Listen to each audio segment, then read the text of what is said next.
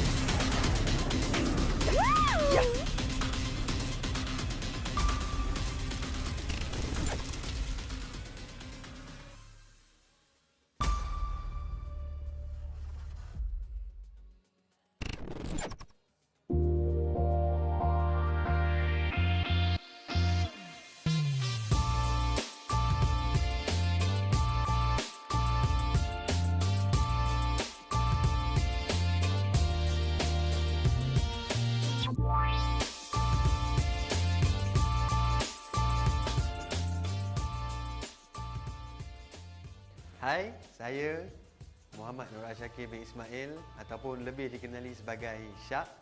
Saya, orang kata pengalaman saya dululah. Pengalaman saya bekerja dalam industri e-sport ni bermula daripada cyber cafe. Di mana saya bekerja di cyber cafe dan hari-hari saya main game. Bila main game ni kita tahulah orang edit game ni macam mana, hari-hari kena main juga game tu. Lepas tu saya dapat peluang macam join event crew untuk tournament-tournament yang ada dekat Malaysia ni ya. So saya tak ada terikat dengan mana-mana company ke, tak kerja full time dengan orang. Saya as a freelancer je. So di mana freelancer ni saya bekerja dengan company-company yang besar, orang kata lebih orang kenal sekarang macam TGC, Odysseys Esport, Mushroom.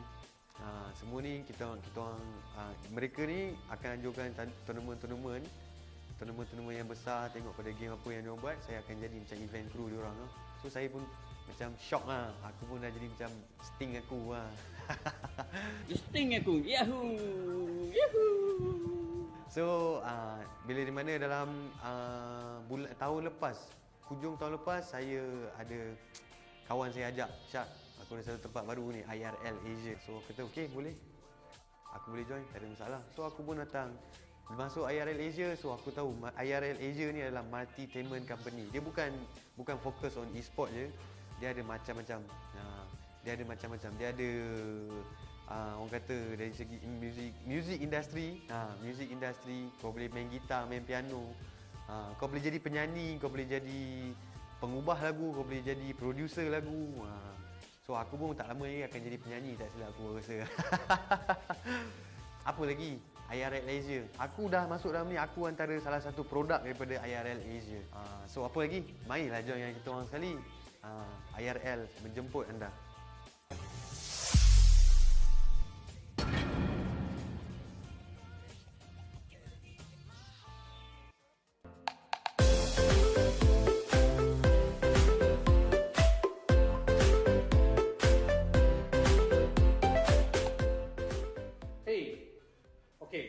Okay, no problem. You just drop the question through the WhatsApp and I will see what's your questions, okay? I will answer you later.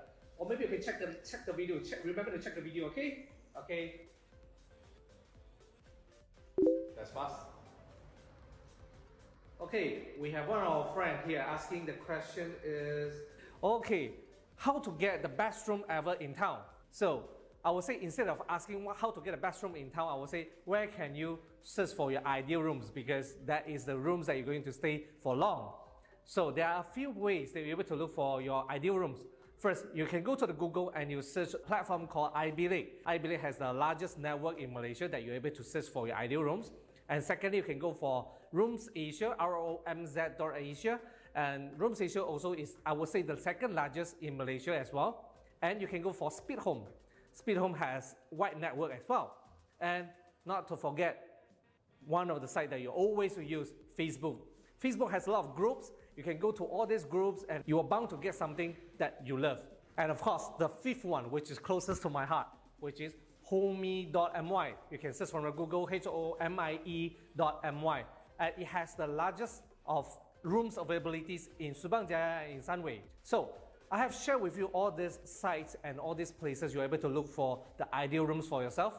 And let's say if you as a tenant and you have any questions about room renting that you would like to ask me and you want me to answer your questions, comment below.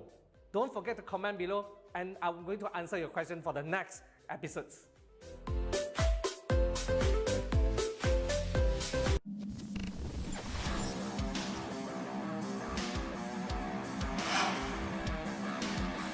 Hey, I'm Raja Boy, also known as K. Tonight in 5, 4, 3, 2, 1, okay. Actually, sebenarnya saya minat dalam bidang e-sports sejak zaman CSGO. Korang mesti pernah dengar zaman CSGO kan? Yes, time tu kita orang main dengan kawan-kawan. So, much later, Mobile Legends pula yang keluar. Mobile Legends was way more fun.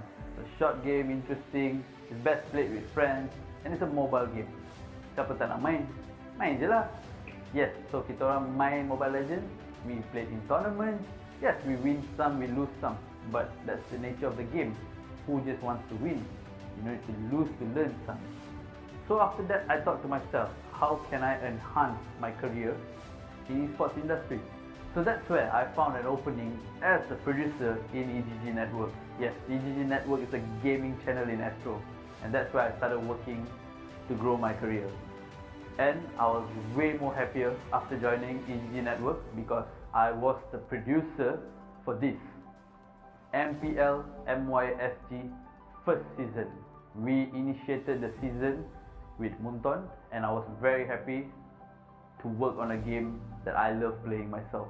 So, as you can see, when you love gaming, there's an opportunity for you to grow. There's a place for you to build yourself up, not just in a gaming career, but as a sideline as well.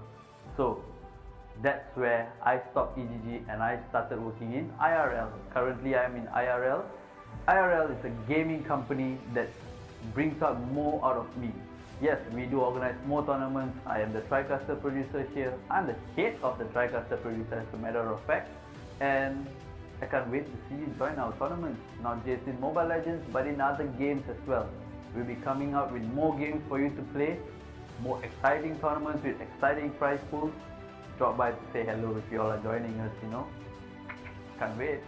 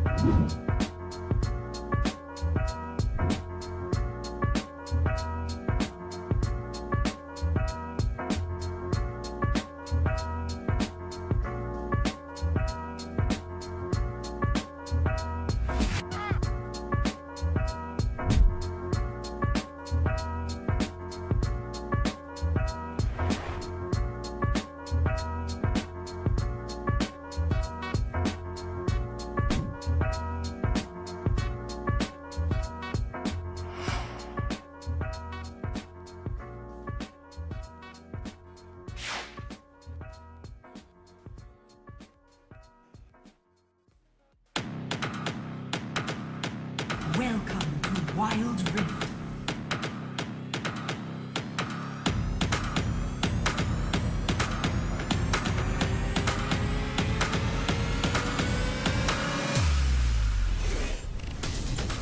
First blood.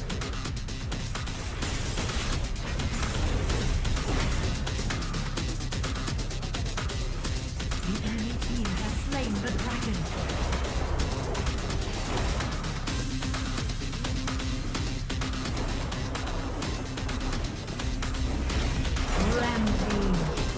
You are unstoppable. Victory! Yes!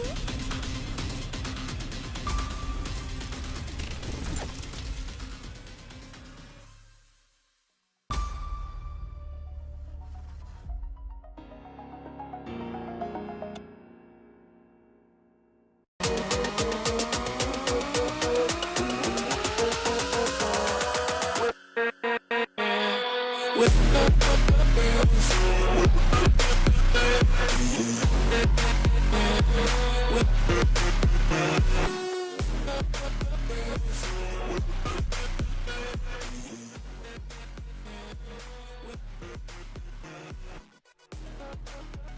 gonna have 16 teams going up against each other for the prize pool of 172 ringgit. But before we get into that, I want to thank our partners and sponsors. So this tournament is organized by 𝐼𝐻𝐑𝐀𝐄𝐓𝐈𝐎𝐍 and partnered with Homie.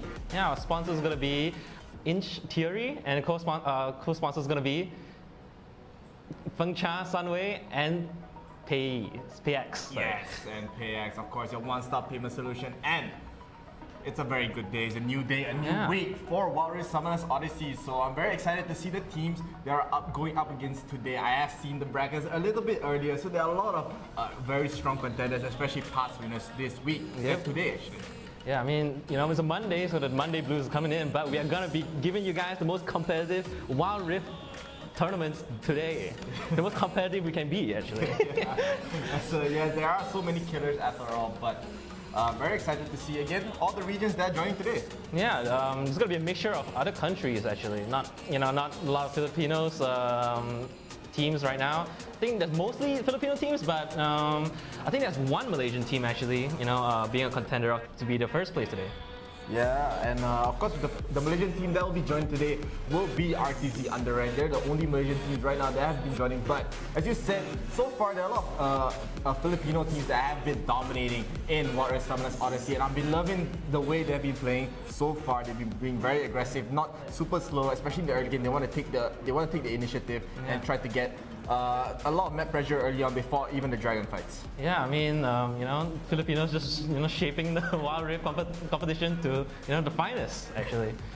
Yeah, and of course, if you do want to support this tournament and maybe future tournaments, please do get 𝐼𝐻𝐑𝐃𝐄𝐓𝐑𝐀 to 10,000 likes. We're trying to get to 10,000 likes. We're able to give you more tournaments, more behind-the-scenes content, more exclusive content just for you guys, and of course, more games for you to play. As right now, we want to be able to diversify in terms of the games too. So please do get us to 10,000 likes, and of course, you are also able to send stars if you want to be a supporter of the page, of the Facebook page as well. So you can do that to send us the support. It's very, very appreciated. Yeah.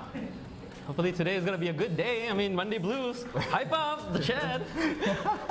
I mean, yeah, today it is the Monday. A lot of people do have Monday. Yeah, blues, going back to work, going to study, That's why we're giving you a competition at night so you guys can get hyped.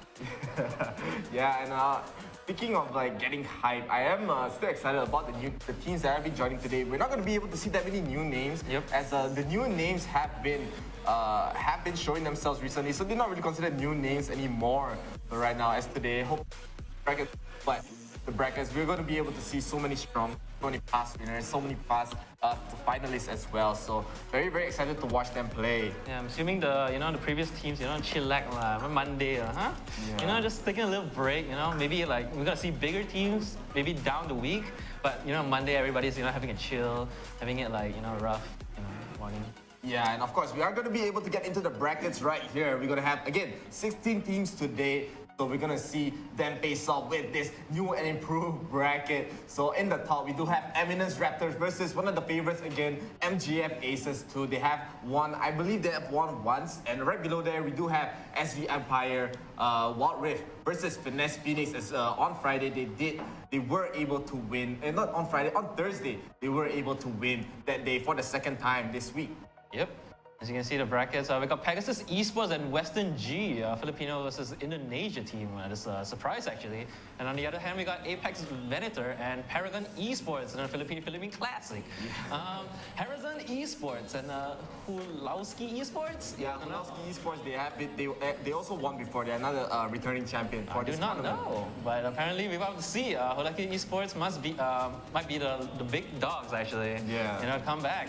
We got also our favorites. Good Malaysian pride, RTZ Underrank and CNAC Cavalry. Malaysia versus Philippines, another classic. Thailand, Tyrant Gaming and Secret Empire. And then last we got Oligarchs. Oligarchs, yeah, Oligarchs and Knock Bullies, Filipino versus Filipinos. Yeah, Knox Bullies, they have been showing themselves as well. They are a very new name so far. Yep. So they have been climbing up the ranks. They have been getting top 4 pretty much very consistently so far in this tournament. So I'm very interested to see that matchup too. Yeah. As Oligarchs as well. They're another new name. They've been showing themselves too. And they have made it, last week they did make it to the grand finals, but they ended up falling to 𝐑𝐄𝐆𝐈𝐒𝐓. Hopefully today is gonna be, they're gonna take home the championship. Honestly, I think. Yeah, I do love watching. I don't want to see new teams win. I'm more favored the underdogs mostly. Yeah, everybody wants to see the underdogs wins. you know? Yeah. And yeah, these are the brackets today. Today we will be having just 16 teams. So we are gonna have this is already a stacked bracket right here, as we do see 𝐷𝐶 underranked, Signac Cavalry, 𝐼𝐒𝐓𝑑𝐀𝐄𝐓𝐈𝐎𝐍 Esports, Finesse Phoenix, MGF Aces, Western G, Knox Bullies. So many strong contenders here for today. So it's really hard to predict who's gonna win.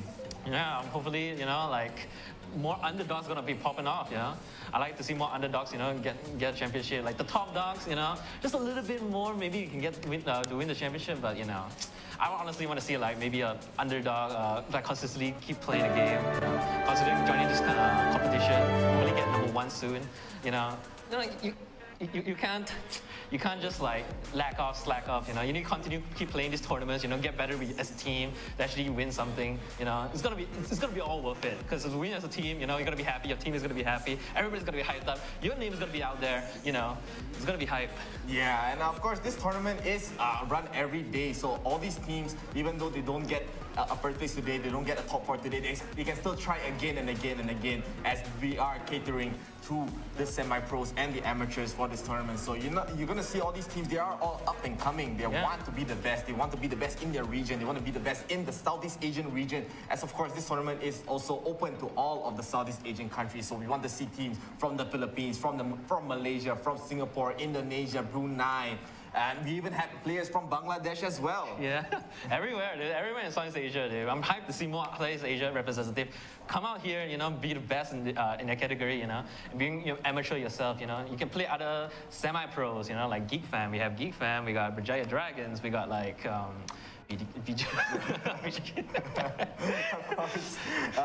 Of course, if you do want to support a specific region or a specific team, please, you can interact in the chat, either Facebook. Are we on YouTube and Twitch? Not Twitch, we are on Facebook and YouTube, but please do put in the comments which you want to win. But we are going to be getting into the first game of the day. We will have 𝐷𝐶 underranked versus Signac Cavalry. Woo! Malaysian hype indeed. So let's talk a bit about the bans. We do see 𝐷𝐶 underranked. They are going to be banning out the Alistar and the Fiora, but on the other side, we will be seeing the Braum and the Akali ban here. So right now, very standard bans nowadays. We are going to be able to see more teams going with the support bans at the start. They want to ban out the Alistar, they want to ban out the Braum, leaving mainly the enchanters open. Yeah, we're seeing a lot of tanky supports getting banned here for 𝐷𝐶 side and Signac side. I guess both of them do not want to just face off the heavy tankish support. Yes, you can see Crown's hovering Leona, I assume? Yeah, Leona is a decent pick here, but I feel like 𝐷𝐶 underranked, they're more comfortable with these kind of picks. No, they won't be going for the Leona. This is the first time we've actually seen them play Leona here. They have usually just a favorite going for the Janna, but we do see this Ponyo. I don't know how to pronounce that name. This is called Des. He is he's super comfortable on the Katarina, so they are able to snag it up there. But Signac Cavalry, if you guys didn't know, they were in the grand finals yesterday, so they showed a pretty decent showing. Very strong gameplay. They were really dominant in a lot of these games, but right now they are going to pick up the Gragas. The Gragas right now is one of the most popular picks to date for the meta, as we have been seeing a new playstyle. They have been going more of a tanky build rather than a full damage build. Yeah, I'm seeing a lot of Gragas these days, like it's very mobile, it can go top, jungle, and mid. I didn't even know you can go mid with Gragas, honestly, but apparently you can, apparently. We're seeing a lot more damage Gragas, we're not seeing a lot of tank Gragas. No, nowadays we're going to see more tank Gragas because of the new update 2, Sunfire Cape. Sunfire Cape is one of the most stronger items. You even see some junglers like Lee Sin even going for the Sunfire. Katarina, Lee Sin, oh, looks like Yeah, it's Katarina, Lee Sin, Camille, Leona, and Kaisa going for RTZ side, while Gragas, Garen, Ezreal, Janna, and Ziggs is going to go to CNEX side. I guess CNEX is trying to go for a pokish comp, not trying to go too much, you know, trying to disengage. While RTZ side is going for a full fighter style tank. Yeah, kind of like frontliner kind of team fights. We're about to see both teams, you know, really high up in the rank. So we're about to see how the game goes. Yeah, and of course, a quick shout out to Shark420, my idol. Please, if you are in the chat, please give you a shout out to Shark420 as well. But again, we're gonna be having a great match. We're gonna be able to see amazing teams again. These are one of the two top dogs. They are both won each championship before for Wild Rift Summoners Odyssey. So this is already a stacked match. I'm so excited. I'm very interested to see how RTZ they will play now on from now on, because we haven't since the first time they actually got a first championship, we haven't really saw them make it to the finals yet. So I'm interested to see whether they can get it today. But of course, the game is going to be starting. We'll be having RTZ Underrank versus 𝐑𝐄𝐆𝐈𝐒𝐓. Well, yeah, it's just a little chill early start from, you know, support, jungle goes mid, clear up the mid. Oh, so it could be engaged. Yeah, no real engage happening there as Crown did up the W. Oh, Crown is going to be playing the support for this game, so he is going to be, he's usually the top laner. I guess he's trying to swap roles. They want to see what's going to happen. They want to experiment a little bit. So Crown will be on the Leona here, and he will be getting punished. He has to spend the flash here. Gragas, one more hit, but there's a little bit more. One more hit. No, and Janna does get the kill onto Leona. So right now, RTZ Underrank, they're down 2-0 versus 𝐑𝐄𝐆𝐈𝐒𝐓. They are able to get the first blood, punishing the very early dive right there. And Kaisa trying to run away, will also fall to Garrett. A very great start by 𝐑𝐄𝐆𝐈𝐒𝐓. They are able to snag 3 kills for that very overly aggressive engage there. But in the top side, we do have Camille trying to get the kill onto Garen, but Garen just runs away here. And right now, RTZ Underrank, they are now down, as I said, 3 kills and almost a 2,000 goal lead even barely 1 minute has passed. That was a disaster invade from RTZ's side there, losing 3 kills. In fact, I think while RTZ do not get the Raptors, I believe, and do not get anything out of it, it's actually 0-3 straight up.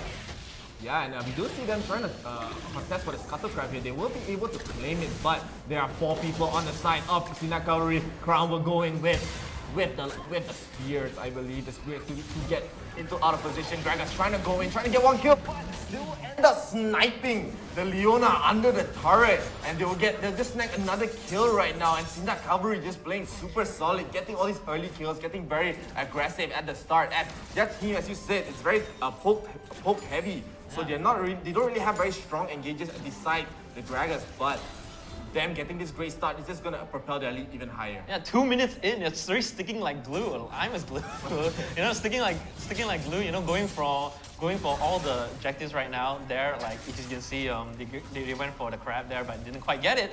I think Gragas almost died there, but apparently he did not. 0-4 now on the line. CNEX with a huge lead, like 2K lead. Such an early game, you know, it's gonna be tremendous for CNEX side. RTZ not looking quite good, but they might just come back from this. Yeah, I mean, it's still very hard to tell, especially in the early stages. Even though this lead is quite it's very, very high, but we don't know what will happen. Maybe RTZ, they'll find a way to get back into the gold lead, the gold deficit. Yeah. So they want to probably just try to fight for this dragon here. That will be coming up in about a minute. Yeah, I mean, Lee Sin is kind of behind, but you can just farm it up, you know, try to gank. Ezreal looking like a juicy target, but you know, you're not going for it. You're not trying to go try to clear out the way. But Ziggs here at the top side knows that they're gonna gank, so they decided to just stick out mid, like 4 people out mid actually. You know, trying to know. Oh, they know that they're here, so it's gonna be a fight soon here. Dragon's gonna come in. No. It's gonna be Ezreal just hiding away. Ziggs Mega Bomb is gonna kill 2 people, almost dying right now. Lee Sin's gonna go down. Ziggs almost killing Leona. Leona's almost survived, but no! He just goes down 2 right now for the side of CNEX. It's gonna be 3. No, it's not. Janna got thrown out to Tornado. It's not gonna hit Camille. Camille goes back to the first tier on tower, and it's gonna be safe. Yeah, and 𝐷𝐿 Undering, they were probably unaware that there were 4 people in the top side. They tried to get a sneaky gank there, but 𝐷𝐿, they just punished them super hard with just 2 kills for free on the Leona and on the Lee Sin as well. So right now, 𝐷𝐿 Undering, they are down already a first turret, but the dragon has spawned. So we might see 𝐷𝐿, they are going to be trying to get the initiative in this dragon pit. We already have Lee Sin going into the pit, trying to stun it out with the Leona, but they will be spotted by the Scarius Bloom, by the Garen here, and they have to back up. They don't know where the rest of 𝐷𝐿 are. They are playing it super safe here, and 𝐷𝐿, they are going to be able to walk into this dragon pit pretty much for free. 𝐷𝐿 Undering, I don't believe they have the firepower to fight this. Yeah, I mean, there's no wars, there's no nothing there. I mean, they all cleared it up. Only, oh, I think it was a mistake there. I think Kata decided to hit the blast cone, sending Leona into the dragon pit. Looks like it's going to be a fight. It's going to solar flare, it's going to miss. However, Katarina's just a spin in, mega bomb rocket into Leona. Leona almost dying here, but guess not. Lee Sin goes down. Garen's going to go mid, try to pressure off Katar and Leona. One for Signa, and Signa's going to take the dragon. Yeah, 𝐷𝐿, they are able to get another free kill pretty much. Lee Sin had nowhere to run. Now 𝐷𝐿, they are going to stand up one of the stronger dragons in this game, the Inferno Drake. They're able to just boost up their damage output, and right now the damage output's already insane. They have the Ziggs, they have the Ezreal, even the Gragas, even the Garen can deal so much damage in this fight. They're also going to snag this tower for free, so 2 towers up and Inferno Drake to boot. We do see Garen trying to go in, but he doesn't get re-engaged on by the Lee Sin. He's still so tanky, he's not able to be brought down, and 𝐷𝐿, they are prepared for the disengage with a nice tornado, trying to zone everyone out, and they're just gonna back up. We do see Janna getting hit by the crowds from the tornado, not able to recall there, but right now they are up a 5,000 gold, almost 5,000 gold, 4,000 gold, you must say. But 𝐷𝐿, they are in the back foot. They are just making a lot of very tiny mistakes. They are adding up slowly, and 𝐷𝐿 just looking so solid here, punishing every mistake. Yeah, Sinak knows that there's no way that 𝐷𝐿 can clear the waves, you know? So Sinak just kind of abused that power by just shoving up the wave and just ganking. You know, we got 4-man people, you know, just going from mid to bottom lane 2 minutes, you know? Everybody's like a gang there, you know, just ganking people left and right. Just don't let 𝐷𝐿 move at all. Looks like it's going to be a fight bottom lane. Yeah, we do have Camille trying to get the duel onto Garen, but Garen is so much stronger than Camille here and gets the execute with him dropping the hammer onto Camille right there. And right now, 8-0. We are going to be able to just get this Red Herald another objective uncontested here by 𝐷𝐿 Undering. And right now, they are down 5,000 gold, down the Inferno Drake, down 2 towers. They have a tower in the top side, but this gold lead is a lot, especially at this stage of the game. We can't count them out yet. They might be able to make it out alive. If Katarina get a little bit more farm, and just one swift ulti is going to kill everybody, so you never know. Yeah, we never know, but Katarina is one of those champions that, as I'm saying, we do have an engage. A nice ulti coming from Leona, getting the stun onto the Janna, but Janna has a nice ulti to disengage. Kai'Sa will end up getting the kill onto Janna here, and as we see, Camille has to run away to solo, but Katarina gets a double kill in the back line onto 2, and Garen and Lee Sin. Lee Sin trying to go in, trying to get the kill, but a slight misplay. He is fallen to the Garen here, and right now it's a very decent fight for 𝐷𝐿, and they get 3 just for their side. They only lose 2 here, and it looks like I don't think they're still going to be able to get started. Look at Garen. Garen's so strong, just going in. He has no ultimate, but they have not enough damage to deal to get even a kill onto the Garen at this stage of the game. Yeah, Garen there with very confidently just running in with a spin, you know, just not caring at all, you know. He should have barrier up, so he might be able to kill those 2, but you know, good for Sinak to give them a little bit more respect. 𝐷𝐿 might have enough damage to kill Garen that, you know, to like, come back, you know, don't go for it. You know, we reset, we can do this. If you go Baron, we can go for, you know, Dragon. Let's defend the bottom tower. It's like bottom tower. Katar's Rina is gonna most probably take the bottom tower. Oh no, it's gonna be a fight. Yeah, we do see a gang coming in from Janna here, and the Ezreal trying to go in on Katarina, but she just shumpoing away, going in and out, in and out. Leona does spend the ulti, but Dragon with the casket will be able to kill the Katarina, and Leona, she has nowhere to run. Another double kill for free by 𝐷𝐿 here, and they are just looking so strong right now. Just now, even after that fight, they did. Just now he had a 5,000 goal lead, and after that fight it was a 2,000 goal, 3,000 goal lead, I believe. So they got back 2,000. But after this, right now they're still very, very behind, especially down dragons, especially down Rip Heralds, down towers too. They already have Garen just split pushing them. There's no one on the map right now that's able to kill this Garen here. He's so strong. And 𝐑𝐄𝐆𝐈𝐒𝐍, they are going to be grouping up for this dragon fight. They're trying to get control into this bottom side jungle here. Yeah, I mean, 𝐷𝐄𝐈𝐍 just out-macroing 𝐷𝐿 here. You know, nobody can settle around Garen. Really to see Garen and 𝐸𝐈𝐿. Garen beats 𝐸𝐸𝐿 like flat out. So they're just very confident to send Garen up top alone to deal with 𝐸𝐸𝐿. 𝐸𝐸𝐿 can't do anything, you know, just have to clear waves, just have to just whack like Garen a bit, but you know, Garen's still OP, you know, just gonna heal back up. So not really much a contender here. They have to just wait it out, and hopefully 𝐷𝐿 will, you know, make a mistake and then 𝐷𝐿 will punish it. Yeah, I guess they're just hoping for that one mistake by 𝐷𝐿, but 𝐷𝐿, they're not really making so many mistakes here. They're just gonna get another dragon uncontested pretty much. They only have one, there's some vision in the dragon pit, but the dragon has been pulled out to the outer side. We do see him stealing the dragon here. He will lose his life, but I'm pretty sure 𝐷𝐿 and they are happy for that, but they will be happy if 𝐿𝐿 and Leona falls here. 𝐿𝐿 trying to run over the Garen. Garen gonna get the flash into the execute onto 𝐿𝐿, so for the price of one dragon, 𝐷𝐿 underrank will lose 2 here, and the Baron has just spawned. 𝐷𝐿𝐿, I wouldn't be surprised if they go for it here. Yeah, I mean, 𝐿𝐿 just got caught out there. A good awareness by Gragas to just throw out the ulti to stop Katarina just on his tracks, just right down the tri-bush, knowing that, you know, 𝐿𝐿 is going to be alone there, just killing out 𝐿𝐿 there. You know, 2 for 0 by what cost, right? Just a dragon, it's only the dragon, it's only the cloud. It's going to be a fight soon!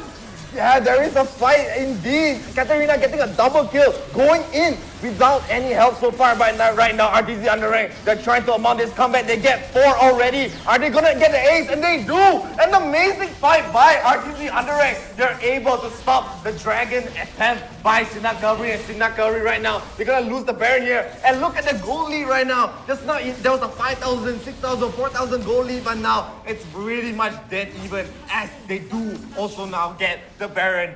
𝐷𝐿 unranked, they're playing this mid-game really solidly, even after the very shaky early game. That is what 𝐷𝐿 wants. Just a small little team fight there, just to shape out the team fight. You know, Katar ran in, just Shumpo just into an ulti, just killing everybody there. I believe he got triple kill at the end of the fight. You know, just killing out reset after reset, killing everybody. You know, 𝐷𝐿 just, you know, can't do anything except just, you know, flash, and hopefully Katarina just got stopped. But apparently nobody stopped Katarina there. Katarina just get free kills back to back, get the resets, killing everybody, and top of Baron too.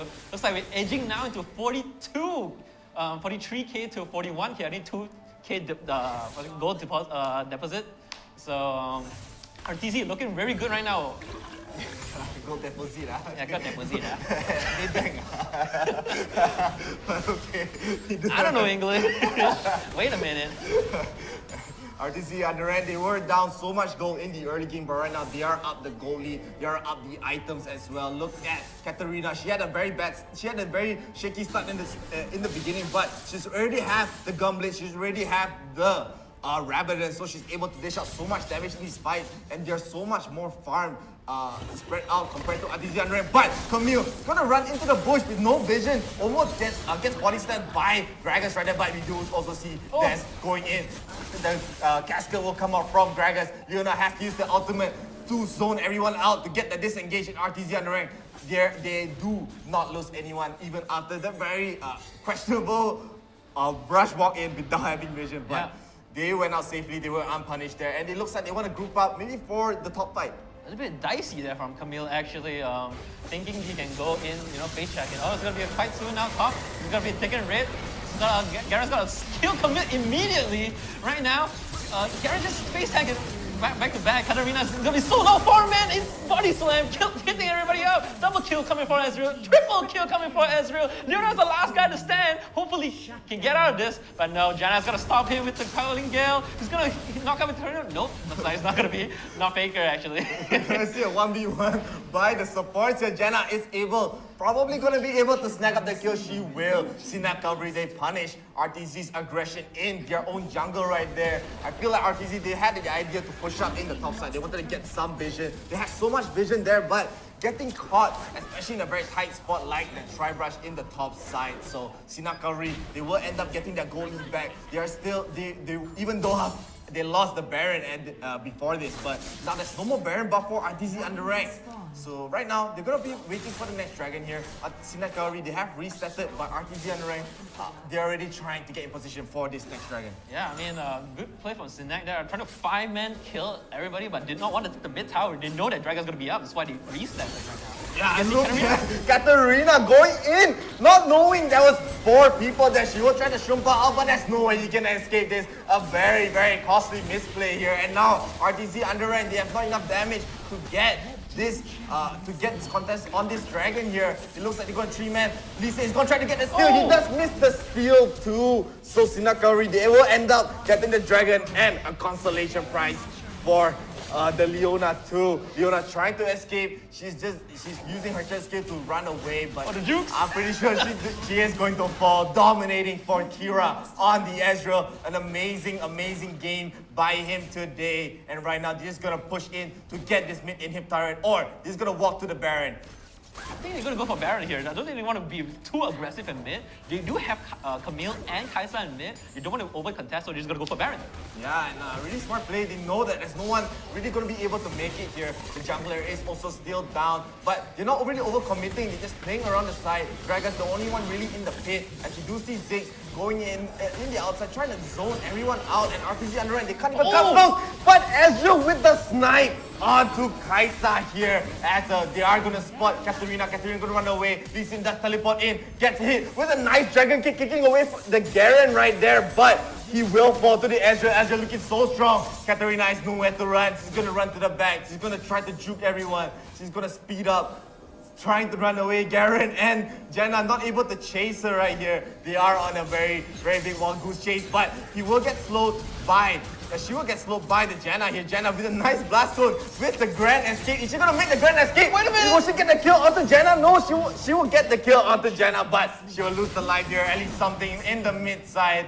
We do have Camille losing the GA, and she'll very soonly fall to the Garen here. And right now, it looks like it's gonna be the end of the game here. Yeah, it looks like going to be the end of the game. 𝐿, I don't think he can defend this from Garen. I don't think he's even doing damage to the Garen, honestly. But I'm just going to end 𝐶𝐶 with the one game lead. I mean, he's going to win the game against 𝐷𝐶 underrank. Congratulations. Yeah, and 𝐶𝐶 Cavalry, they did end up, it wasn't really a comeback since they were already leading from the start. They had a very big mistake, losing the second dragon in this game, and they end up losing the Baron because of that, because they were too aggressive. They wanted to just full commit to the Baron, and a really nice play by the Katarina to try to get the early kills, the early engagements by him, but it was not enough as they were punished.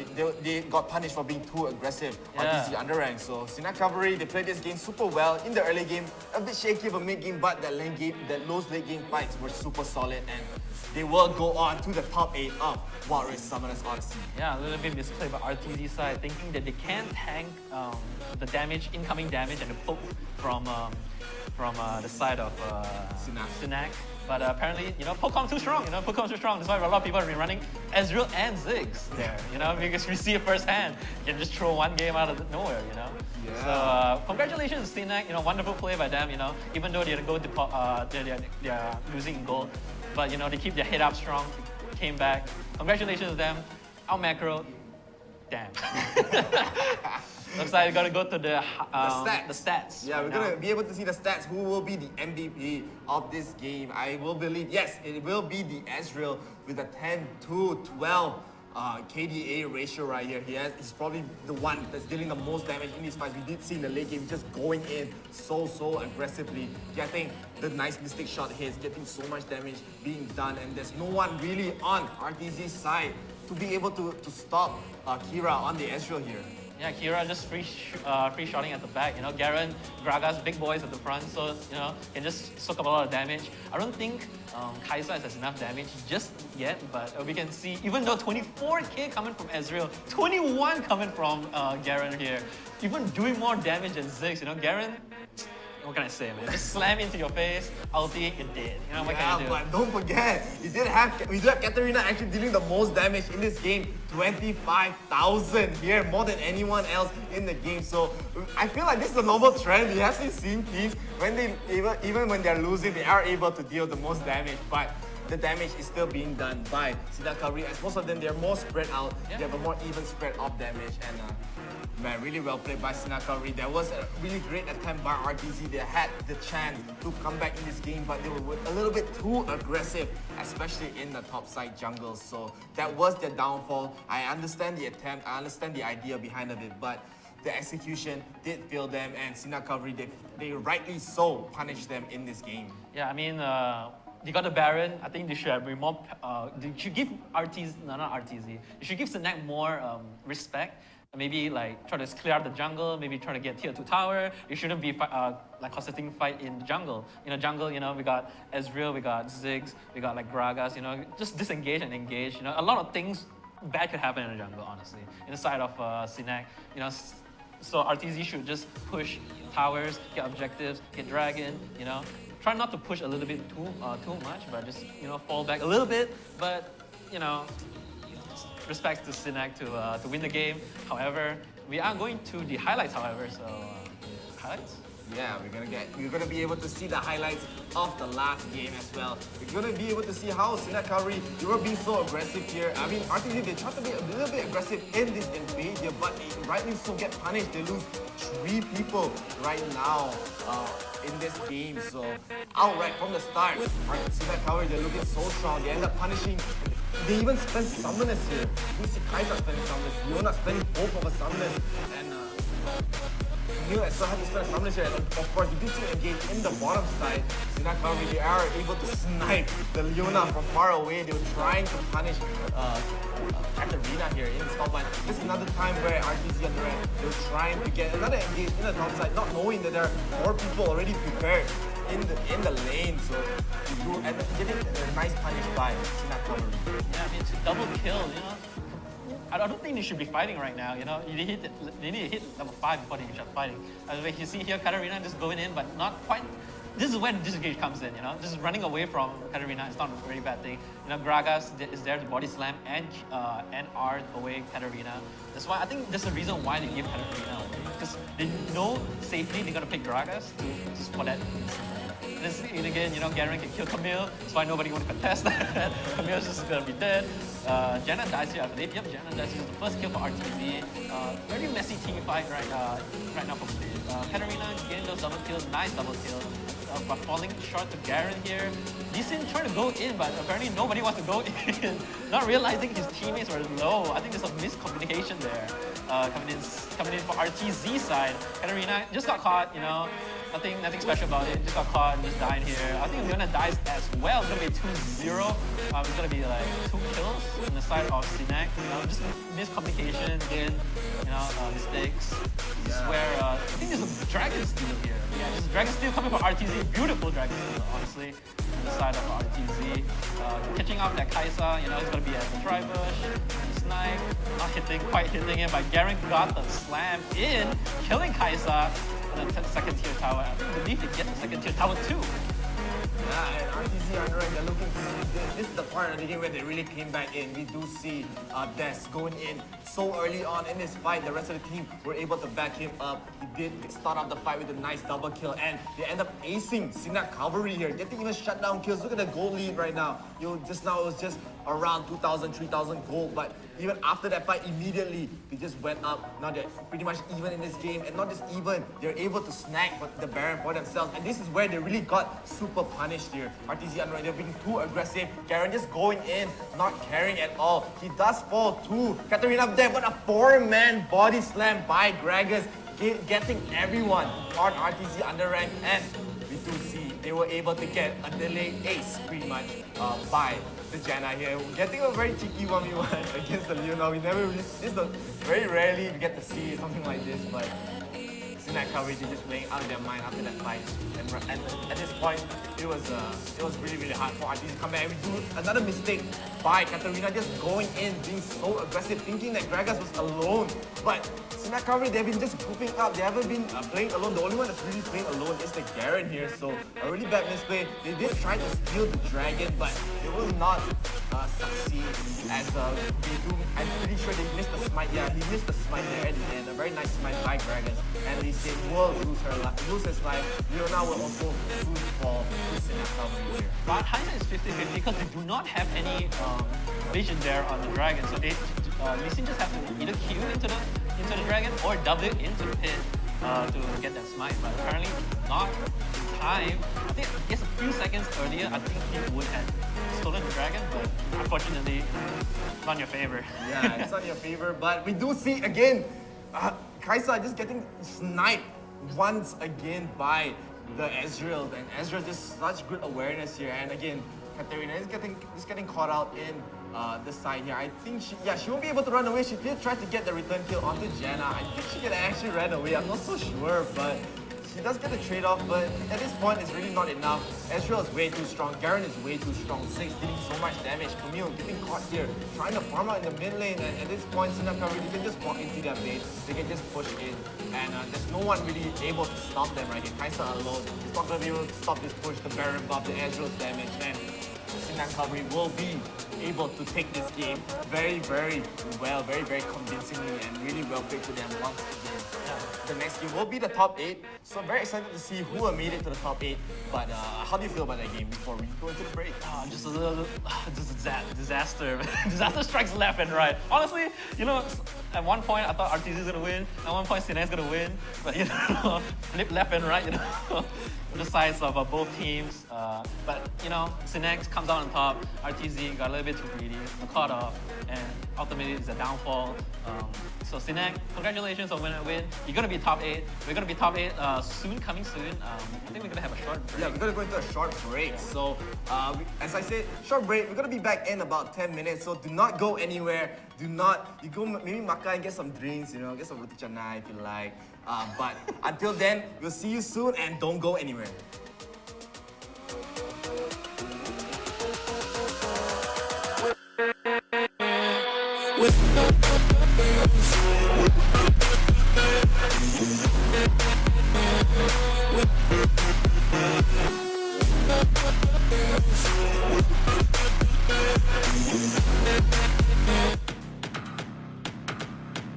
Welcome to Wild Rift.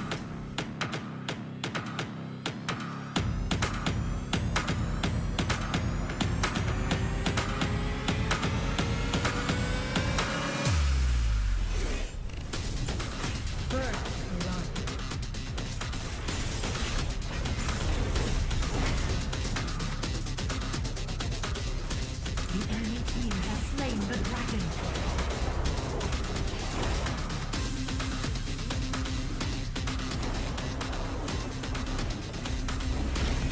Rampage. You are unstoppable. Victory. Yes.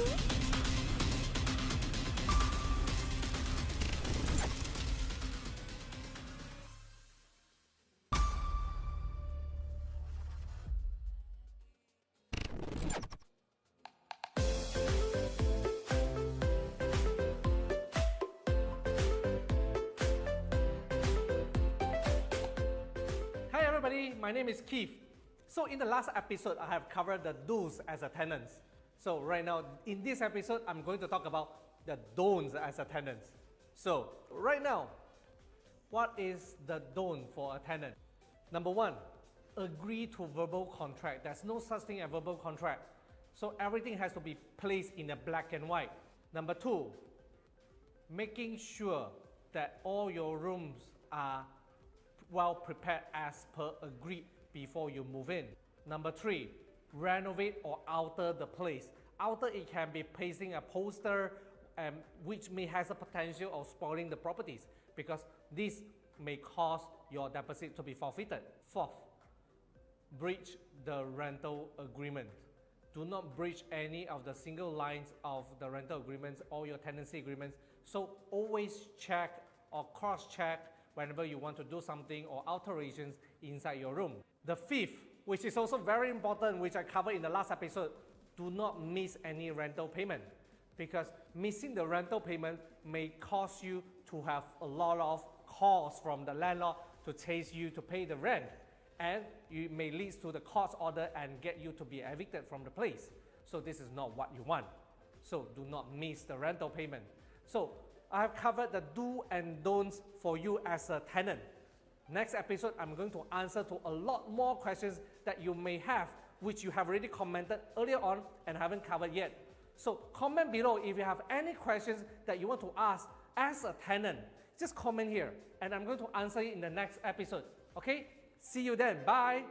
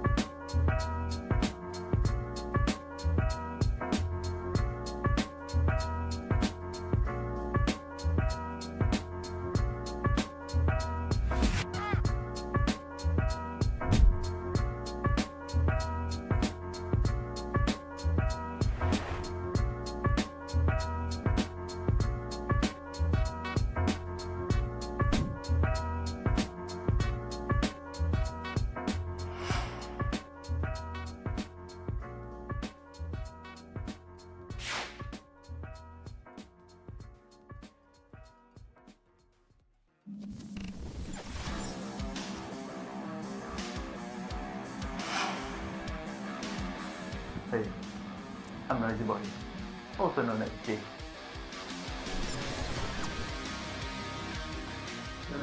5, 4, 3, 2, 1, go game. Actually, sebenarnya saya minat dalam bidang esports sejak zaman CSGO. Korang mesti pernah dengar zaman CSGO kan? Yes, tentu kita orang main dengan kawan-kawan. So, much later, Mobile Legends pula yang keluar. Mobile Legends was way more fun. A short game, interesting, it's best played with friends, and it's a mobile game. Siapa tak nak main? Main je lah. Yes, so kita orang main Mobile Legends, we played in tournaments. Yes, we win some, we lose some, but that's the nature of the game. Who just wants to win? You need to lose to learn some. So after that, I thought to myself, how can I enhance my career in esports industry? So that's where I found an opening as a producer in eGG Network. Yes, eGG Network is a gaming channel in Astro, and that's where I started working to grow my career. And I was way more happier after joining eGG Network because I was the producer for this MPL 𝐷𝐄𝐆 first season. We initiated the season with Munton, and I was very happy to work on a game that I love playing myself. So, as you can see, when you love gaming, there's an opportunity for you to grow. There's a place for you to build yourself up, not just in a gaming career, but as a sideline as well. So, that's where I stopped eGG and I started working in IRL. Currently, I'm in IRL. IRL is a gaming company that brings out more out of me. Yes, we do organize more tournaments. I am the TriCaster producer here. I'm the head of the TriCaster producer, as a matter of fact. And I can't wait to see you join our tournaments, not just in Mobile Legends, but in other games as well. We'll be coming out with more games for you to play, more exciting tournaments with exciting prize pools. Drop by to say hello if you all are joining us, you know. Can't wait.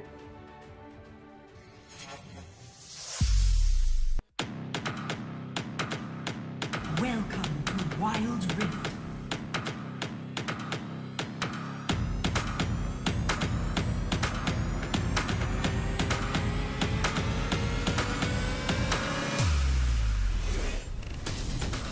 First blood.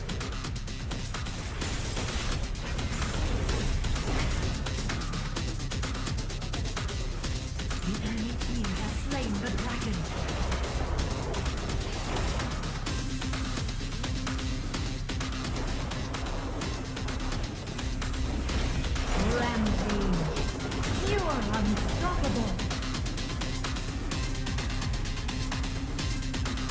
Victory!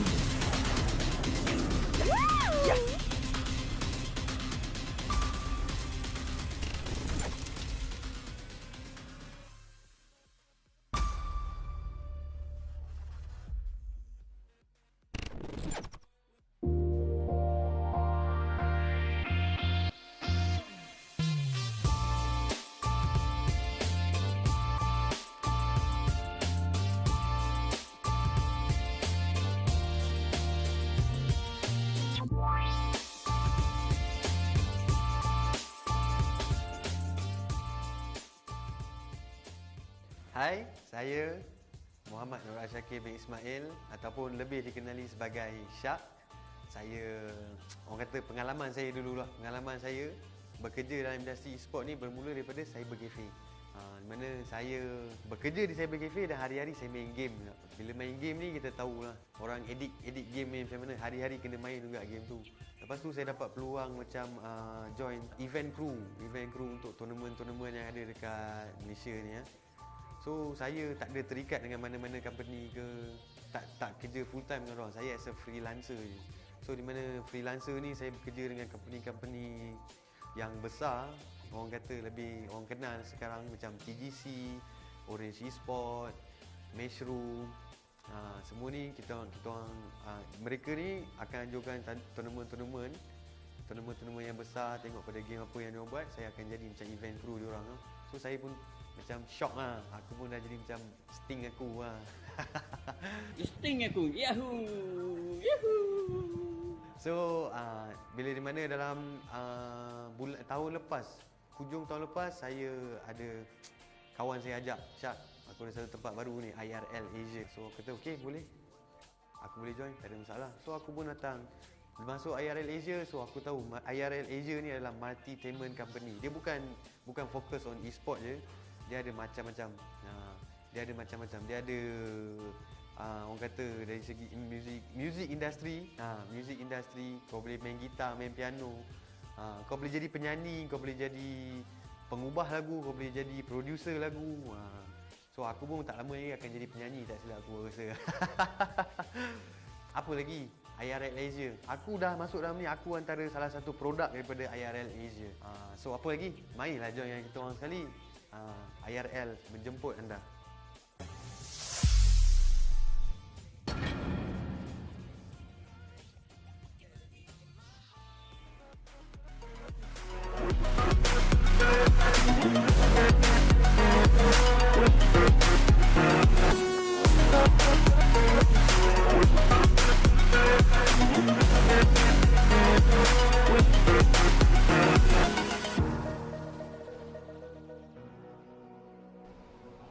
Mabuhay and welcome to Wild Rift Summoners Odyssey. My name is Ghost. And my name is Chef. Yes, today we will have 16 teams competing today for 172 ringgit prize pool. Also, we want to mention for our partner, organizer, yes. Yeah, organizer. Organizer is IRL Asia and our partner is Homie. Yeah, and of course, not to mention our sponsors, Instory, and co-sponsors, Franchise Sunray and PayX. I almost got a bit blank there, but it's okay. At least we got that through. We had to mention our sponsors. They're so important. They help this tournament right here. But right now, we are going to be going into the top 8 of today. And how are you feeling today, Marcos? Well, personally speaking, it's Monday. Yeah. Marcane can't stop talking about Monday blues. Monday blues. But even though it's a Monday, we must be able to motivate ourselves today. So just cheers up to any of our audience outside. If you're feeling blue, you're feeling just a little bit out of taste, just make sure it's going to be okay. You're gonna sleep well, have some good coffee, let it all rest out, all right? Yeah, and of course, since today, I mean, even though it is the Monday, as we are seeing Monday blues, but today we have been seeing, we already saw an amazing game by 𝐷𝐿 Underrank versus Cavalry. Yes, we had an attempt at a comeback with the nice Baron Steel, with the nice Dragon Steel too, but at the end they did fall 𝐷𝐿 Underrank, so maybe just slight mistakes did add up. at the end of the game. And 𝐑𝐄𝐆𝐈𝐒𝐍 were able to just take back the game. I can't believe he stole this Baron from us, but now we're going to take this back. We're going to win the game. It was a seemingly almost a comeback, but then again, 𝐑𝐄𝐆𝐈𝐒𝐍 just made sure that they made a strong encounter back again to 𝐅𝐻𝐑𝐌𝐒 underrank. Well, I'm quite astonished to see that in the first early game, 𝐅𝐻𝐑𝐌𝐒 underrank wasn't performing. I guess there was something in their head.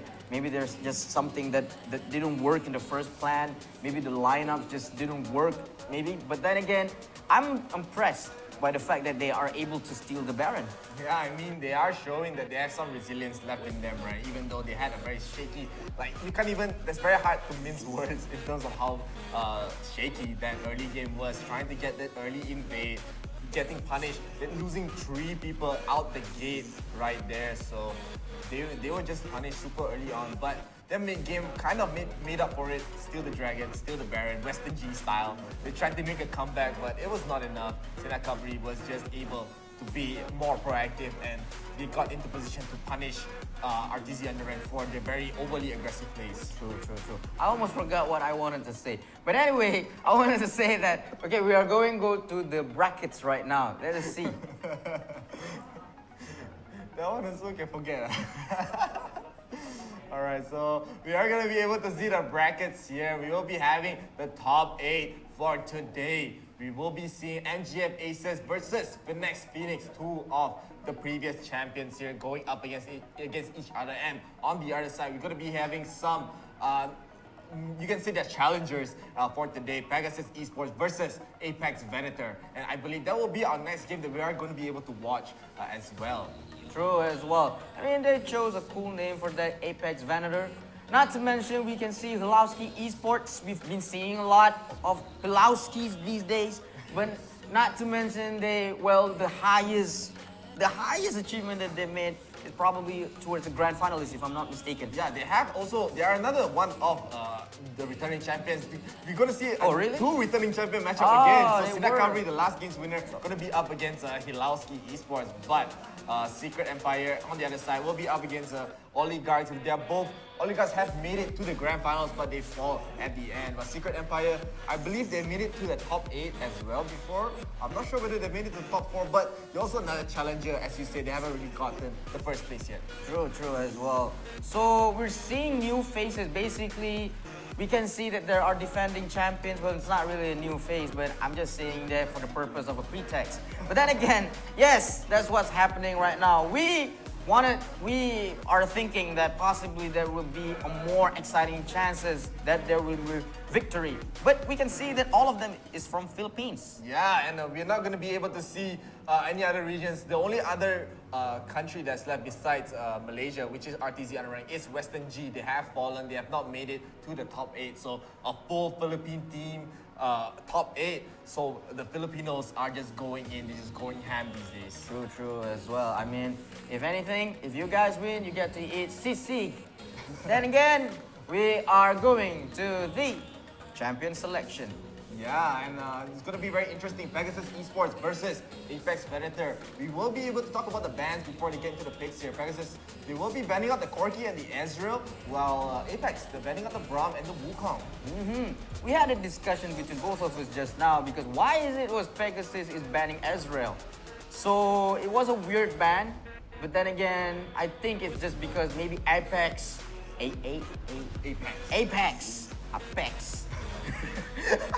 So basically, Apex Ezreal has a very good Ezreal marksman, and that's the reason why Pegasus thinks that it will be good for them to ban Ezreal.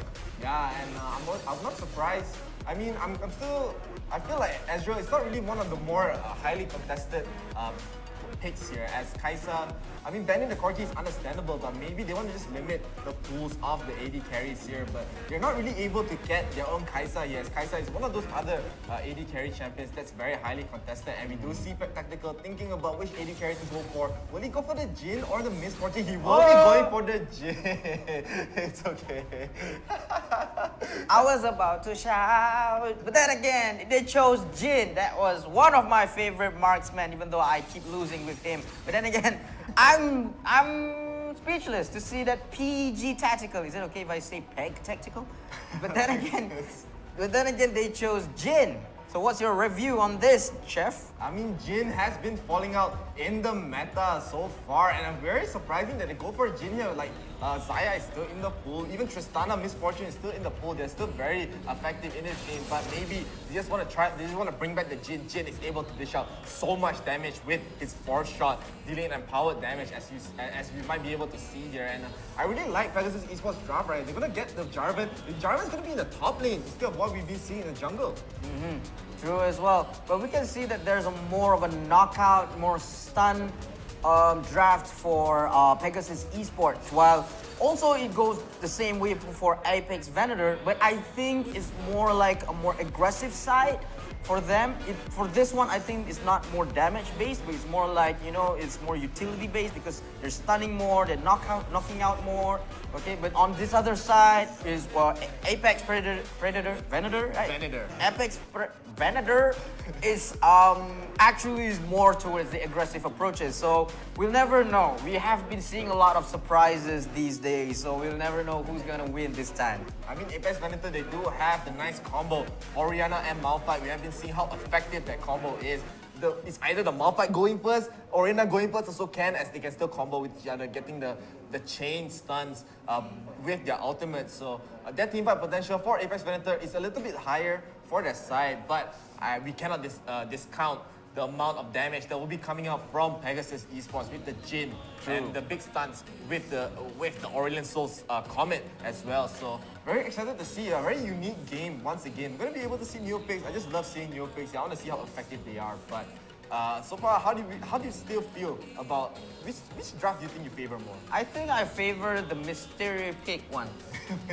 Because they just chose it out of the blue and we have no idea why they chose. And now the match started with us seeing Peg Tactical. Well, this is actually from Pegasus Esports for the blue team, and we see Apex Venator from the red team. Yeah, and this is of course the top 8. The winner of this will be able to snag a bit of the share of the prize pool as well. So they want to win this game. They want to get something out of this game. So very, very important game for them, for both teams here. As the Pegasus and the Apex, they are going to go for a very slower early game than what we've been seeing. I feel like so far these days we've been seeing so many early invades, early engages in the enemy team's jungle here. But both teams just playing it slow, playing it simple. They do not want to be over-aggressive.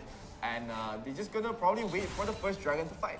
True. I would like to mention that we just saw that Jin and Alistar leashed for Lee Sin. So there's a possibility that Lee Sin can clear his jungle much faster than Vi actually. So I can see that there's actually a slight advantage over there for Pegasus, but right now everyone is actually trying to gain from the financial advantage in this game.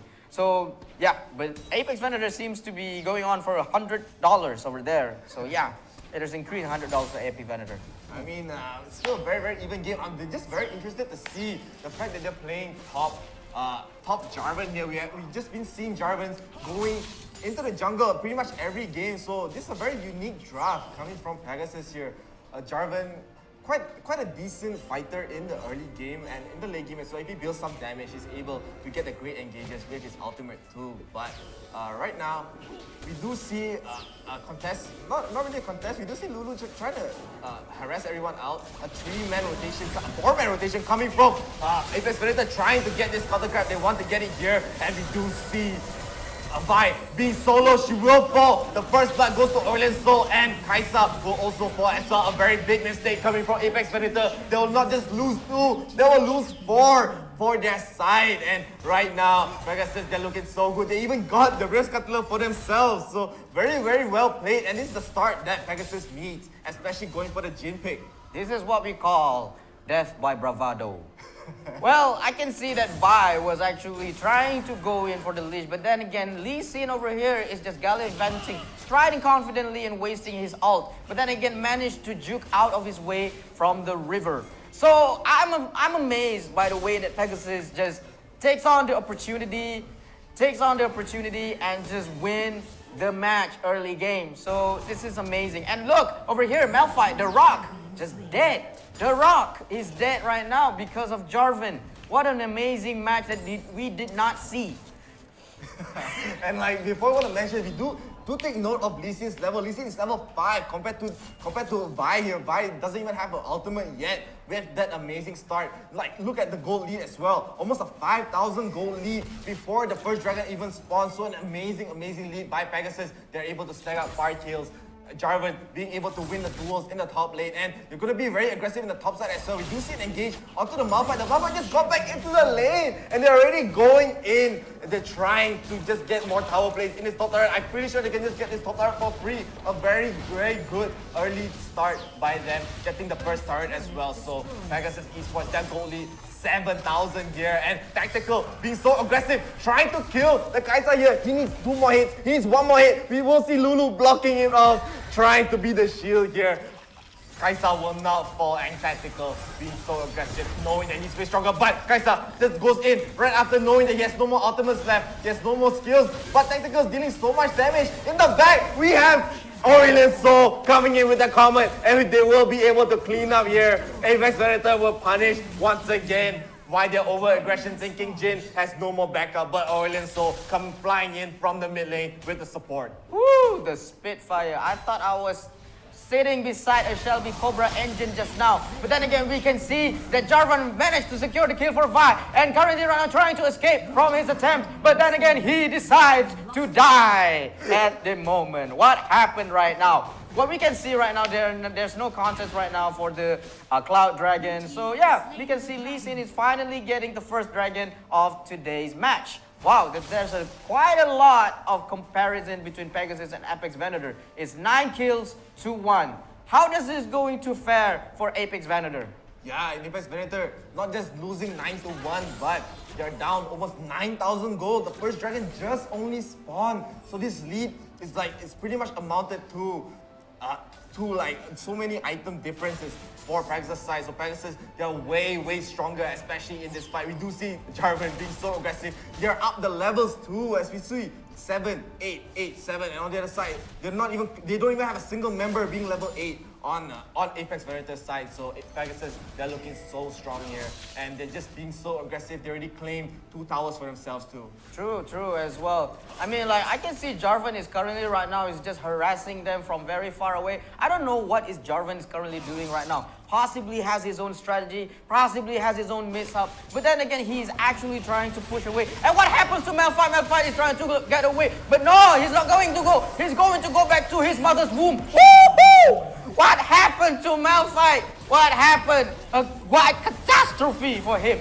I guess he did find a one-way ticket back to his mountain here, and Pegasus, they'll claim another turret, they'll claim another kill. 11,000 gold lead here. They are stomping on Apex Venators. Pegasus looking so good, especially from like knowing that they have made it to the top 4 before, and they're just showing how much improvement they have been having right now. And Apex Venator, they're in the back foot. It already looks like Pegasus, they're able to claim the Rift Herald for themselves. They didn't even need the Rift Herald to push all these towers so far. So with this Rift Herald, they're able to create so much map pressure around the map. They're basically flexing their fictional muscles to Apex Venator. But what happens? Shelly is dead. They're able to get Rift Herald for themselves. I can see that they're trying to finish the game quite fast at this moment. Well, they just wanted to secure, and not even using the Rift Herald. What is happening right now? Yeah, they're probably going to wait for the Rift Herald usage, maybe for the next dragon fight, as the Rift Herald will be putting a lot of pressure in these lanes. They have to deal with it, or else they're going to lose tower after tower by the Rift Herald. The Rift Herald able to deal a significant amount of damage to the turrets, and they have to make a choice, right? They want to fight. They want to deal with the Rift Herald, they want to go to fight for the dragon here. But even in this stage, Apex Venators, they're down 13,000 gold. Second dragon not even spawned yet. 13,000 gold.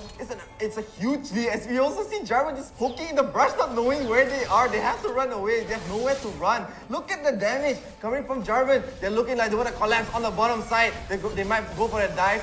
They might just try to get a kill. No, just trying to push the tower. They're going to use the Rift Herald here. Tactical just hitting the turret one by one. Apex Predators, they're going to try to go in. They get the ultimate onto the Alistar, but Alistar being so tanky, he gets shockwave as well. A one-man shockwave. Vi has to run away on the other side. He is going to try to run. We're going to be able to see him probably just blast cone away. I don't think he'll escape. No!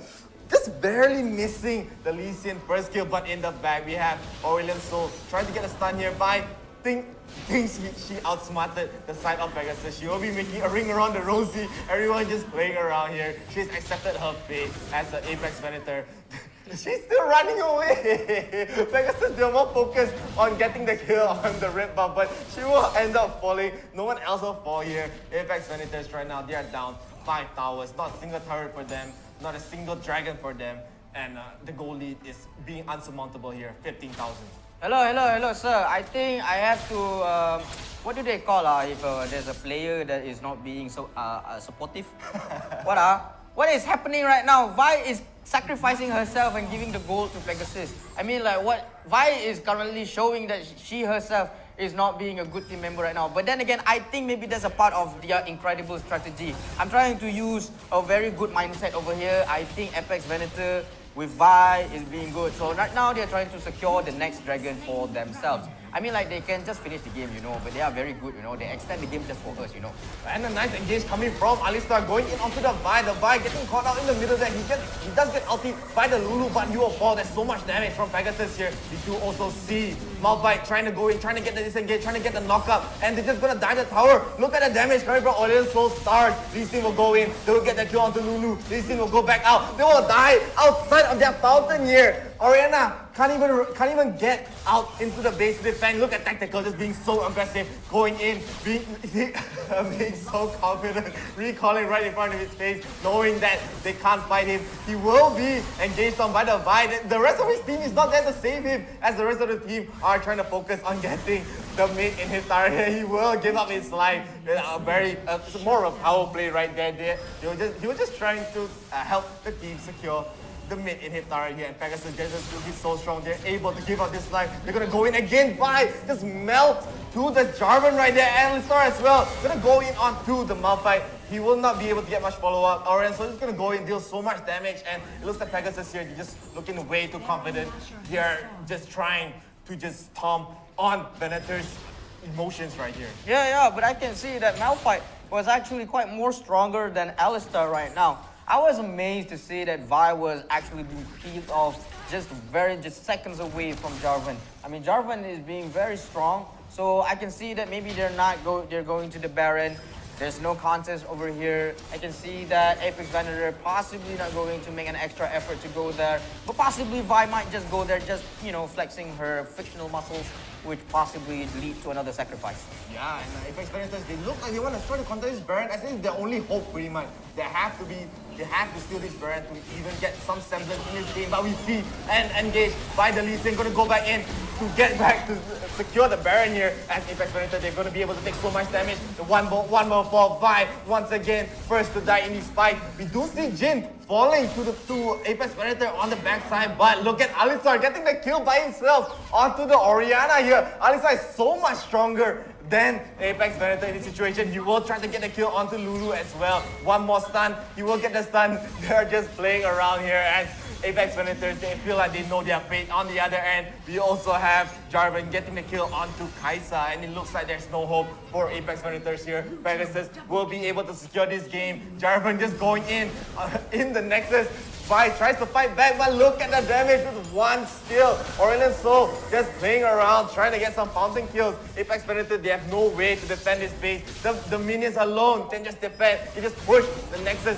They will try to get a re-engage onto 𝐸𝐿𝐶, but look at the damage from 𝐸𝐿𝐶 Soul Stars. He will fall, however, as there's no way he can survive a 3-man gang. But what? Half HP by the Jarvan. They just keep fighting. They're not going to stop fighting. But it looks like it's going to be the end for Apex Venator here. I don't think they have a way to defend. Woo! I'll do the breathing for you, bro. What is happening right now? Apex Venator trying to do a counter, but right now 𝐼𝐿𝐶 is kind of defending for them, showing the corgi butt, flexing his fictional muscles. I'm the boo. And what is happening? Jhin is wasting his ult, going for the critical for Orianna. But then again, we can see that the Nexus is currently having just about 25% of HP right now. What is going to happen? Pegasus will win, or Apex Venator will defend? What is going on? My spit is currently spitting right now. I don't see what is happening. Vi is currently going in. Is she sacrificial? Is she defensive? I have no idea. Apex Venators, they don't even need, I mean, they just fall just from the strength of the Baron buff, the minions there, and Really, really well played from Pegasus from start to finish right there. They played it super solid. They just had the lead pretty much the entire game. They punished Apex Predators so hard, getting the first 4 kills. 1 minute time, they already got 4 kills, and at that point, Apex Predators, it feels like they had no more confidence to get back into this game. Yeah, I have to say, I mean, Lee Sin was, was just flexing over there. We're just having the Baron, and then we can see that you're trying to steal the Baron. It's okay, I'm gonna go there, knock you guys up, come again, and then smite the Baron in front of you guys. I mean, like that, if it's not a disrespectful idea from Lee Sin, I don't know what it is. I mean, both teams, they did show their respect. They know it's all in fun. They just try it. They just know that they're gonna lose in this situation. It's very, very hard to come back, especially losing from that. Losing from that much of a goal lead. But of course, you're gonna be able to see the stats for the last game. I'm just more curious to see who actually dealt the most damage. Lee Sin able to deal the most damage, getting the most gold as well. So our MVP goes to him.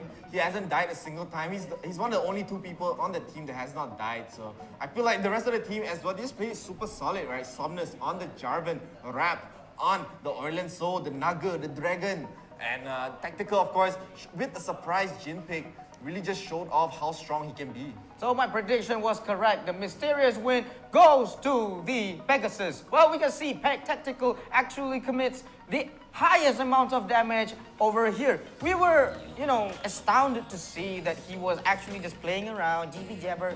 But then again, we can see the Apex Predator is actually trying their best, trying to counter back Pegasus, but then again, has no avail. Malphite was strong, Malphite was being defensive. Orianna was truly remarkable with her play, with her timing of her skills. But then again, Pegasus was just too strong for them.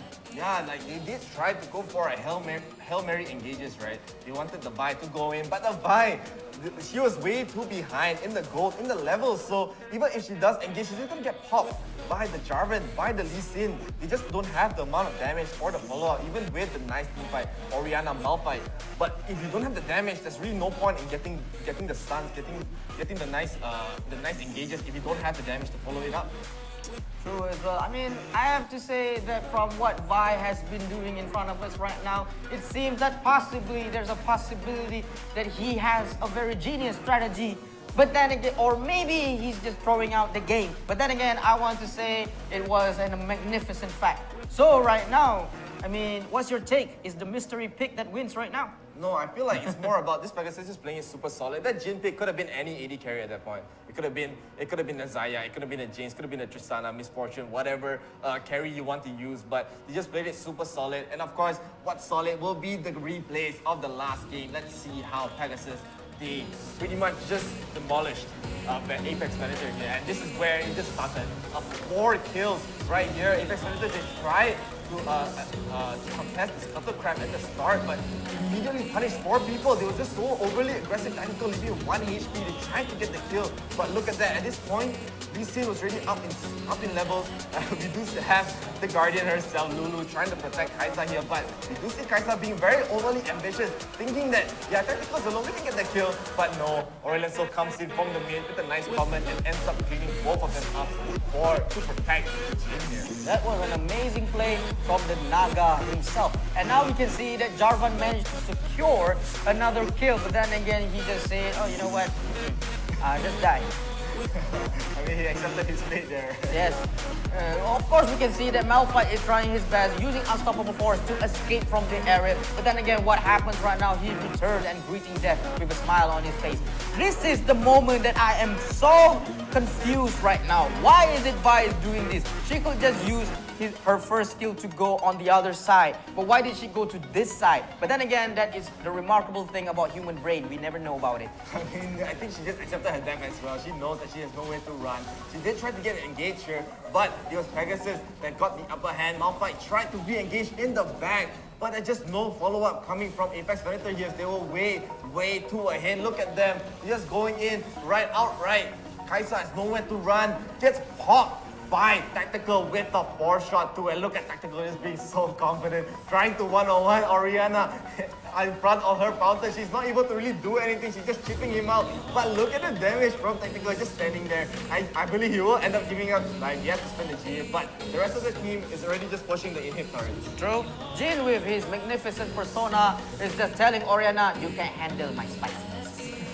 Basically, that's what happened. This is the moment that I see Lee Sin knocking out with the red team and taking again another smite. I mean, that was amazing. And then they go in, racing into, parading towards Orianna, securing another kill from Pac. But then Pac Tactical decides to die over there. But then again, another kill from Alistar over there. Wow, I mean, that was amazing. We do also see here, we're going to be able to see Lulu accepting her fate by the Lee Sin here. They know that she has really nowhere to run. And so they're just playing around, knowing that this game is pretty much over at this point. Pegasus up 12,000 gold here. Apex Predator doesn't have a single turret, a single dragon, not a single objective yet gotten in this game. And this fight, I feel like it was just way too prolonged by Pegasus. They didn't even want to push the Nexus here. They just waited for the creep to slowly chip out the Nexus. The Nexus was barely even hit by any of the champions until the end. We do see Lee Sin just like, alright, time to end this game. It's taking way too long. A 13-minute game, I believe, but really, really well played coming from Pegasus right there. And just shy of 30 minutes actually, so 12:30 right there. So really, really well played by Pegasus from start to finish. They just punished Apex Predator in every corner that they could, and Apex Predator, they did not find a way to get back into this game. No offense to Apex Predator fans. I mean, I have to say, you know, Pegasus doesn't look like they are actually playing. They don't look like they're like playing seriously, you know. They're like, you know, we could have finished this less than 10 minutes, but you know what? Give them a chance, give them a counter. I mean, that's what I feel like I can respect Pegasus, you know. They're giving them a lot of chances. Vi could have escaped from Brambleback. There was an amazing opportunity for them, you know, to lead and to be aggressive. But then again, you know what? Apex doesn't take the chance that, you know, with more, you know, we say that tak guna ke peluang yang lebih baik lah senang kita. Yeah, of course, the next game will be the top 4, so we're going to take this peluang, this chance to take a short break right here, a 10-minute break. Do not go anywhere. We'll be right back with amazing top 4 gameplay, and until then, we'll just see you soon. We're going to Pendek Pecah right now. Bye-bye. Stay tuned, guys.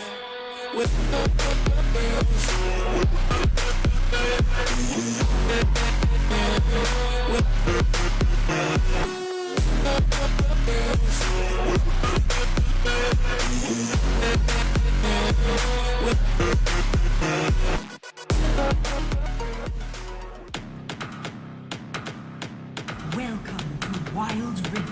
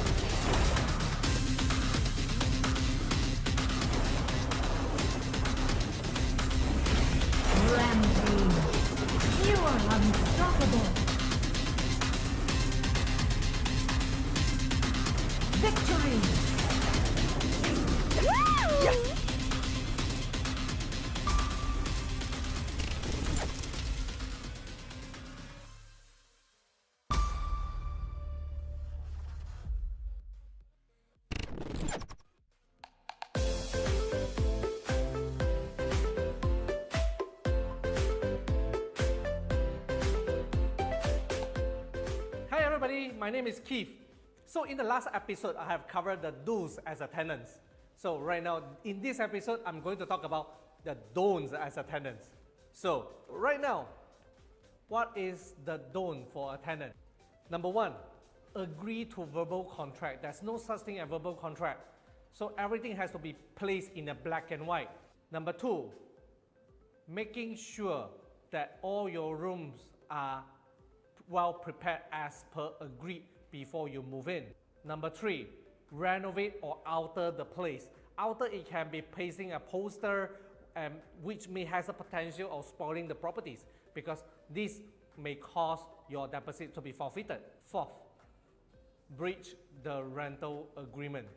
Do not breach any of the single lines of the rental agreements or your tenancy agreements. So always check or cross-check whenever you want to do something or alterations inside your room. The fifth, which is also very important, which I covered in the last episode, do not miss any rental payment, because missing the rental payment may cause you to have a lot of calls from the landlord to chase you to pay the rent, and it may lead to the court order and get you to be evicted from the place. So this is not what you want. So do not miss the rental payment. So I have covered the do and don'ts for you as a tenant. Next episode, I'm going to answer to a lot more questions that you may have, which you have already commented earlier on and haven't covered yet. So comment below if you have any questions that you want to ask as a tenant. Just comment here and I'm going to answer it in the next episode. Okay? See you then. Bye.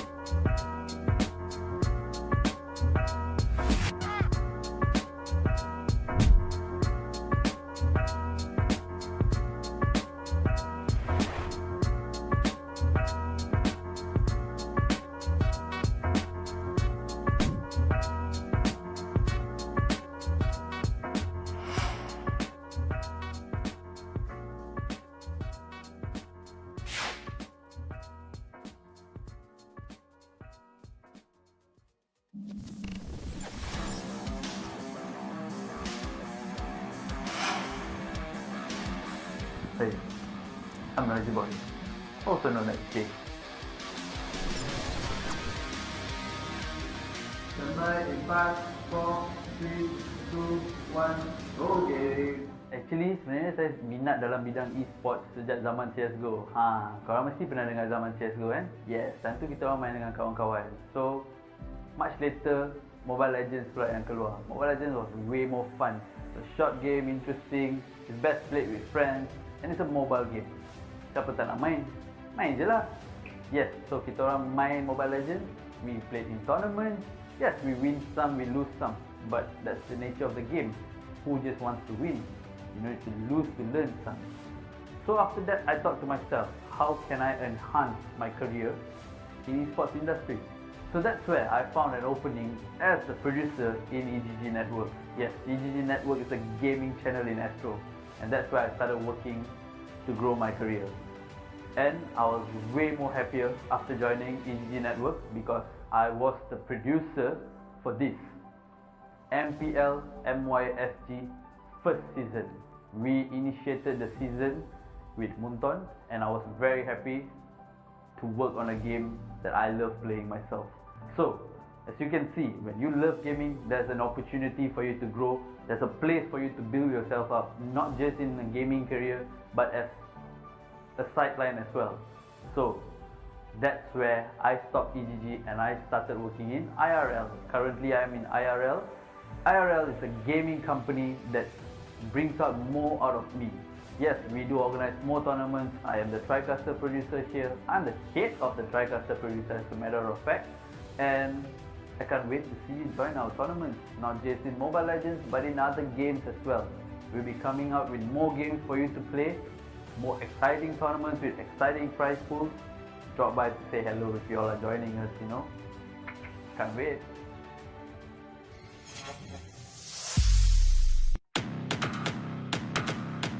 Welcome to Wild Rift.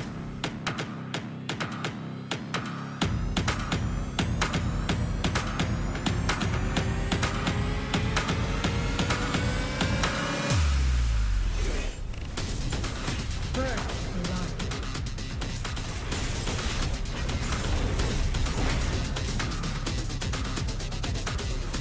The enemy team has slain the dragon.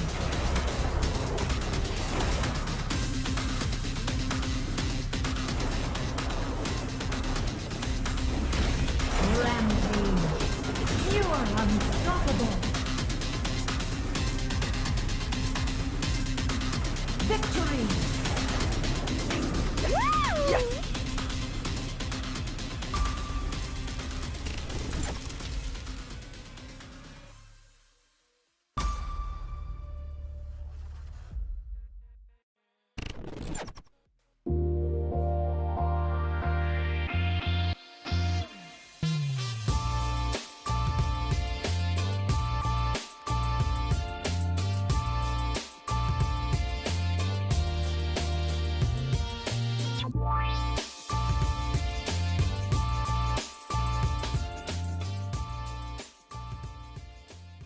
Hai, saya Muhammad Nur 𝐷𝐿 bin Ismail ataupun lebih dikenali sebagai Syak.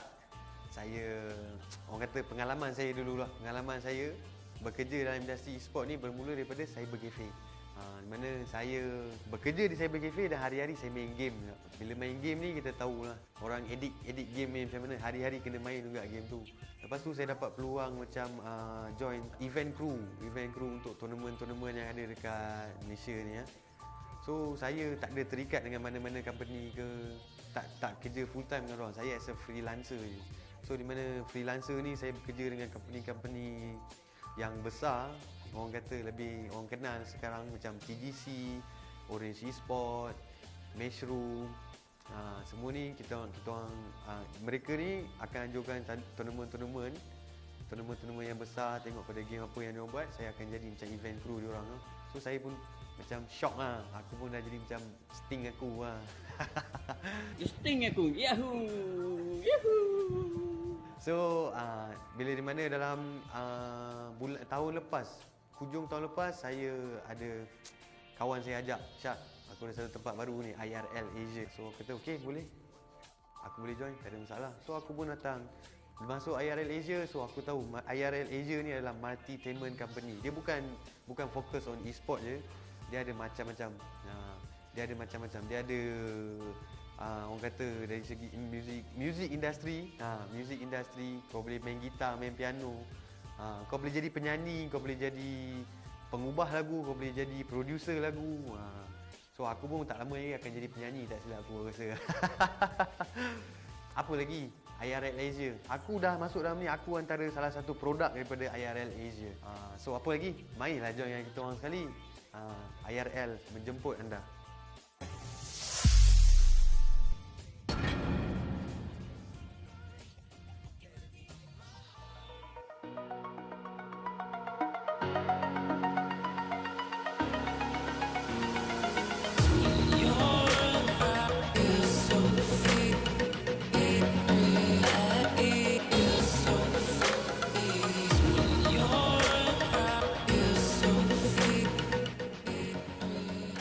Mabuhay and welcome to Wild Rift Summoners Odyssey. My name is Toyol. My name is Marcane. Okay, and today we have 16 teams competing today with 172 ringgit prize pool. Not to mention, our tournament today is organized by IRL Asia and also partnered by Homie. Our sponsors are also... Do you remember our sponsors? Yeah, our sponsors are Inch Theory and our co-sponsors are Fengsha Sunway and AX. Splendid, Marcane. Woo! I mean, I gotta say, man, the last match was weird. I guess you can say that, but you know, I was at the side, I was looking at it, I was like, man, it's pretty one-sided. It's pretty one-sided, but then again, you know, I mean, it's pretty weird for me because in the middle of the match, you know, they just decided to accept their fate. Yeah. And not just once, but there's twice at least these occurrences. Yeah, I mean, seeing that Lulu, you know, recalled back instantly, you know, not caring care of the world. You know, everybody know that they're gonna win anyways. They have to kill Lulu. Yeah. It was as if like Lulu was actually just, you know what, I already know I'm gonna die. Let me just have the last meal on Earth and let me just pass away silently. And there it goes. Alistar took the job to demolish Lulu right away. I mean, it was a fair kill. I mean, you know, the whole match, just like what you just said, it was fairly one-sided, but it was a good one. I mean, it's Pegasus, you know? Yes, Pegasus, you know. we're a strong team, you know, my boys. You know, I casted them before, and I'm still gonna support them. Tactical, my boy, you know. Really? How do I pronounce the PEG tactical? Is it PG or PEG? Oh, you can't just say PEG. You can say PEG. PEG. Or possibly because the reason why is because it's the name of the team, so you just have to say, so the real name is actually tactical, isn't it? Pegasus, tactical. I guess you can say PEG, but PEG. You know, nobody usually say PEG. So True as yeah. well. So See, our first match coming in. I think we're in top 4 now in semi-finals. I guess in the chat, people already know who's gonna be in the top 4. So spoiler alert. spoiler alert, guys, but no, we are not doing the Snyder Cut version this time. It's going to be a full blast movie from now onwards. So we're expecting to see, we already know what the team that is going to happen after this, that's going to come out. But then again, we're waiting for the brackets to come on. But then again, what's your review again? I mean, I've been asking your review again. What's your take? Your first prediction, was it Apex Venator or Pegasus that's gonna win? You know, I'm gonna go for my boys, Pegasus. You know, I've been doing that for such. I've been casting with for them for like 2 days now. You know, got a long journey. You know, we go way back. We go way back to Friday. You know, I think we're on the way to brackets. Yes. Okay, so we can see right now, we see the top 4 competitors. We have Finesse Phoenix, we have Pegasus Esports, and also, not to mention, �ㄒ𝐓𝐑𝐀𝐄𝐓𝐈𝐎𝐍 Esports and Secret Empire. Wow and wow and wow. I mean, I have to say, Pegasus was showing a top performance just now, and �ㄒ𝐓𝐑𝐀𝐄𝐓𝐈𝐎𝐍 Esports being one of the grand finalists in the previous tournaments was pretty amazing. But then again, it's in the top 4. And so these are one of the most amazing competitors right now. So who do you think going to win, Marcane? I think it's Pegasus. think Everybody, it's there's a Pegasus. lot of Pegasus fans in the chat actually. So everybody kind of want Pegasus to win.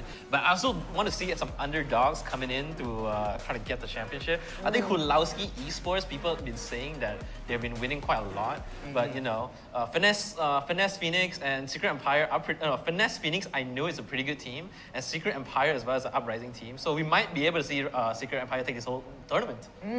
Marcane's take on this is biased towards Pegasus Esports. But then again, I would say maybe he's correct. Maybe Pegasus will be winning. So guys in the audience, if you guys think any of the team that will win, cast out your vote. If there's any vote. If there's no, comment below. Tell us what you think. The FB poll is up now, so we can see that you guys can cast your vote. Is it going to be Finesse Phoenix? Is it going to be Pegasus Esports? Or �ㄒ𝐓𝐑𝐀𝐄𝐓𝐈𝐎𝐍 Esports? Or Secret Empire? Yeah, I mean, there's just 4 really good teams right now, so we might be able to see some top-notch Wild Rift gameplay right now coming in competitive side. Yes, Marcane, it is true. But then again, well, we're just taking a look at how the teams will fare after this. I mean, it's amazing to see that most of the teams has been fighting their way up and they're showing us top-rated performance. No pun intended over there. But then again, yes, we wanted to see more and more contests coming out from all of these amazing competitors, being like what you said, the underdogs. You know, I don't really have much intel on them. But then again, I have seen their previous performances. Yeah. I can say they were amazing. Yeah, I mean, top 4, you know. Like hopefully we're about to see like, you know, a big comeback. You know, these people are known in like our tournament in Summoners Odyssey. This top 4 has been seen many times in top 8, top 4, you know. Like some of them quite even win. I think Pegasus and Phoenix also won like a couple. Yeah, I think the FB poll is up, so you guys can cast your votes. Finesse Phoenix, Pegasus Esports, �ㄒ𝐓𝐑𝐀𝐄𝐓𝐈𝐎𝐍 Esports, and Secret Empire. You guys can go to do the polls and guess, and you know, do a little bit of guessing here and there, see which one will win. So yeah. Yeah. So right now we can read the comments, right? We have a star sender, Nina Michaela Ocampo. saying in the comments, peg R for PPPPP, fangirl. And not to mention the same person who's commenting hashtag #PEGWin. And now we're going to the lineups on champion selection. The pick bans will be 𝐼𝐒𝐓𝐑𝐀𝐄𝐓𝐈𝐎𝐍 will be banning Alistar and Orianna. Yeah, Secret Empire got to be banning Braum and Wukong. We're seeing a lot of bans on Braum and Alistar. I think teams do not want to trying to fight this tanky support, so they try to just ban it off. Orianna ban actually kind of shocked me because Orianna did get nerfed the last patch, so Orianna won't be as impactful as before. But Wukong ban, it's questionable. Maybe 𝐼𝐒𝐓𝐑𝐀𝐄𝐓𝐈𝐎𝐍 has been playing around Wukong, so they ban Wukong. So Secret Empire does not want to deal with Wukong at the end. Right now, Lee Sin being picked here on the side of 𝐼𝐿𝐲 Esports, Marcane and 𝐂𝐈𝐍𝐻. They're hovering over Akali and Yasuo. We might be able to see, oh no, never mind, it's going to Annie. On the side of Secret Empire, we got Camille, Corki, Janna, and Vi, I think. They're still questioning whether they want to go for Jarvan or Vi. I'm thinking a little bit of Jarvan here. Oh, okay, I was wrong once again. He's going to go for Vi. They want to catch out people with Camille and Vi. 𝐼𝐿𝐲 is trying to maybe go for a little bit of poke comp, but no, not really. Akali is being hovered here and Yasuo is being hovered here, so we might be able to see something here. Well, I have to say Secret Empire is going for the usual standard aggressive approach, while it possibly means for 𝐼𝐿𝐲 Esports, well, he's choosing Yasuo. Okay, that is one unorthodox pick over there. Yeah, Oh, Yasuo. Yeah, 𝐼𝐿𝐲 Esports, very confident in Yasuo pick, Akali and 𝐂𝐈𝐍𝐻. Actually, Lee Sin might be just going full tank in this build. Secret Empire picking Orianna, I believe, but they did ban Orianna, so I don't know how they're gonna pan.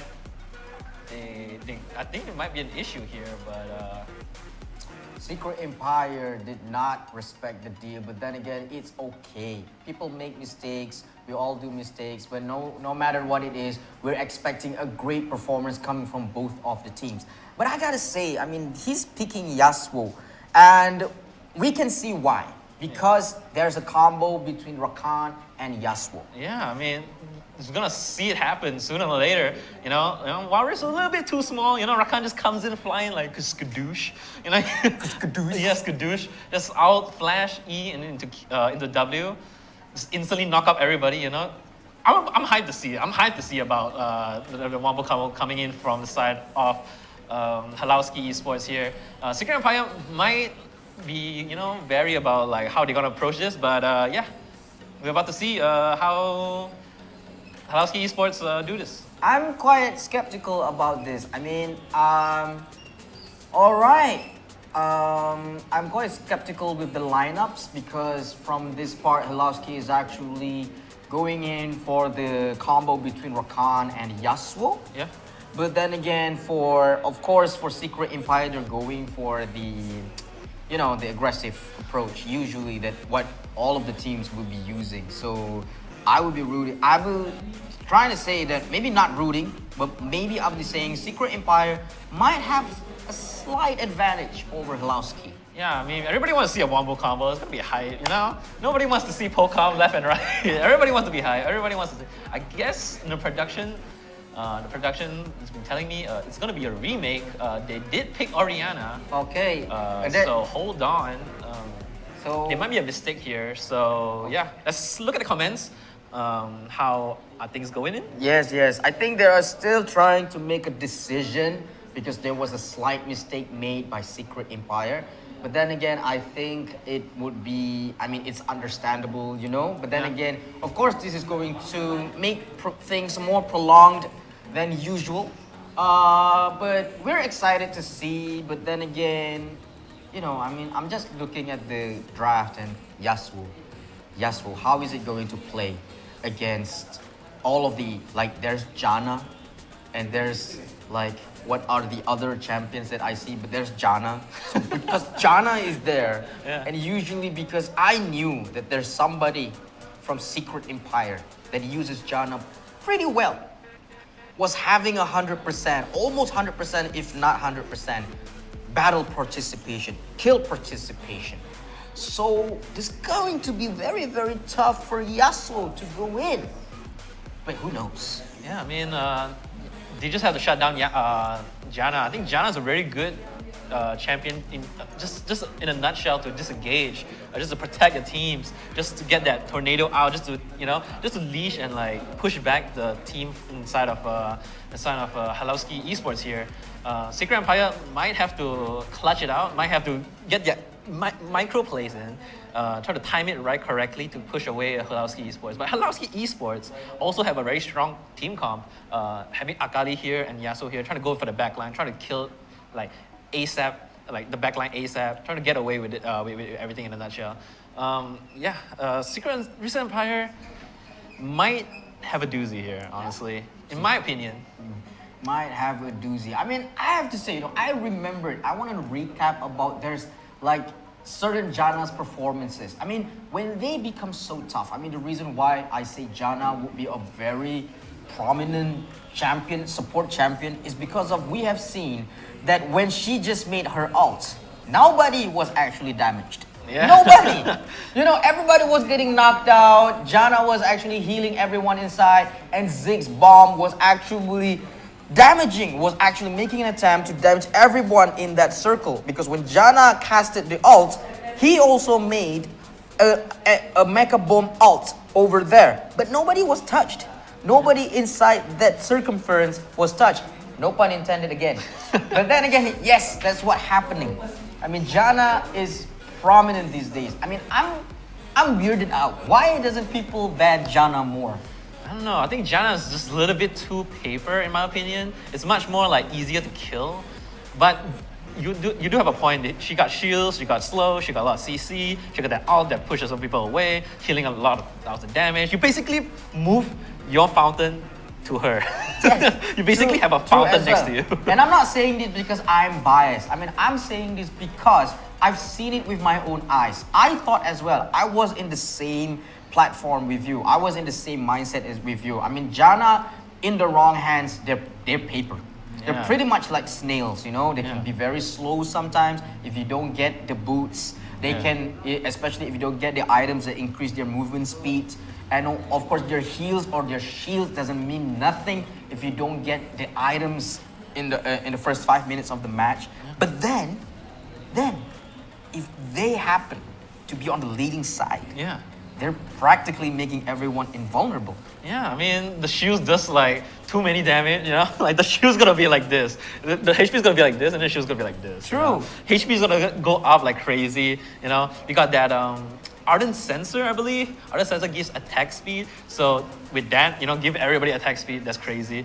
In the side of Secret Empire here, we are going to see the comments. However, people have been saying a lot of Pegasus win. Pegasus might win if they beat Finesse. True. Okay. True. There's a lot of Pegasus fans right now. A lot of people is hyped to see Pegasus win, We are seeing also Finesse might win tonight.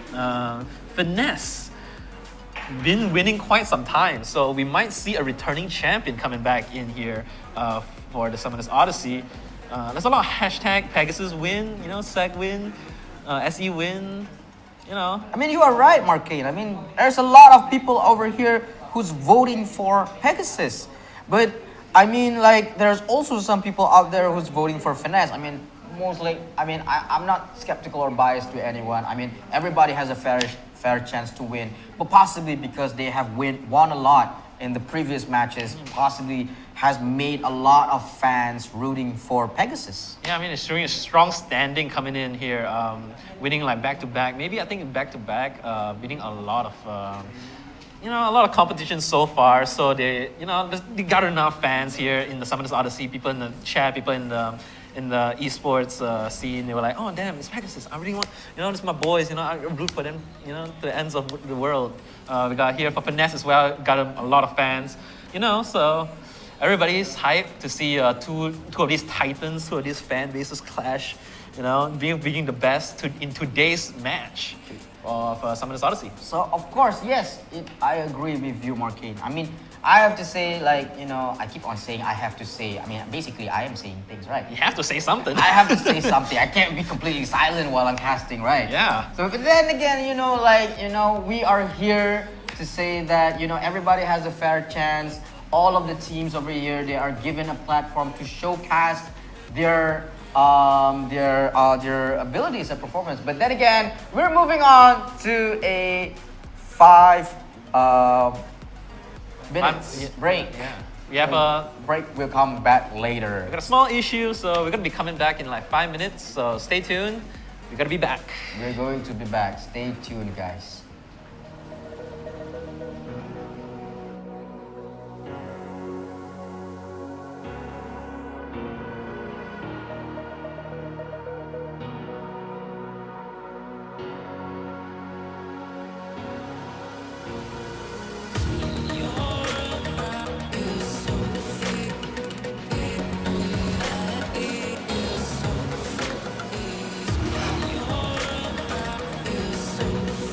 Sama lagi bos. Oh, senang sikit.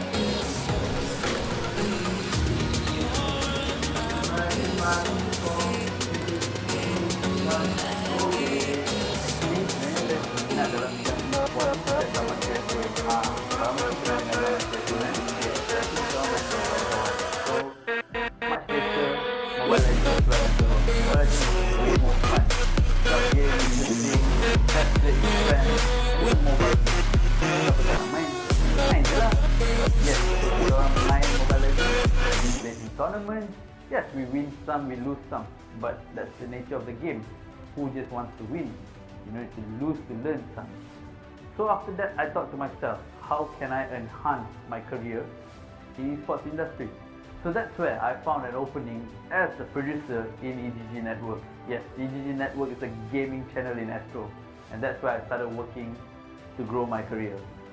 And I was way more happier after joining eGG Network because I was the producer for this MPL 𝐑𝐄𝐆𝐈𝐒𝐍 first season.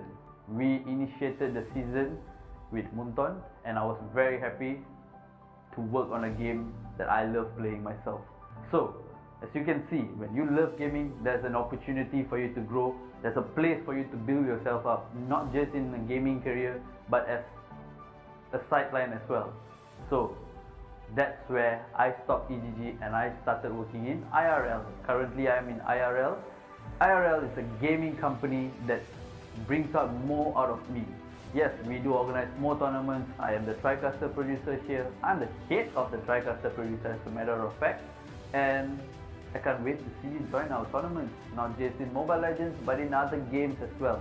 We'll be coming out with more games for you to play, more exciting tournaments with exciting prize pools. Drop by to say hello if you all are joining us, you know. Can't wait.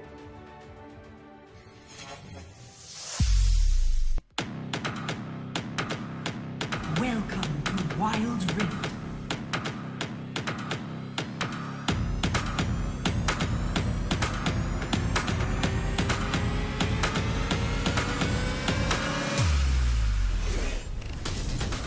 First blood.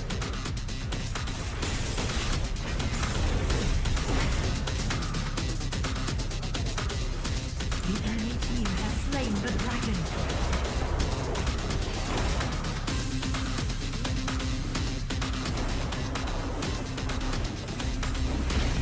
Rampage.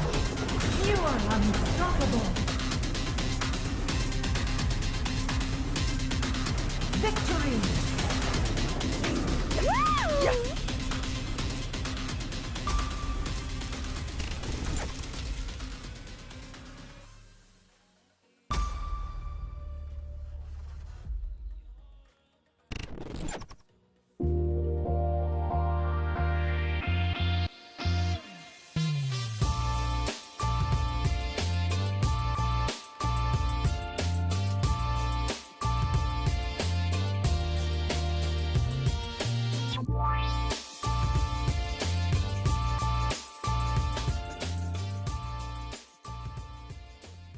Hai, saya Muhammad Nur Syakir bin Ismail ataupun lebih dikenali sebagai Syak.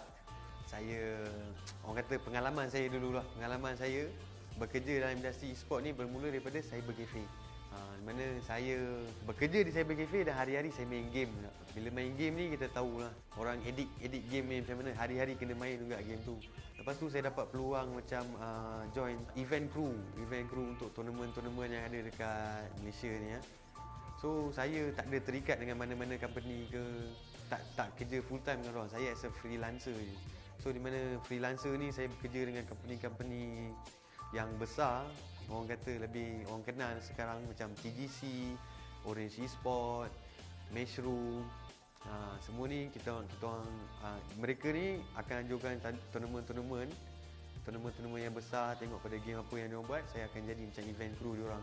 So saya pun macam shock lah. Aku pun dah jadi macam Sting aku lah. Sting aku. Yahoo! Yahoo! So bila di mana dalam tahun lepas, hujung tahun lepas, saya ada kawan saya ajak, Syah, aku ada satu tempat baru ni, IRL Asia. So aku kata okey, boleh, aku boleh join, tak ada masalah. So aku pun datang masuk IRL Asia. So aku tahu IRL Asia ni adalah multi-tainment company. Dia bukan fokus on e-sport je. Dia ada macam-macam. Dia ada orang kata dari segi music industry. Music industry, kau boleh main gitar, main piano. Kau boleh jadi penyanyi, kau boleh jadi pengubah lagu, kau boleh jadi producer lagu. So aku pun tak lama ni akan jadi penyanyi, tak silap aku rasa. Apa lagi? IRL Asia. Aku dah masuk dalam ni, aku antara salah satu produk daripada IRL Asia. So apa lagi? Mainlah join dengan kita orang sekali. IRL menjemput anda.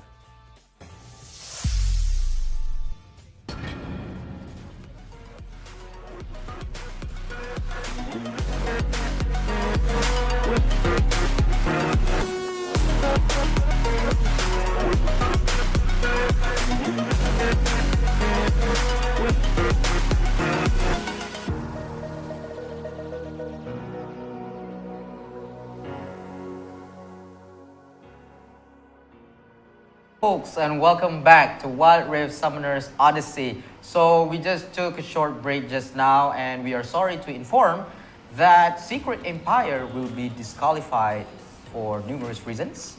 But then again, we will be commentating on the other half of the match, which is, it would be Finesse Phoenix and Pegasus Esports. Ah, yes. The hype of the two titans. We're seeing now a lot of fans really want to see this match, and we're giving it to you. Yes, and it's such a dramatic thing, a dramatic representative, because both of them are flying creatures. Phoenix, a flying eternal bird, and Pegasus, It's a flying horse. flying horse. It was depicted as a flying white horse. I've never seen a flying black horse. No pun intended, but then again, that was the depiction that they say by Pegasus. So, I have to say, what has happened has happened. Okay, bak kata yang lepas jangan dikenang lagi. Ya, jadi, okay, I'm throwing to Malay pula. Okay, but then again, I'm excited to see. Marcane is a great fan, a great supporter to Pegasus. I mean, how about you give us a take about how the performance has been going in? I mean, what is your the best highlights that you've ever seen in their performances? Well, for Pegasus side, I think Pegasus, really strong team, pretty solid. From the previous things I've seen so far, they are like pretty solid. They are like, play as a team. They know what to do.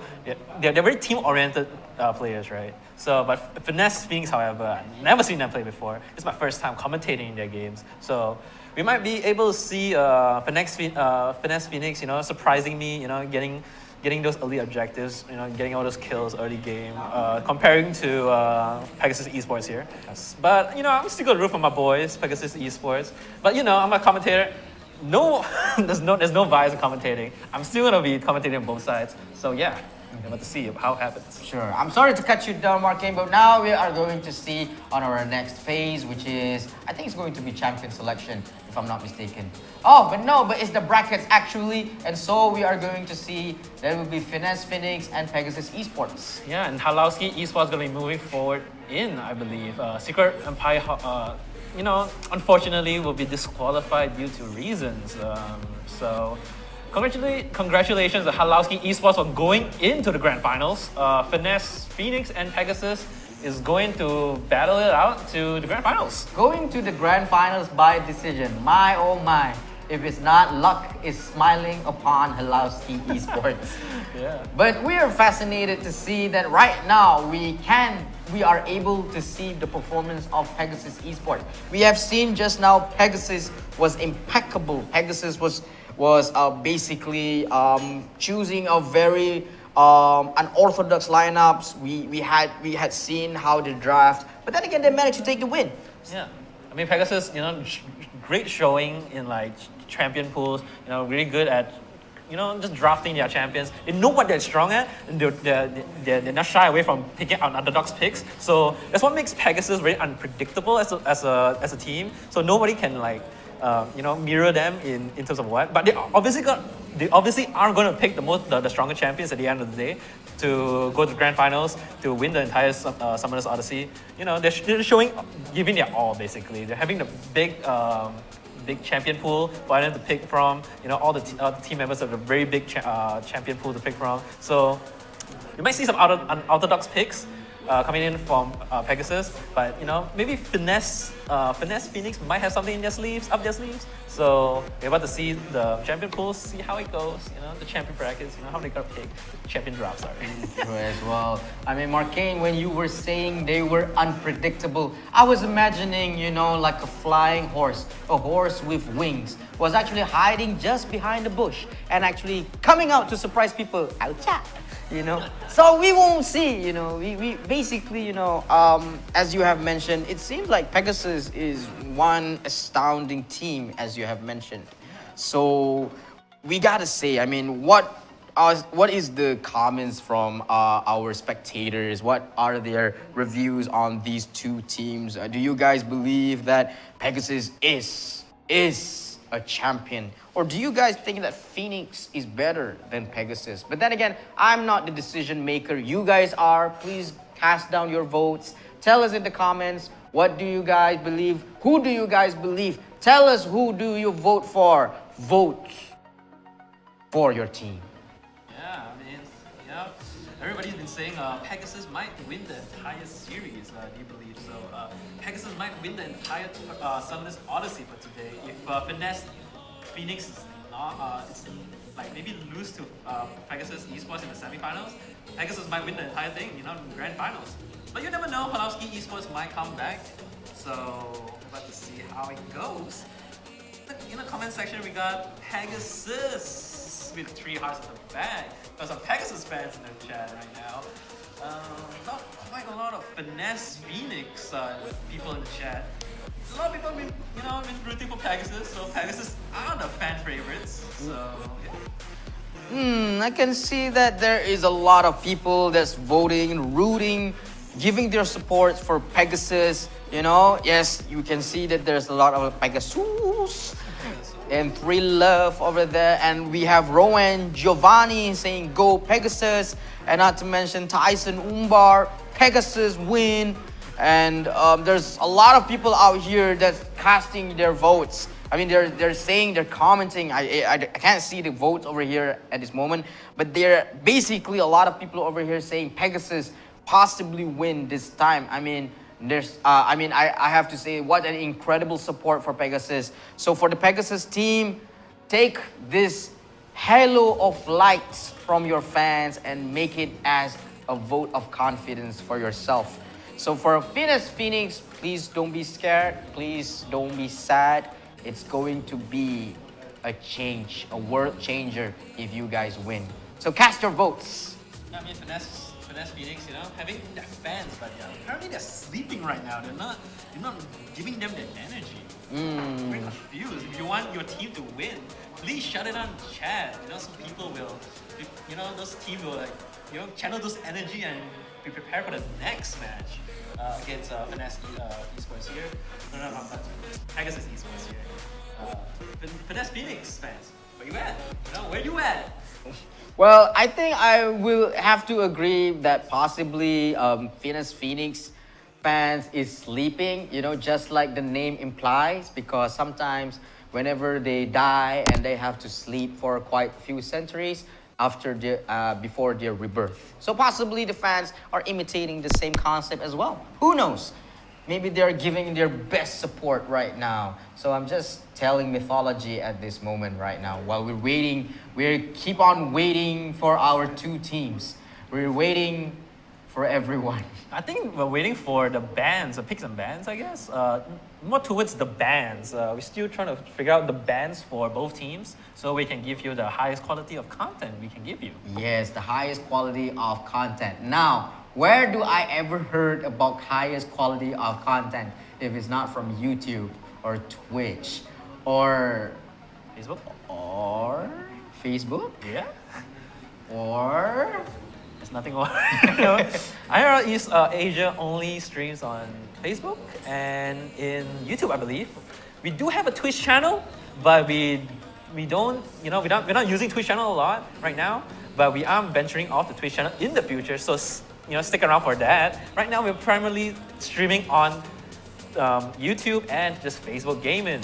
So, just tell your friends, tell your family, tell your grandmother. We are back here, Facebook, you know what it is.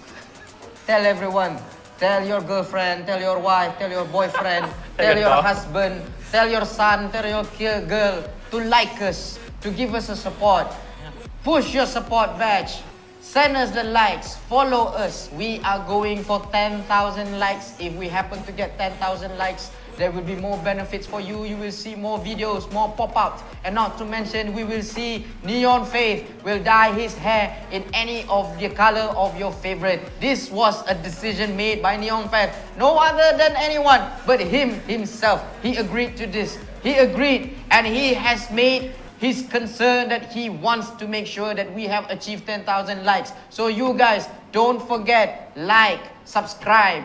And if we do we have a subscribe button? But then again, like, follow, subscribe, and do whatever that it takes to support us, because we are looking forward to show you better content, highest quality content. The word content itself terrifies me, actually. Yeah, content itself terrifies me too. But we are giving you the highest quality of content. So if you guys just leave a like, subscribe to us, give a little bit of support, give us a little bit of help for us in RL Asia to let us grow, let us give us a feedback, knowing that we're going to improve in the future, so we can give you a better content. True. And not to mention that IRL Asia is also, we are actually a platform to shoutcast all of the teams that is participating. So if you guys support your teams, if you think that it's great for you, support our team. So now we're moving on to the next phase. Let's take a look at the pick and bans. For Finesse Phoenix, it will be 𝐋𝐈𝐍𝐿 and 𝐍. Yeah, the Pegasus side, Ezreal and 𝐂𝐓𝐿. Okay. Mainly because I feel like Ezreal is getting banned here a lot because they don't want to deal with those poke comps. But we're seeing 𝐍 and Ezreal banned here. Pretty sure these people do not want to go against a poke comp. So both of them getting banned out. 𝐂𝐓𝐿 here getting banned because they don't want, if 𝐂𝐓𝐿 goes to the back line, you got a Shroud, you're not going to see 𝐂𝐓𝐿 for the rest of the game. So Pegasus aren't going to ban 𝐂𝐓𝐿 here. Finesse banning 𝐋𝐈𝐍𝐿 here honestly perplexes me because I don't see a lot of 𝐋𝐈𝐍𝐿 bans here coming in for this series of Summoners Odyssey, but 𝐋𝐈𝐍𝐿 is banned for the side of Finesse Phoenix. Finesse Phoenix does look like going to go for a Lee Sin, Orianna, Yasuo combo. Look like going to go for a Wombo combo pick here. And the side of Finesse Phoenix, Pegasus Esports. Oh! Did Dr. Mundo just got hovered? Oh my god, that's Dr. Mundo! Somebody picked Dr. Mundo! Wow! Dr. Mundo is a tanky boy. I'm sorry guys if you happen to hear my voice a little bit too loud, because we have not seen a lot of Dr. Mundo picks. And yes, again, I have to give commendations Marcane, because the bans right here, I can say that they are intelligent. They know what they are banning. So shout out to Finesse Phoenix and Pegasus Esports for banning, I have to say, a high competitive champions. But Dr. Mundo, that's Dr. Mundo and Yasuo there, but Dr. Mundo actually takes the spotlight. Why Dr. Mundo? What's your take on this? When Dr. Mundo, got that ult, got that just a little tanky, beefy frontliner, just trying to go into their face and just like burn, just trying to be there like a meat shield. Because as Dr. Mundo, you just want to be a sponge, right? You just want to be a sponge in front, just soak up all the damage. You know, you're basically SpongeBob, you know, soaking up all the damage in front, not trying to do anything. But I think Dr. Mundo might be, you know, like lane-wise against another top laner, you know, might be good, you know, might be good. On the side of Pegasus Esports, however, having seen Wukong and I believe Alistar, those two champions is really good at, you know, engaging fights, trying to get into the backline, trying to appeal for the team. You know, really, really good pick from Pegasus Esports. However, we are going into the game. Summoners Odyssey semifinals. Finesse Phoenix versus Pegasus Esports. Yes, and two contenders from the Philippines. As you can see, Rakan is going in with the grand entrance. Going with the Alistar, where Alistar escapes from the scene. What an aggressive match from both of the teams. Yeah, Rakan just kind of randomly W's into the bush, knowing that Pegasus is going to be there. Looks like it's going to be a fight at the river, trying to just, you know, throw up a little bit of damage. Not quite doing a lot. I'm going back to top lane to farm. Nothing much going on. Just farming their jungle each side. Alistar trying to roam, trying to mirror against the Rakan here. But Rakan, you know, going mid, support their mid laner. Well, they just send Yasuo down bottom solo. Yes, I am truly astounded by what is going on right here. I mean, of course, Pegasus has a more normal lineups. It's an aggressive lineups. Being Akali is over there, so we can assume possibly that this is going to be quite aggressive.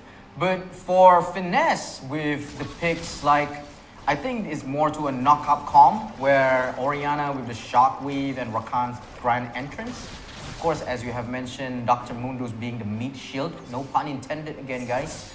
But then, yes, we can see that there's no division of strategy that seems to be implied. But then again, wow, Dr. Mundo is actually going in pretty aggressive right now. Rakan is actually going in, and what's happening right now, he's going with the grand entrance, and boom! And what happens, Fiora is trying to escape from the scene. Lee Sin casting the first skill, but no, Fiora decided that it is best for her to escape from the area. What a nice match we can see over there. Yeah, well played from Fiora there to dodge the Lee Sin's Q, resonating strike right there. And not to mention, and there's a new grand entrance from Rakan going in. I do not know if they want to contest for this. Wukong is currently escaping from the area. Woohoo!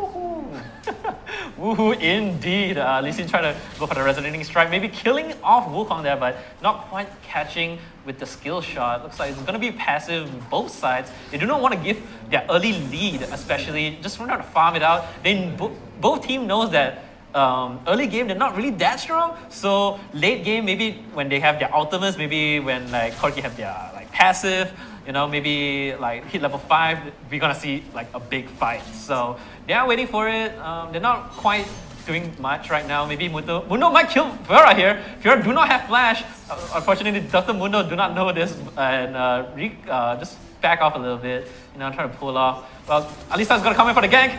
With a knockout, Fiora's gonna kill him with the ulti. He's gonna take down Dr. Mundo here. Dr. Mundo does not tank that much. Wukong just flashed out of nowhere, not quite catching off Lee Sin here. Lee Sin is gonna go off scot-free, flashing that engage. Pegasus here, starting with the first blood against Finesse Phoenix. That's an amazing feat from Fiora, getting the first blood for Pegasus. Although Lee Sin was quite there to assist for Dr. Mundo, but well, his assistance was not being able. Basically, he was not that. But then again, you know, I think that they're playing safe. I have to give commendations on that.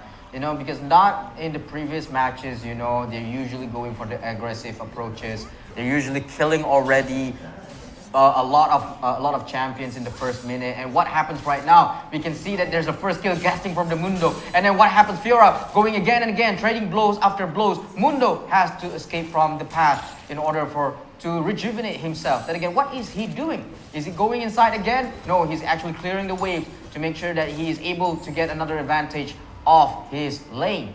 Well, now we can see that Infernal Dragon has already spawned. Who is going to contest for this? Wow, we can say wow. Finesse Phoenix, preparing themselves, getting their Scalper Crab in the river side, hovering over Dragon, trying to contest it. They know that Pegasus side, 𝐷𝐄𝐆𝐈𝐒𝐍 does have the ultimate, and 𝐷𝐿iStar here also have the ultimate, so they're trying to see how it goes. Lee Sin might get caught here with the ulti. Looks like... Not to mention what is happening, all of the two teams is contending right now. Rakan going inside, and then boom, and then after that, everything with unstoppable force. Wukong actually going in, going to swirls over there, and then casting. And we can see there's one death from Finesse Phoenix. And what is happening? Of course, they wanted to contest for this dragon. Is it going to be another success for Pegasus after already getting one kill? Or is it going to be another steal from Finesse? We do not know what is going on. Currently right now, it's going on. Yasuo is going in, but then currently get killed by Pegasus, of course. And again, a double kill from Katarina. Holy. Woo.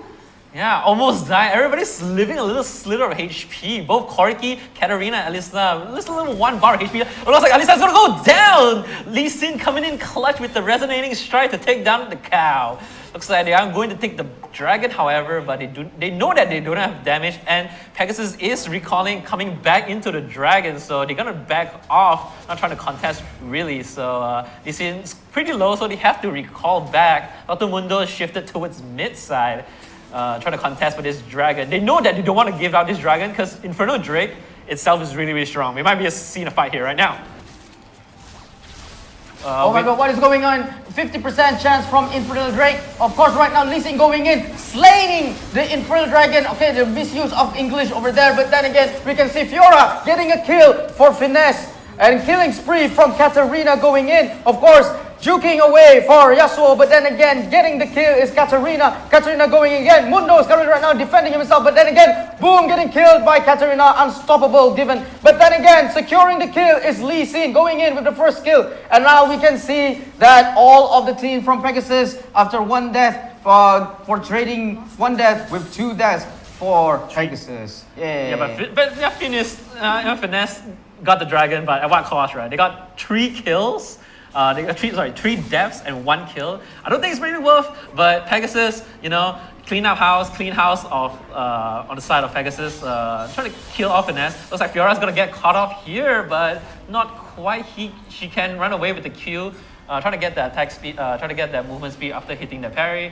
So it's running away, not trying to do anything at all in the side of Pegasus. Well played from Pegasus' side to clean house, honestly. Well played. I mean, I have to say, she was timing the riposte quite in time while the Grand Entrance was going in. But now we can see that the Rift Herald is not being contested. So Rakan is possibly devising a strategy, possibly wanting to go in. But I think Wukong is going to take Shelly over here. Of course, we can see 𝐿iStar is going in and of course trying to chase and then knocking up Rakan in behalf of himself. But then again, Rakan escaping from this, and Katarina able to double kill Rakan and also Orianna. What a fantastic feat from Katarina. Yeah, Katarina knows that if she flashes and kills Rakan there, she's gonna get the reset to kill off Orianna there. So well played from Katarina just to flash in to get the kill onto Rakan and then getting the kill onto Orianna. However, both players have flash, so maybe there's a miscommunication there, but they do not expect Katarina to be there. Well played from Katarina there to pick up those kills. Looks like they are going to take the top now.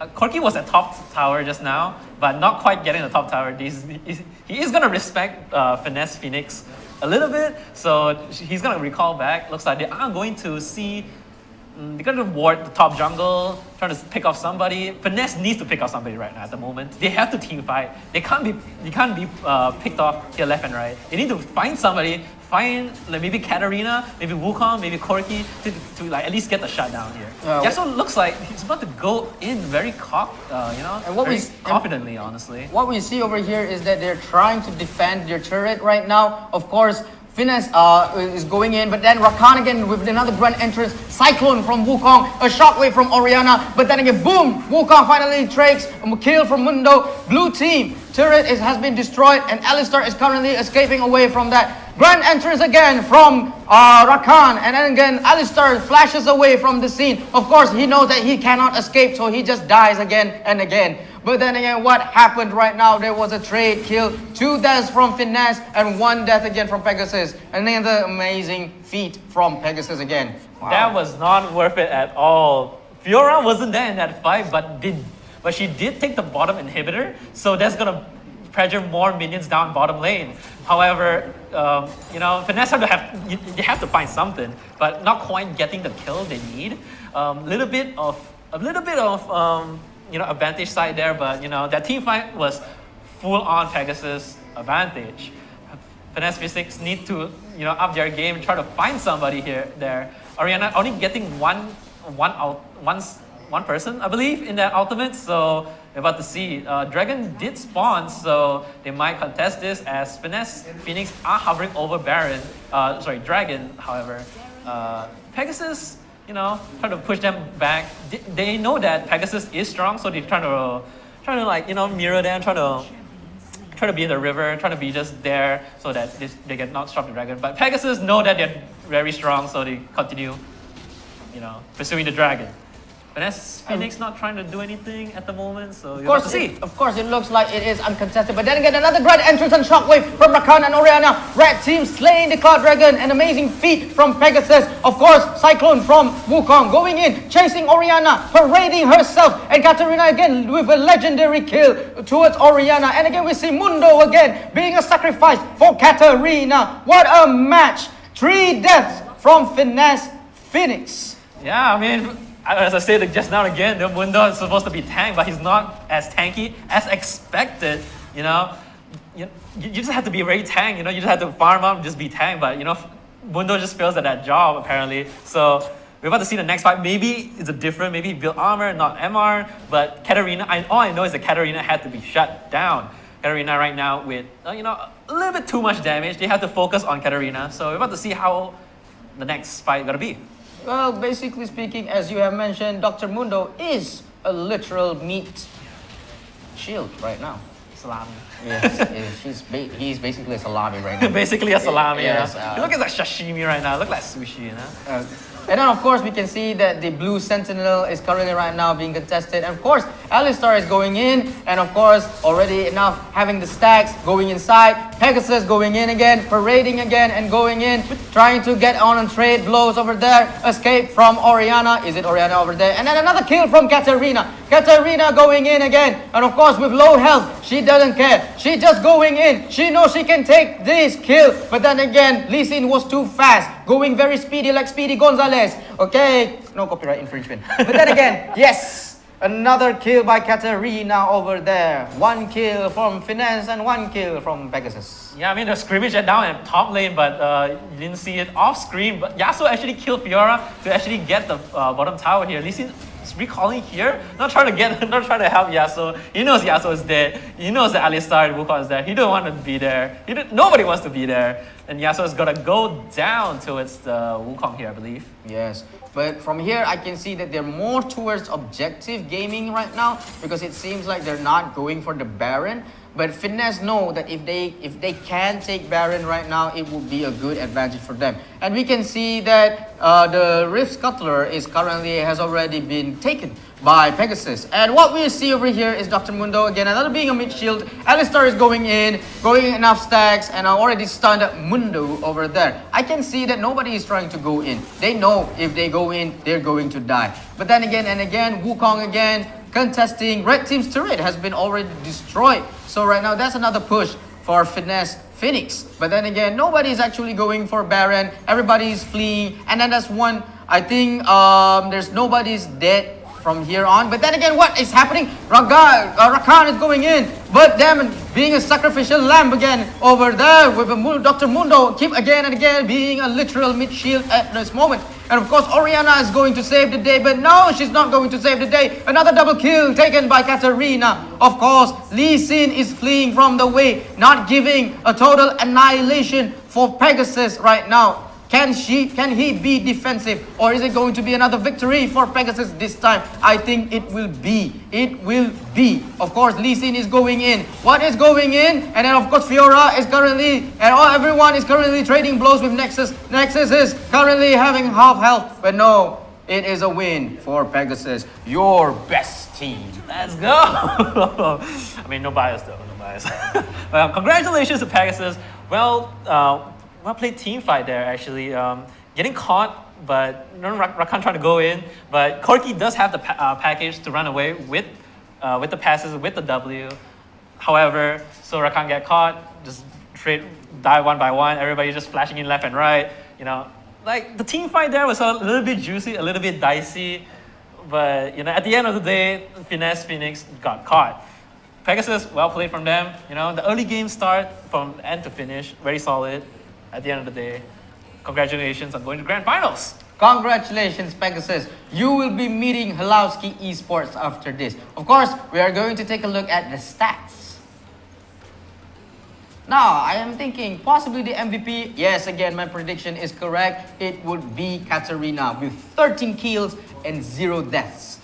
Yeah, I mean, as I said again just now, you know, you have to shut down Katarina. Katarina is such a big threat to the team. On top of that, she also have a big shutdown goal.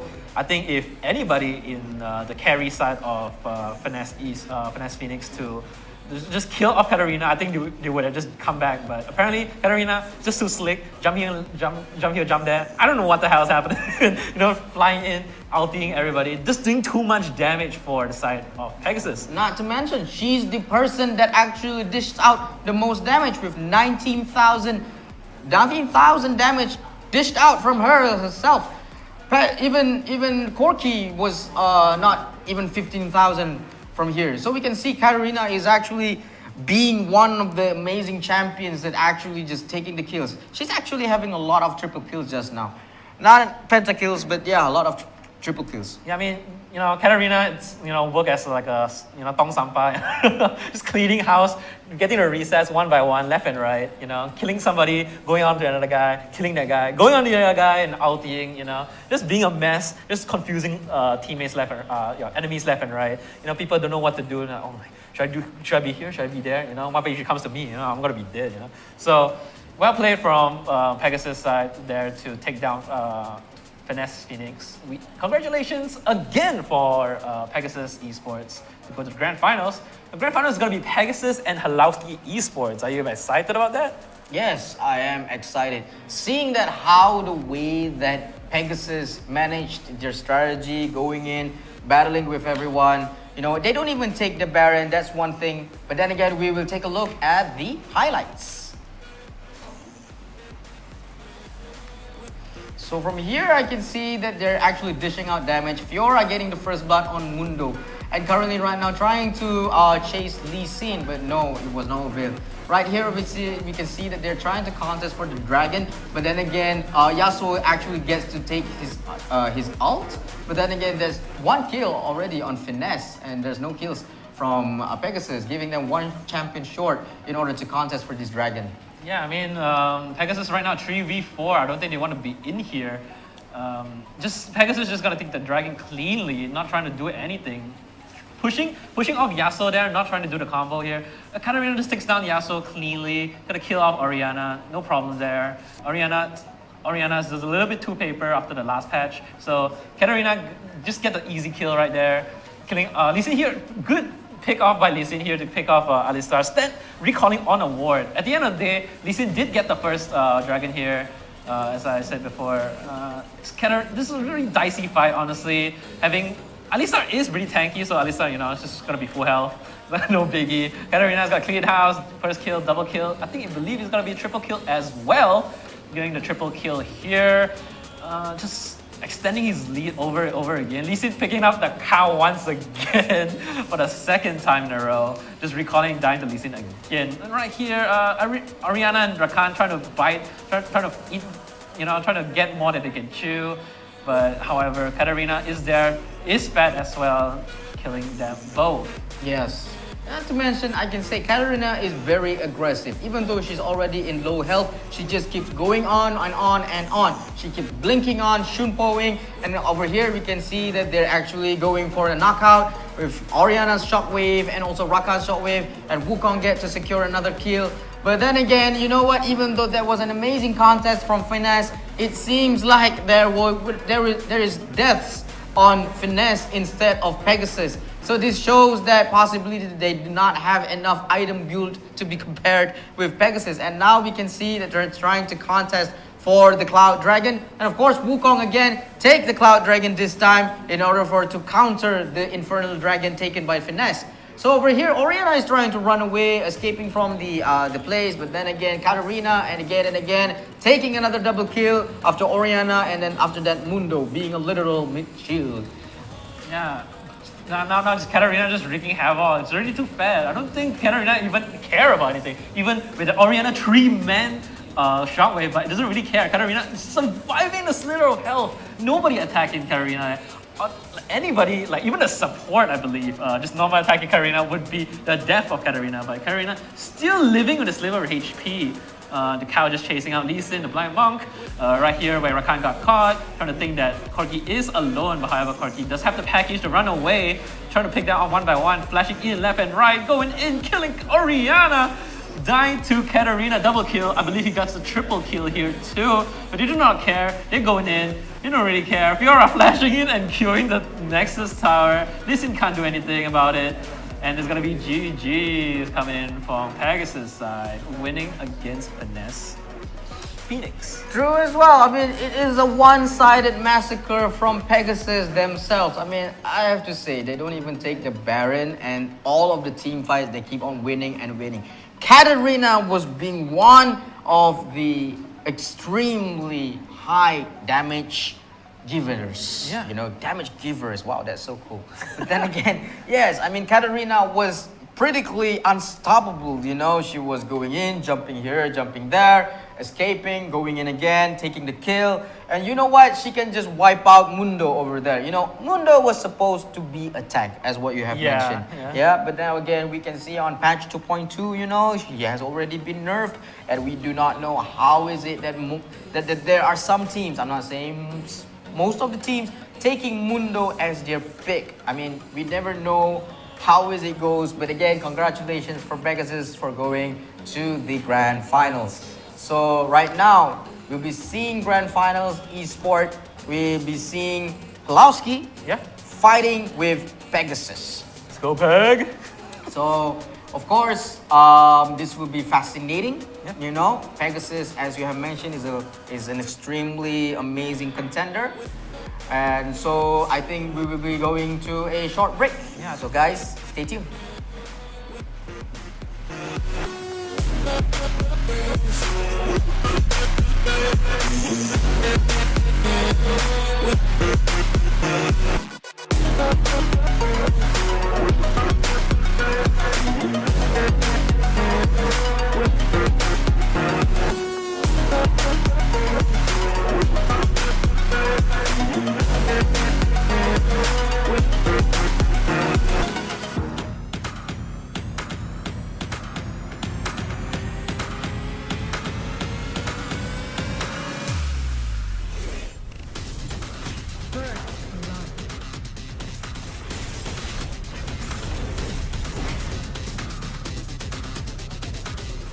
The enemy team has slain the dragon.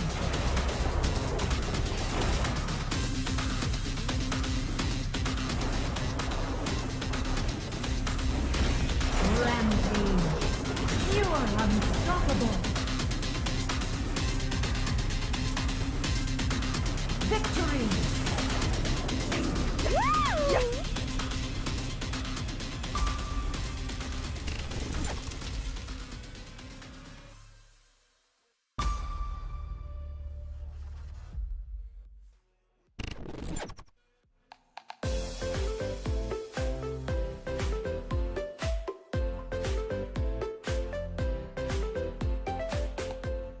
Hi everybody, my name is Keith. So in the last episode, I have covered the do's as a tenants. So right now, in this episode, I'm going to talk about the don'ts as a tenants. So right now, what is the don't for a tenant? Number one, agree to verbal contract. There's no such thing as verbal contract. So everything has to be placed in a black and white. Number two, making sure that all your rooms are well prepared as per agreed before you move in. Number three, renovate or alter the place. Alter, it can be pasting a poster which may has a potential of spoiling the properties, because this may cause your deposit to be forfeited. Fourth, breach the rental agreement. Do not breach any of the single lines of the rental agreements or your tenancy agreements. So always check or cross-check whenever you want to do something or alterations inside your room. The fifth, which is also very important, which I covered in the last episode, do not miss any rental payment, because missing the rental payment may cause you to have a lot of calls from the landlord to chase you to pay the rent, and it may lead to the court order and get you to be evicted from the place. So this is not what you want. So do not miss the rental payment. So I have covered the do and don'ts for you as a tenant. Next episode, I'm going to answer to a lot more questions that you may have, which you have already commented earlier on and haven't covered yet. So comment below if you have any questions that you want to ask as a tenant. Just comment here and I'm going to answer it in the next episode. Okay? See you then. Bye.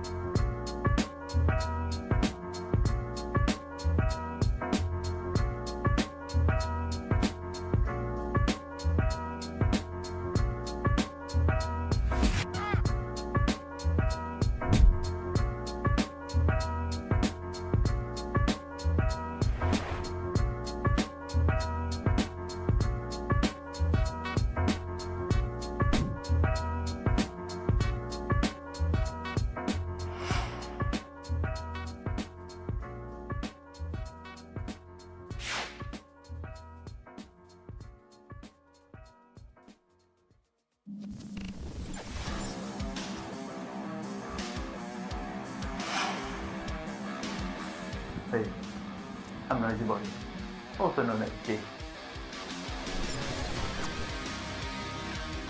Standby in 5, 4, 3, 2, 1, go game! Actually, sebenarnya saya minat dalam bidang esports sejak zaman CSGO. Korang mesti pernah dengar zaman CSGO kan? Yes, time tu kita orang main dengan kawan-kawan. So, much later, Mobile Legends pula yang keluar. Mobile Legends was way more fun. It's a short game, interesting, it's best played with friends, and it's a mobile game. Siapa tak nak main? Main je lah. Yes, so kita orang main Mobile Legends, we played in tournaments. Yes, we win some, we lose some, but that's the nature of the game. Who just wants to win? You need to lose to learn some. So after that, I thought to myself, how can I enhance my career in esports industry? So that's where I found an opening as a producer in eGG Network. Yes, eGG Network is a gaming channel in Astro, and that's where I started working to grow my career.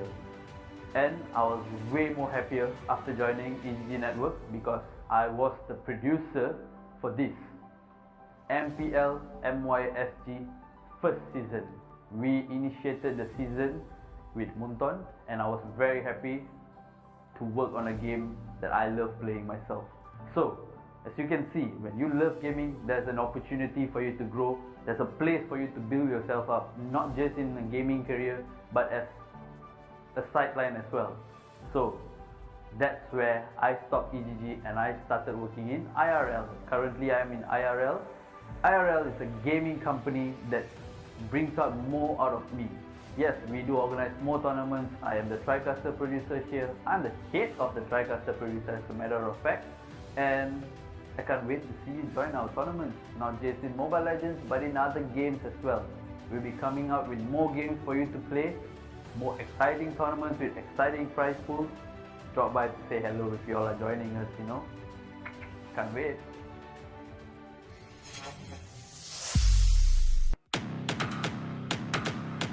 Welcome to Wild Rift.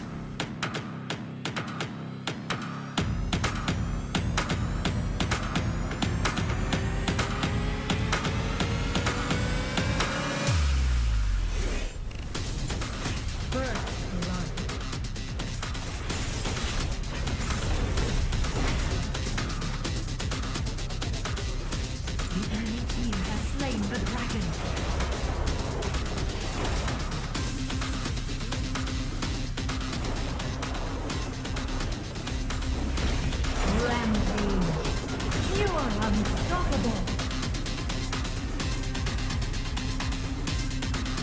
Victory!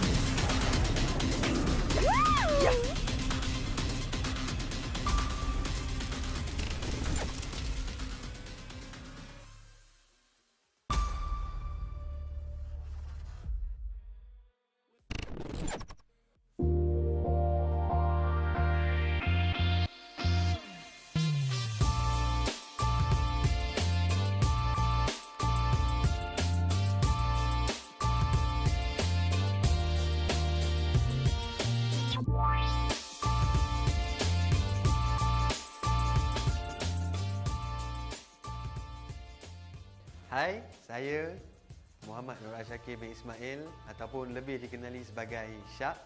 Saya, orang kata pengalaman saya dulu lah. Pengalaman saya bekerja dalam industri e-sport ni bermula daripada cyber cafe. Di mana saya bekerja di cyber cafe dan hari-hari saya main game. Bila main game ni kita tahulah orang edit game ni macam mana, hari-hari kena main juga game tu. Lepas tu saya dapat peluang macam join event crew untuk tournament-tournament yang ada dekat Malaysia ni ya. So saya tak ada terikat dengan mana-mana company ke, tak kerja full time dengan orang. Saya as a freelancer je. So di mana freelancer ni saya bekerja dengan company-company yang besar, orang kata lebih orang kenal sekarang macam TGC, Odysseys Esport, Mushroom. Semua ni kita orang mereka ni akan anjurkan tournament yang besar, tengok pada game apa yang diorang buat, saya akan jadi macam event crew diorang. So saya pun macam shock lah. Aku pun dah jadi macam sting aku lah. Sting aku. Yahoo! Yahoo! So bila di mana dalam tahun lepas, hujung tahun lepas, saya ada kawan saya ajak, Syak, aku ada satu tempat baru ni, IRL Asia. So aku kata okey, boleh, aku boleh join, tak ada masalah. So aku pun datang masuk IRL Asia. So aku tahu IRL Asia ni adalah multi-tainment company. Dia bukan fokus on e-sport je. Dia ada macam-macam. Dia ada orang kata dari segi music industry. Music industry, kau boleh main gitar, main piano. Kau boleh jadi penyanyi, kau boleh jadi pengubah lagu, kau boleh jadi producer lagu. So aku pun tak lama lagi akan jadi penyanyi, tak silap aku rasa. Apa lagi? IRL Asia. Aku dah masuk dalam ni, aku antara salah satu produk daripada IRL Asia. So apa lagi? Mainlah join dengan kita orang sekali. IRL menjemput anda.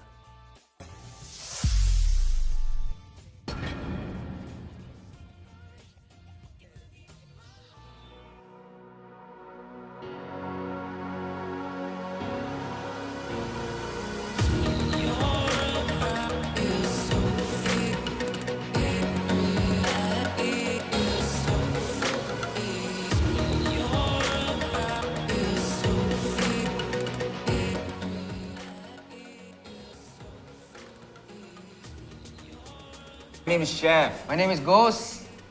Tu je.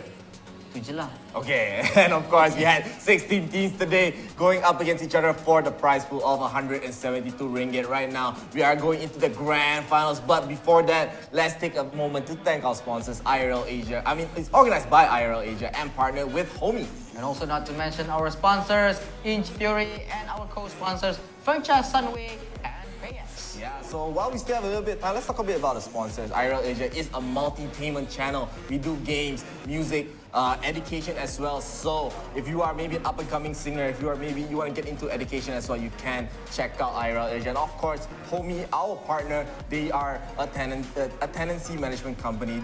They have houses for you to rent out in the JB Subang Jaya area. So if you need a place away from your home, as their slogan says, home away from home, do check them out. Yes, and not to mention we have also Inch Theory and architecture design. So if anything that you wanted to design, you can speak with Inch Theory. Sorry, production. Not architecture design lah, interior design. Tu lain tu. Interior design, not architecture design. But then again, I'm so sorry to Inch Theory, but again, yes, interior design, was it? Yes. Yes, and also for Franchise Sunway, it's a fruit tea drink. Yes. Not mentioned. So if you feel like you wanted to choose another alternative from the milky drinks, like a bubble tea, right? You can go for the fruit tea drinks. And not to mention PayX, for a one-stop payment solution. Yeah, if you do have a chat-based a marketplace or a shop, you can use PayX for your solution to get the payments in. You can do recurring payments as well with PayX. So please do check them out if you do have a chat-based market. And of course, with that, we are going to be able to get into the grand finals. We saw an amazing showing by Pegasus Esports. They've been stomping on their opponents. Their Finesse Phoenix, even the two-time champion, has fallen to Pegasus. How do you feel about that? I mean, I was baffled, but then again, they used the standard aggressive approaches. I had a feeling that they're going to win. Not to mention, as what our friend has said, Marcane, his prediction was great. He already assumed that Pegasus will win. But then again, let's go to the brackets. Yeah, we're finally going to be able to see the teams, their journeys, their odyssey, as we say, to the grand finals. And of course, Pegasus Esports are going to be up against 𝐑𝐄𝐆𝐈𝐒𝐓𝑑𝐀𝐄𝐓𝐈𝐎𝐍. So we are going to be having a chance as well for 𝐑𝐄𝐆𝐈𝐒𝐓𝑑𝐀𝐄𝐓𝐈𝐎𝐍 Esports to get the return win. And Pegasus Esports as well. They're trying to get the first win. They're trying to get the first-time winners for Walrus Summoners Odyssey. Yes. We did not get to see 𝐑𝐄𝐆𝐈𝐒𝐓𝑑𝐀𝐄𝐓𝐈𝐎𝐍 Esports performing because the other team was disqualified for reasons. But then again, we need to see that, you know, this performance from both of the teams.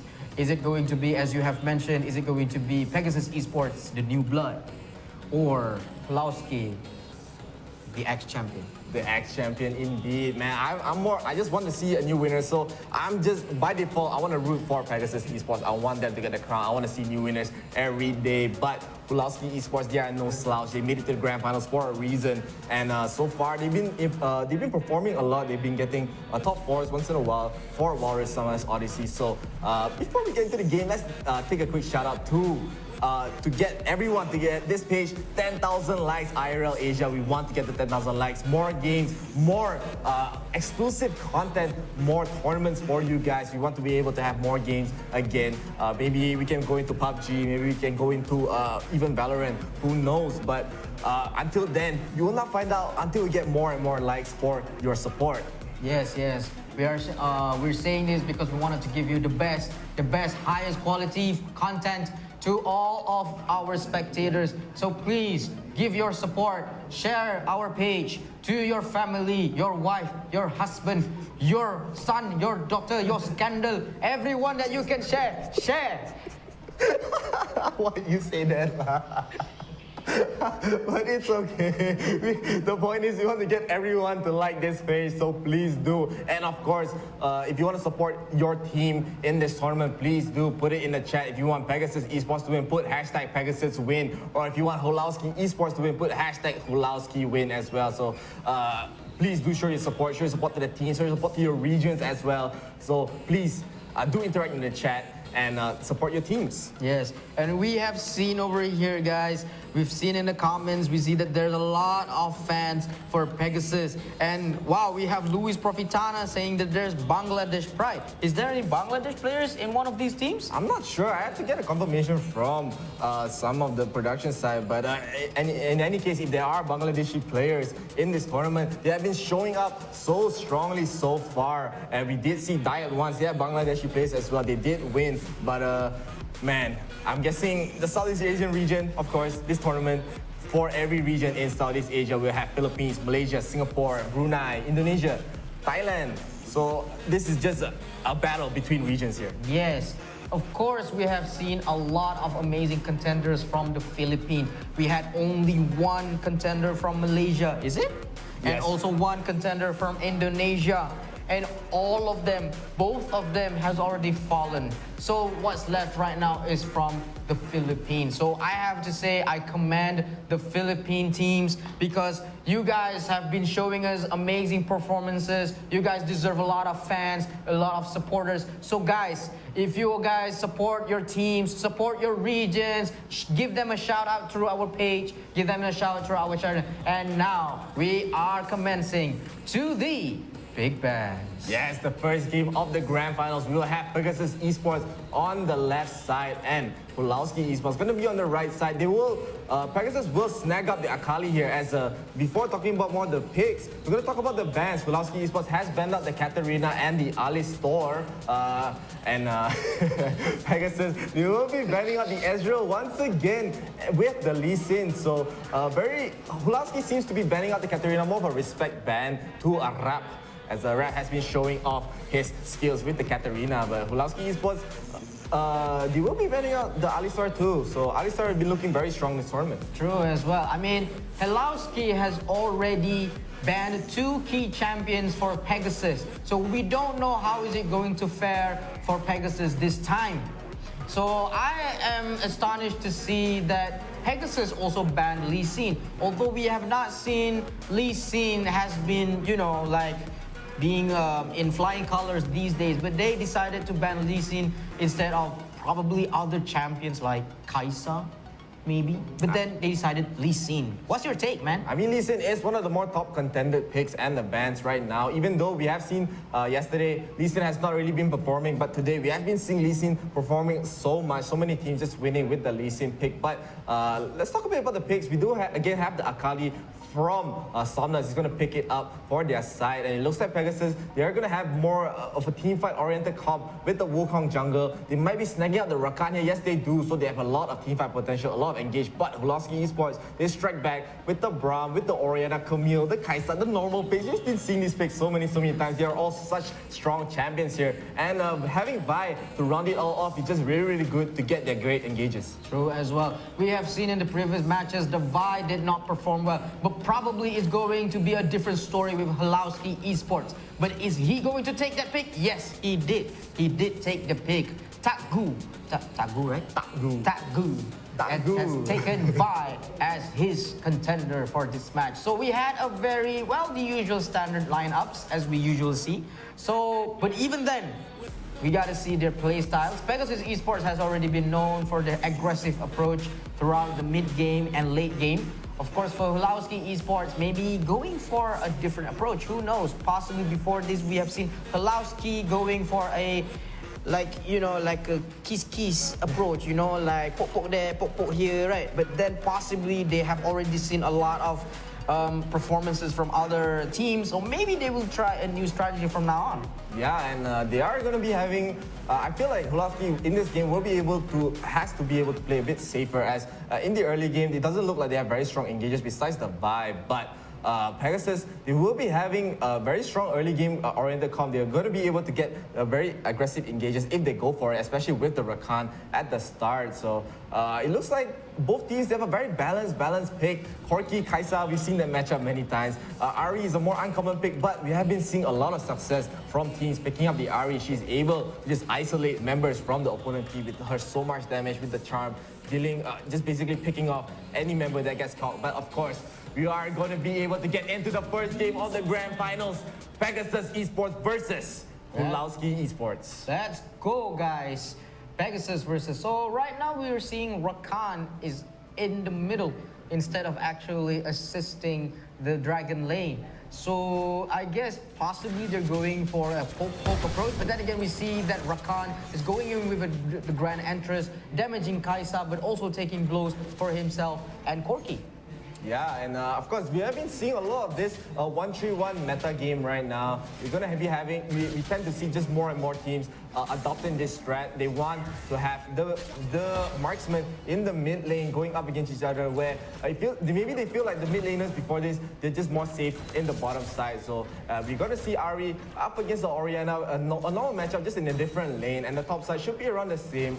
I feel like both teams, again, they will have an edge in the early game for the engages by Pegasus, but at the most part, it just seems like another slow game. Yes, true as well. As we can see over here, they have already traded blows, and you can see that 𝐾𝐈𝐿 is going inside, clearing the wave, so giving another slight advantage for 𝐒𝐿𝐼𝐍. But then again, yes, as you have mentioned, it seems like a slow game right now. So it seems like they are warding the dragon pit, but I think there's no ward over there. And yes, it does seem like a football match right now with the 1-3-1 strategy. I hope they don't cast a hat trick over here. But yes, of course, they're trying to secure the Rift Sculptor right now.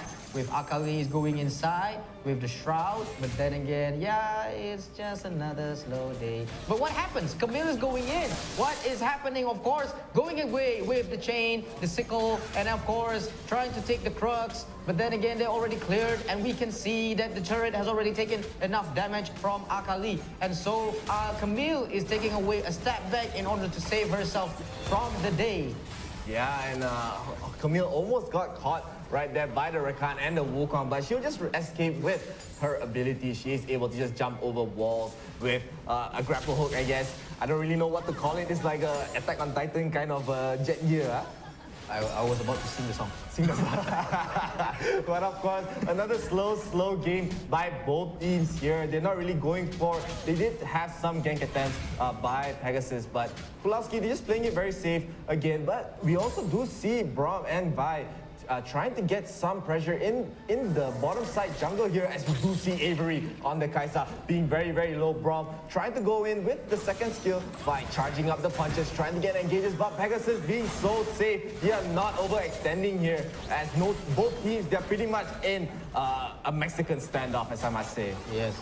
And true as well, as we are taking a look at the matches, it seems like everybody is taking a safe distance, probably because they have already learned their lesson. Aggressive approaches is a kind of like a gamble for both of the teams. They might win, they might lose. So all of them is currently right now is more towards objective gaming right now. Securing more goals. Of course, we can see the goals. It doesn't have, it's not even a faraway comparison. It's just is possibly a difference of about maybe $1 to another. But then again, yes, we can see that all of them is going very safe. And we can see Braum going inside, defending Kai'Sa to the day. And so Rakan is currently going in. I think not going in, but just taking a look where he can goes in. Possibly he's trying to cast another grand entrance to the match. Of course, I think everything is just going very standard right now. Yeah, and both teams just playing, again, very slow. They're not trying to get some engages here. There were gank attempts once again from either side, but the Dragon will be spawning right now. The Mountain Drake, it looks like Pegasus, they're already trying to group out, trying to get into this Dragon Pit. 𝐂𝐈𝐍𝐿 in the top side, trying to just keep 𝐂𝐈𝐿 in the lanes, but Pegasus, they're in the best position to try to get this dragon here. Yes, and given that this is the Mountain Drake, it would be a game changer if any of the teams get this buff this time. So I'm not sure how. I mean, Lee Sin is, we don't have any Lee Sin, so possibly the attempt to steal will be a little bit harder, but again, I do not see why not. Pegasus is currently going in, seeing that it possibly going uncontested for a moment, but then again, great entrance from Rakan, going inside with the quickness, and what we see, 30% health from the Dragon. Of course, everything is going so fast. Right now, 𝐂𝐈𝐍𝐿 is going in. Of course, now nobody is smiting over but that is smite again for the Pegasus team, of course. And what we can see is already a total annihilation for Pegasus. Of course, they may get the Dragon, but then again, they're losing. They're losing everyone! Oh my God, what a match. They have decided, Pegasus have decided that they may sacrifice they may have gotten the Dragon, but they sacrifice all of the team members. What a match. Yeah, and what caused, as you said, 5 people, they just got aced for the first blood as well. 𝐒𝐈𝐿, they started off really strong. They got the pick up onto the Corki. Most of the damage in these fights will come from the Corki here. So Pegasus, they are able to snag this Mountain Dragon. That lets their gold lead not be so high. I feel like if they lost the Mountain Dragon, that it'll be easily a 3,000, 4,000 gold lead. But Pegasus, I think they won't feel so bad getting that dragon there, but losing 5 people is going to be a huge advantage for 𝐒𝐈𝐿. But an engage from Vi, trying to go in. Rakan just going back with his third skill onto 𝐂𝐈𝐍𝐿 here. So it looks like Pegasus, they are going to group up for the Rip Arrow. Yes, and of course we can see that right now they have already taken the attacks for Rift Herald, and we can see that Vi possibly charging her punches, possibly trying to go in. Is it already going inside? Rakan going inside. Blue team has already finally slain the Rift Herald. Of course, Brock is defending with the shockwave from Orianna, and of course we can see that all of them trying to commence, but no, there is one death from 𝐑𝐄𝐆𝐈𝐒𝐍, which is from 𝐿𝐼𝐒𝐓𝑑𝐀𝐄𝐓𝐈𝐎𝐍. So Pegasus managed to get 1 kill and also a Rift Herald from this contest. Yeah, and Pegasus, they played that fight really, really well. They got the great engage. They were able to secure the Rift Herald, but as we see, 𝐿𝐼𝐻 getting the nice kill onto 𝐷𝐶𝑜𝑚nus on the 𝐼𝐻𝐈𝐿𝐼 here. He was way too front in the top side, and they will have to give up this turret here, as it might have been a very costly mistake from 𝐼𝐻𝐈𝐿𝐼 here, but they were able to get the Rift Herald. They're still down a lot of gold, 3,000 gold here, 4,000 gold here for 𝐿𝐼𝐻𝐈𝐿𝐼. They are up right here, but 𝐿𝐼𝐻𝐈𝐿, they're probably still going to play a bit slow now. They're not going to try to go for so many engages. Pegasus, they're going to wait for the Rift Herald to drop it down, maybe in the mid lane for the next dragon fight. True. I mean, they may have taken already a Mountain Drake and a Rift Herald, but it's going to be a hard time for them since they have already losing 2 kills to 6 kills from 𝐿𝐼𝐻𝐈𝐿. So, as you have mentioned, it is a prediction already. It's gone through. The Rift Herald has already been summoned in the middle lane. So we can see that right now, possibly what they are doing is a diversion tactic. Probably the Rift Herald is just there in order to make sure that nobody's seeing Rift Herald. Oh, what happens is Marcane is going inside and then going for a collapse, killing 𝐿𝐼𝐻 in the way. What a match, assisted by all of Pegasus. 4 teams versus 1. And now we can see, going with it, Superman charge by Vi. And of course, what is happening? Vi using the status, of course, trying to save herself with a flash, but then again getting killed by Ahri. And again, we can see Wukong is currently targeting again another champion. Of course, they're trying to escape. Braum using his ult. Can he survive? Can all of them survive? Yes, they survive, but at what cost? Yeah, and Pegasus being very, very proactive, catching the 𝐻𝐈𝐻 in the bottom lane there. I'm pretty sure that Rift Herald was a misclick, because there's no reason for them to drop the Rift Herald so early on, especially from the jungle right there. Maybe he thought he still had a ward, but as you know, if you have the Rift Herald in your inventory, it will just replace the ward. But we see a nice grand entrance coming from Rakan, trying to get just some chip damage, but 𝐻𝐻𝐈 just run away. There's not many follow-up right there, and Pegasus, they're just being very, very aggressive, especially from the Rakan here. Yes, I believe that they're probably trying to give a comeback over here. I mean, it's a 4-7 now. So even though there is a slight kill over here, and we can see that the Ocean Drake has already spawned, and this is going to be another game changer for both of the teams. So we can see that it's going strong for 𝐿𝐼𝐻𝐈𝐿 with 3 champions in the middle of the lane. Rakan is currently defending himself.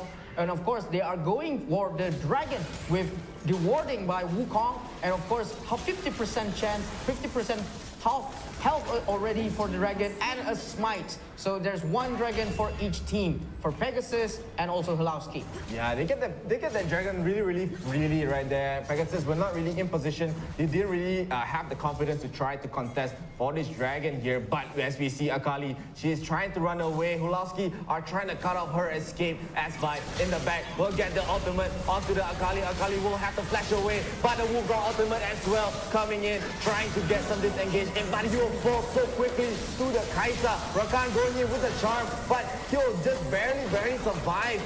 Gets the flash away, and 𝐿𝐼𝐻𝐈𝐿, I don't know whether they're going to get more, but a nice shockwave by the Orianna gets the kill onto the Ahri, so they get 2 kills right there, and just in time for the Baron to spawn. They are going to be able to take this for free. Yes, and there's 2 deaths for Pegasus at this moment. Of course, it leaves them with such a brittle health from 𝐿𝐼𝐻𝐈𝐿. Brittle health, wow, so English. But then again, they managed to decide to slay the Baron Nashor, giving them the hand of Baron buff. Of course, Akali might have tried to push, but then again, already defended by 𝐿𝐼𝐻𝐈𝐿 this time. Yeah, and really, I feel like Akali was trying to get some sort of steal attempt onto the Baron there, as it looks like that was one of their ways to get back into the game, but really proactive coming from Chris too, onto the 𝐶𝐄𝐆𝐈𝐿, keeping her away to even close to the Baron pit. She was almost brought down by the 𝐶𝐿𝐆𝐈𝐿 herself, so 𝐿𝐼𝐻𝐈 Esports, they will have this Baron, they will have their Ocean Drakes, and their push is going to be really strong for their side. True, I mean, of course, if they can't buy Stila,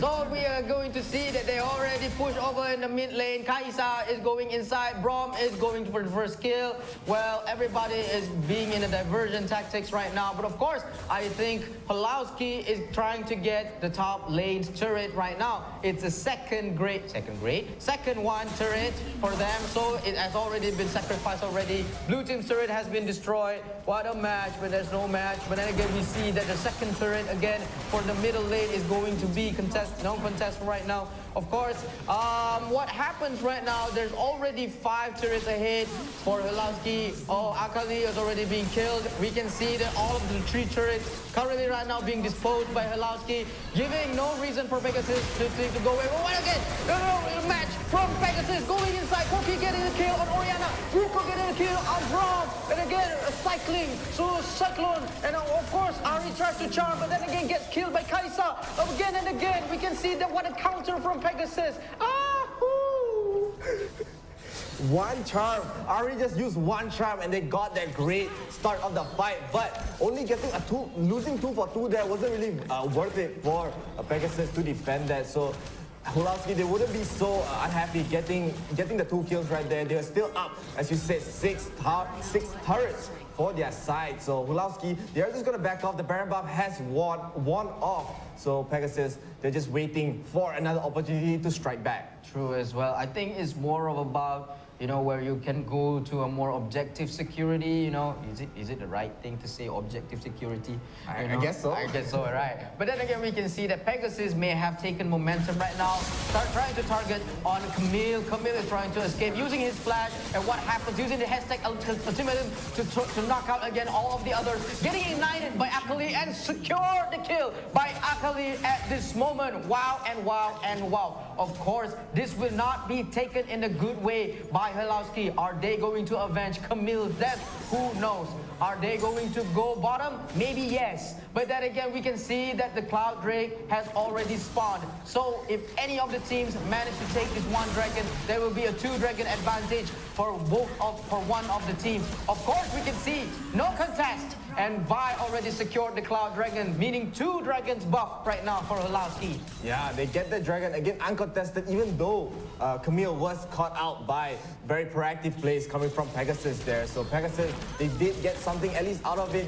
They're showing that they're very, very proactive. They're still want to play very aggressive, trying to catch anyone off, trying to get any punishments that they can get. But the Baron Nashor has spawned for the map. So 𝐒𝐿𝐑𝐃, they might be trying to group up for this next Baron fight. Pegasus, they are making their way. Look at the death rush coming in from 𝐒𝐿𝐑𝐃. They're spread out into 3 different brushes here, waiting and waiting for someone to come in. But Pegasus, they're also just waiting it out, waiting for the team to group up and not get caught here. Waiting. Another face check possibly from 𝐒𝐿𝐑𝐃. But no, everybody is just staying over there, dewarding at the moment. Of course, Orianna cast the ball towards their side. Yeah, possibly an ignite from them as well. Of course, they are trying to go inside. 𝐒𝐿𝐑𝐃 is trying to defend the Baron, if I may say so, because they don't want Pegasus to get another contest on this one. So what they are doing, they're driving out Pegasus from the way. They're making sure that nobody can touch the Baron except for themselves. And now we can see that they're currently trying to hide inside the bush. Possibly just a little bit face check from Marcane, but the skill doesn't hit. So yeah, so we can see this slow momentum over here. Yeah, and we do see already charging it up preemptively for the side. They are going to try to get the restart, so they get it, but a Grand Anchor's coming in from Marcane, going in, getting the knockout, but look at 𝐻𝐈𝐍𝐿 just running out, that's kiting everyone, killing the Wukong here, but in the back too, 𝐸𝐸𝐾 was almost being taken away by the side of 𝐒𝐿𝐑𝐃. They have to flash out, they have to run away, but the damage coming from 𝐻𝐈𝐍𝐿 is way too much. In the back, we have 𝐾𝐈𝐿 getting the flank onto 2. She will get a double kill. Ahri will fall. 𝐼𝐿𝐑𝐃 gets a double kill of her own. She will try to get a triple here on the Orianna, but she has to spend the Zhonya's here. She will be stages up, and she will be taken down by 𝐒𝐿𝐑𝐃 right now, as we see 𝐾𝐈𝐿, Ahri, 𝐾𝐈𝐿, Vi, and Orianna here will survive for their side. A 4-2 kill lead for them in this fight. Corky, the only one to survive in a stable of health. And not to mention, it feels like Camille has a grudge on him. He will go in with the ultimatum and gets the kill for himself. Basically a delayed ace by them. 𝐒𝐓𝐑𝐀𝐄𝐓𝐈𝐎𝐍, they are very, very strong in this stage of the game. It looks like they're going to try to get the Baron. That was an amazing feat from 𝐒𝐓𝐑𝐀𝐄𝐓𝐈𝐎���. I mean, I thought that it was going to be an unfair advantage for 𝐒𝐓𝐑𝐄𝐓𝐈𝐎��� because they already get 4 kills. But not only just 4 kills, they get to get all of the kills now. So now they are going for the Baron. Of course, Pegasus already knew this. They already knew that if they are late just by 1 second, the Baron will be taken away. So what's happening right now, all of them is kind of grouping up. He's going for the ulti. And what is happening? 𝐋𝐈𝐍𝐶 is going in with the ulti as well. With the Cyclone from Wukong right now. And of course, the GA has already been used. I'm not sure which champion is that. But of course, Wukong has already died by 𝐕 hand. And of course, 𝐼𝐒𝐑𝐿 is escaping with her ulti. But no avail from them. Of course, 𝐒𝐒𝐓𝐑𝐿 takes the kill from 𝐼𝐒𝐑𝐿. 2 kills towards Pegasus. And of course, we can see it's already almost 30%. 20% health. 10% health and a smite from 𝐕. Of course, giving them another Baron, hand of Baron buff again to 𝐒𝐿𝐓𝐑𝐿. Is this going to be the end? Is this going to be the end for Pegasus? Of course, possibly. But then again, of course, the grand entrance again from Marcane going inside. Inhibitor rate is being demolished. And what we can see over here, Braum is going ulti. Of course, 𝐋𝐈𝐍𝐶 is currently poking. Corky poking with Marcane. But Braum gets the kill on Ahri. 𝐋𝐈𝐍𝐶 is killing Marcane. And what happened is 𝐒𝐿𝐓𝐑𝐿 managed to take the first victory this time. Yeah, really well played by 𝐒𝐿𝐓𝐑𝐿. They were really up in the early game. We did see a comeback attempt by Pegasus Esports that they were trying to come back. They are still being very proactive, but the damage is really way too high coming from 𝐒𝐿𝐓𝐑𝐿 there. So right now, 𝐒𝐿𝐓𝐑𝐿, they are going to be 1 game up. They're just 1 game away from getting a 2-time win for Wild Rift Summoners Odyssey. So really well played from them.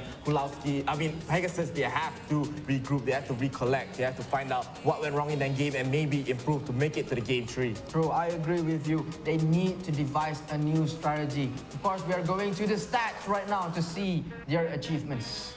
Of course, we can see that the MVP goes to 𝐻𝐈𝐍𝐿 having 10 kills. Of course, this will be the most damage given by Avery. And not to mention that, wow, all of them have less deaths to be compared with Pegasus. But I have to say, you know, Pegasus was giving a kind of like a powerful counter towards 𝐒𝐿𝐓𝐑𝐿. But then again, they just demolished everyone, you know. I mean, it's just amazing, you know. Whoa, 26,000 damage! That is a lot! Yeah, and Avery really showed himself to be one of the best players, one of the better players in this game. He has shown that with his items, with his strength, he's able to just kite even the great engagers coming from the Rakan, coming from the Wukong. But the fact that even though they got those great engagers, they were just melting to the damage from the 𝐻𝐈𝐍𝐶 herself. And not to mention Yuan on the Orianna too, dealing 23,000 damage here. Yuan!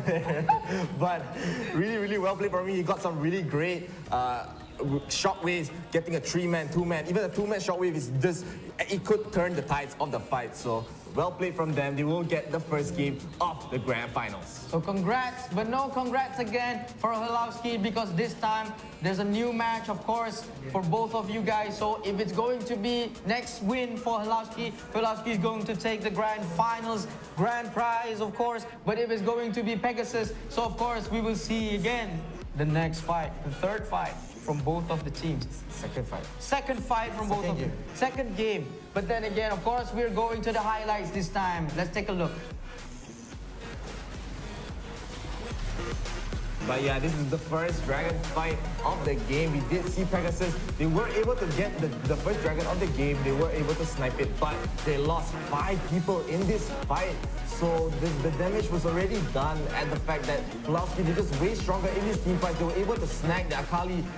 They were able to snag the 𝐼𝐒𝐑𝐿 with the aggression coming from Orianna, and Orianna does survive at the end of it too, taking basically just 1 HP away from dying. So a great start by 𝐒𝐿𝐓𝐑𝐿 here, and we do see them also catching out the 𝐼𝐒𝐑𝐿 being so aggressive. She was trying to get a solo kill onto the Braum, but again, they're just so aggressive again with the nice shockwave coming from, the nice charge coming from 𝐕 there, getting the engages, but they will just end up cleaning up here. Blue team does get some kills in return. I believe this was a 2 for 2 at this side, but Braum does end up escaping very barely.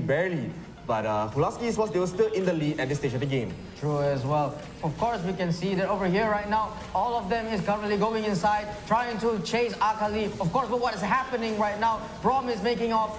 𝐻𝐈𝐍 able to secure Wukong this time. So I get to see that there's a lot of kills that possibly being secured by 𝐿𝐿𝐓𝐷𝐿. But there's just one kill at this moment. But of course, 𝐻𝐈𝐍 gets to get another kill.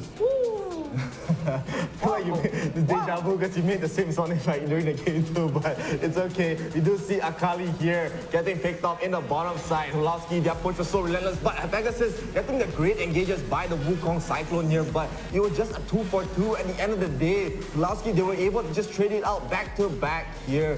So Pegasus, they will be happy getting the 2 kills, but losing the same amount of kills, losing the same amount of people for their side was not really worth it, as it was an even fight. We had an engage here by the Rakan going into the back, but you see the damage from 𝐻𝐈𝐍 melting the Wukong, melting the Rakan too.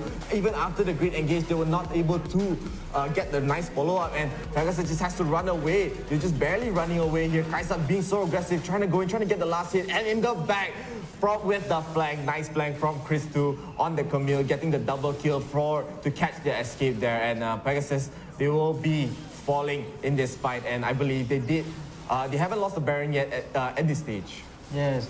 Of course, we can see that right now, 𝐶𝐈𝐿 is not just going for the first prize, but also for the other prize, getting 1 tower, and also 𝐷𝐿𝐓𝐷𝐿's life itself. 𝐶𝐈𝐿 is one greedy bet. But then again, I'm not allowed to say that. But of course, we can see that what they are trying to do right now, of course, by going inside with the ulti, and 𝐻𝐈𝐍 also again going with the ulti as well. While Wukong is doing cyclone, but then again, boom, Vi kills the monkey. And again, we can see that 𝐷𝐿𝐓 tries to escape, and no, there's no luck for her to escape. So what happens is that they're short of 2 champions, and we can see that they're going for the Baron this time. So this is the end of it. This is the end. We thought that possibly they might have a chance to save the Nexus, but no. 𝐷𝐿𝐓 uses the Zhonya, Rakan is dead, and Braum is currently taking, defending everyone. Of course, this is a flexing moment.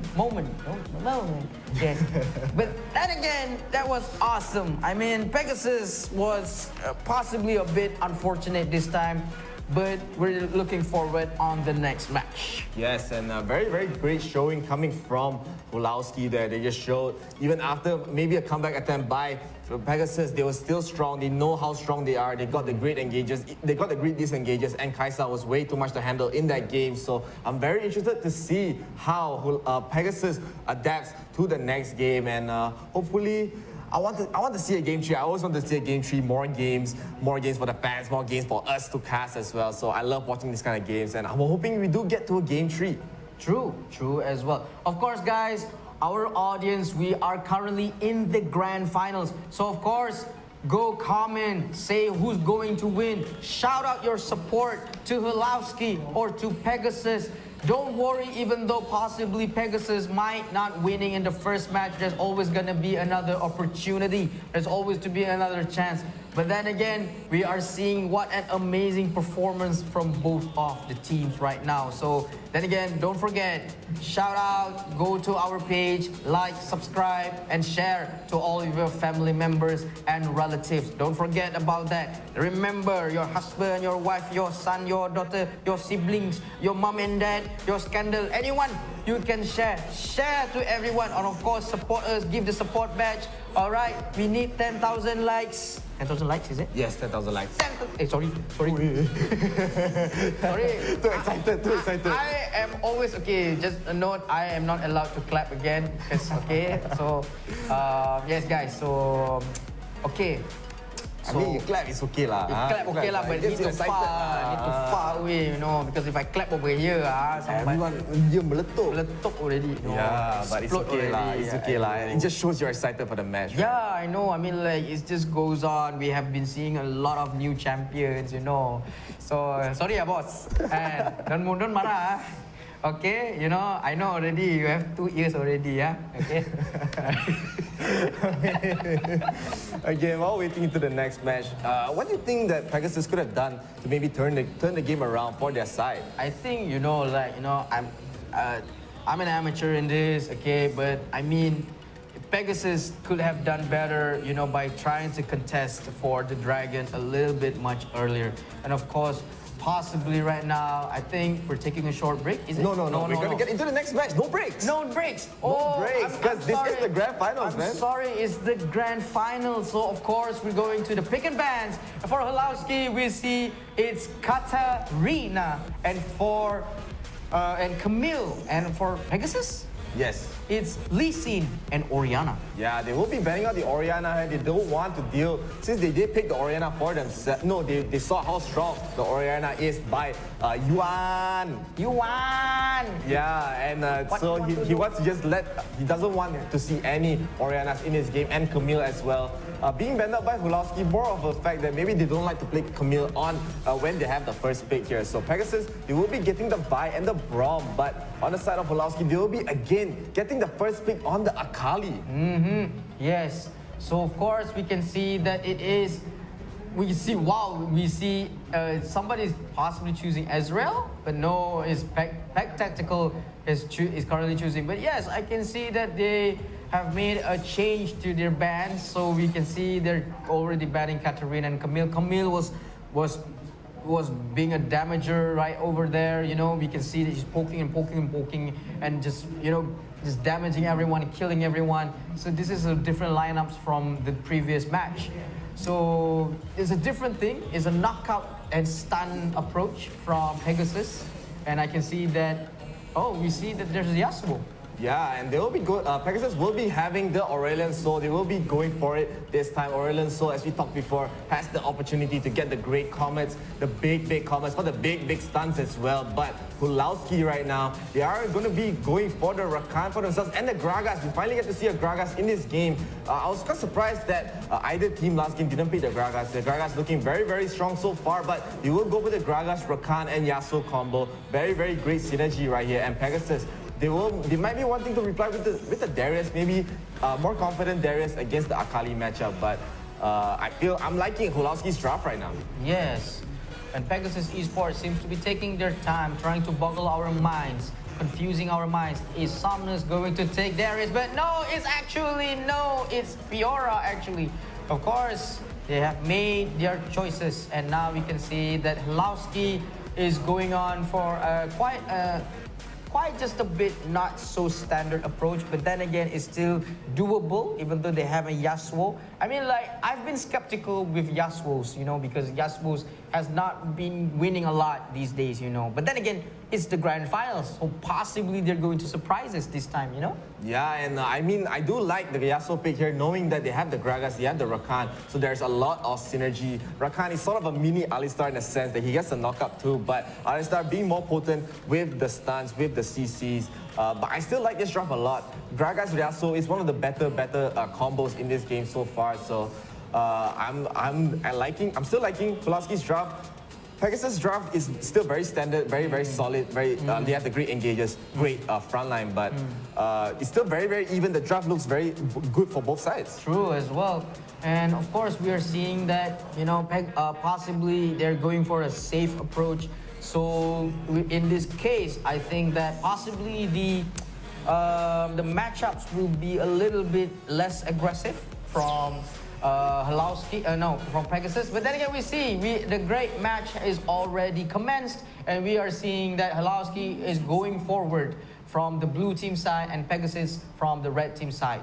Yeah, and again, we're going to see just probably another slower paced game. Both teams, they don't want to make that early invades like we saw from Finesse Phoenix. They love doing that, but 𝐼𝐓𝐑𝐀𝐄𝐓𝐿 and Pegasus, they are going to play it out really safe.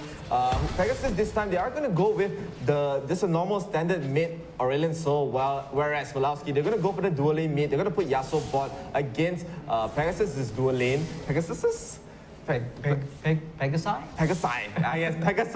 Not sure what's the plural form of Pegasus? Yeah, Pegasus is dual lane. I'll just say Pegasus, okay? Pegasus. Forgive us, English teachers. But we do see a very aggressive engage coming in from Marcane, trying to get the knockout, but Chris 2 on the 𝐑𝐄𝐈𝐍𝐊 is very, very low. He's not able to get the follow-up. He's only level 1, not enough abilities to get the re-engage. So, aggressive start by 𝐒𝐈𝐍𝐊, even though the game is still very slow, no kills yet. And Pegasus, 𝐒𝐈𝐍𝐊, still not much happening right now. I agree, Chef. I mean, we have been seeing that this match is more aggressive than the one we have seen previously. Marcane is currently right now is going in to, you know, like clearing the waves for the champions. You know, he's practically supporting everyone in order to clear the wave more. So I think that is a more, but we can see that they're trading blows right now. Fiora and 𝐑𝐄𝐈𝐍𝐊 right now is trading blows, running away, possibly trying to consume the honey fruit, but already been consumed. Marcane is currently going in. The grand entrance again from his side, and of course a riposte again from Fiora. I admit, I mean, that wasn't as great escape. Of course, Gragas is trying to go in. All 4 champions at the bottom lane, trying to go gang Yasuo. But then again, of course, what a match from the Demoness Vi going inside. XA. They are going to be able to, they want to get this bottom tower here from the looks of it. They did rotate 4 people to the bottom side trying to kill the Yasuo.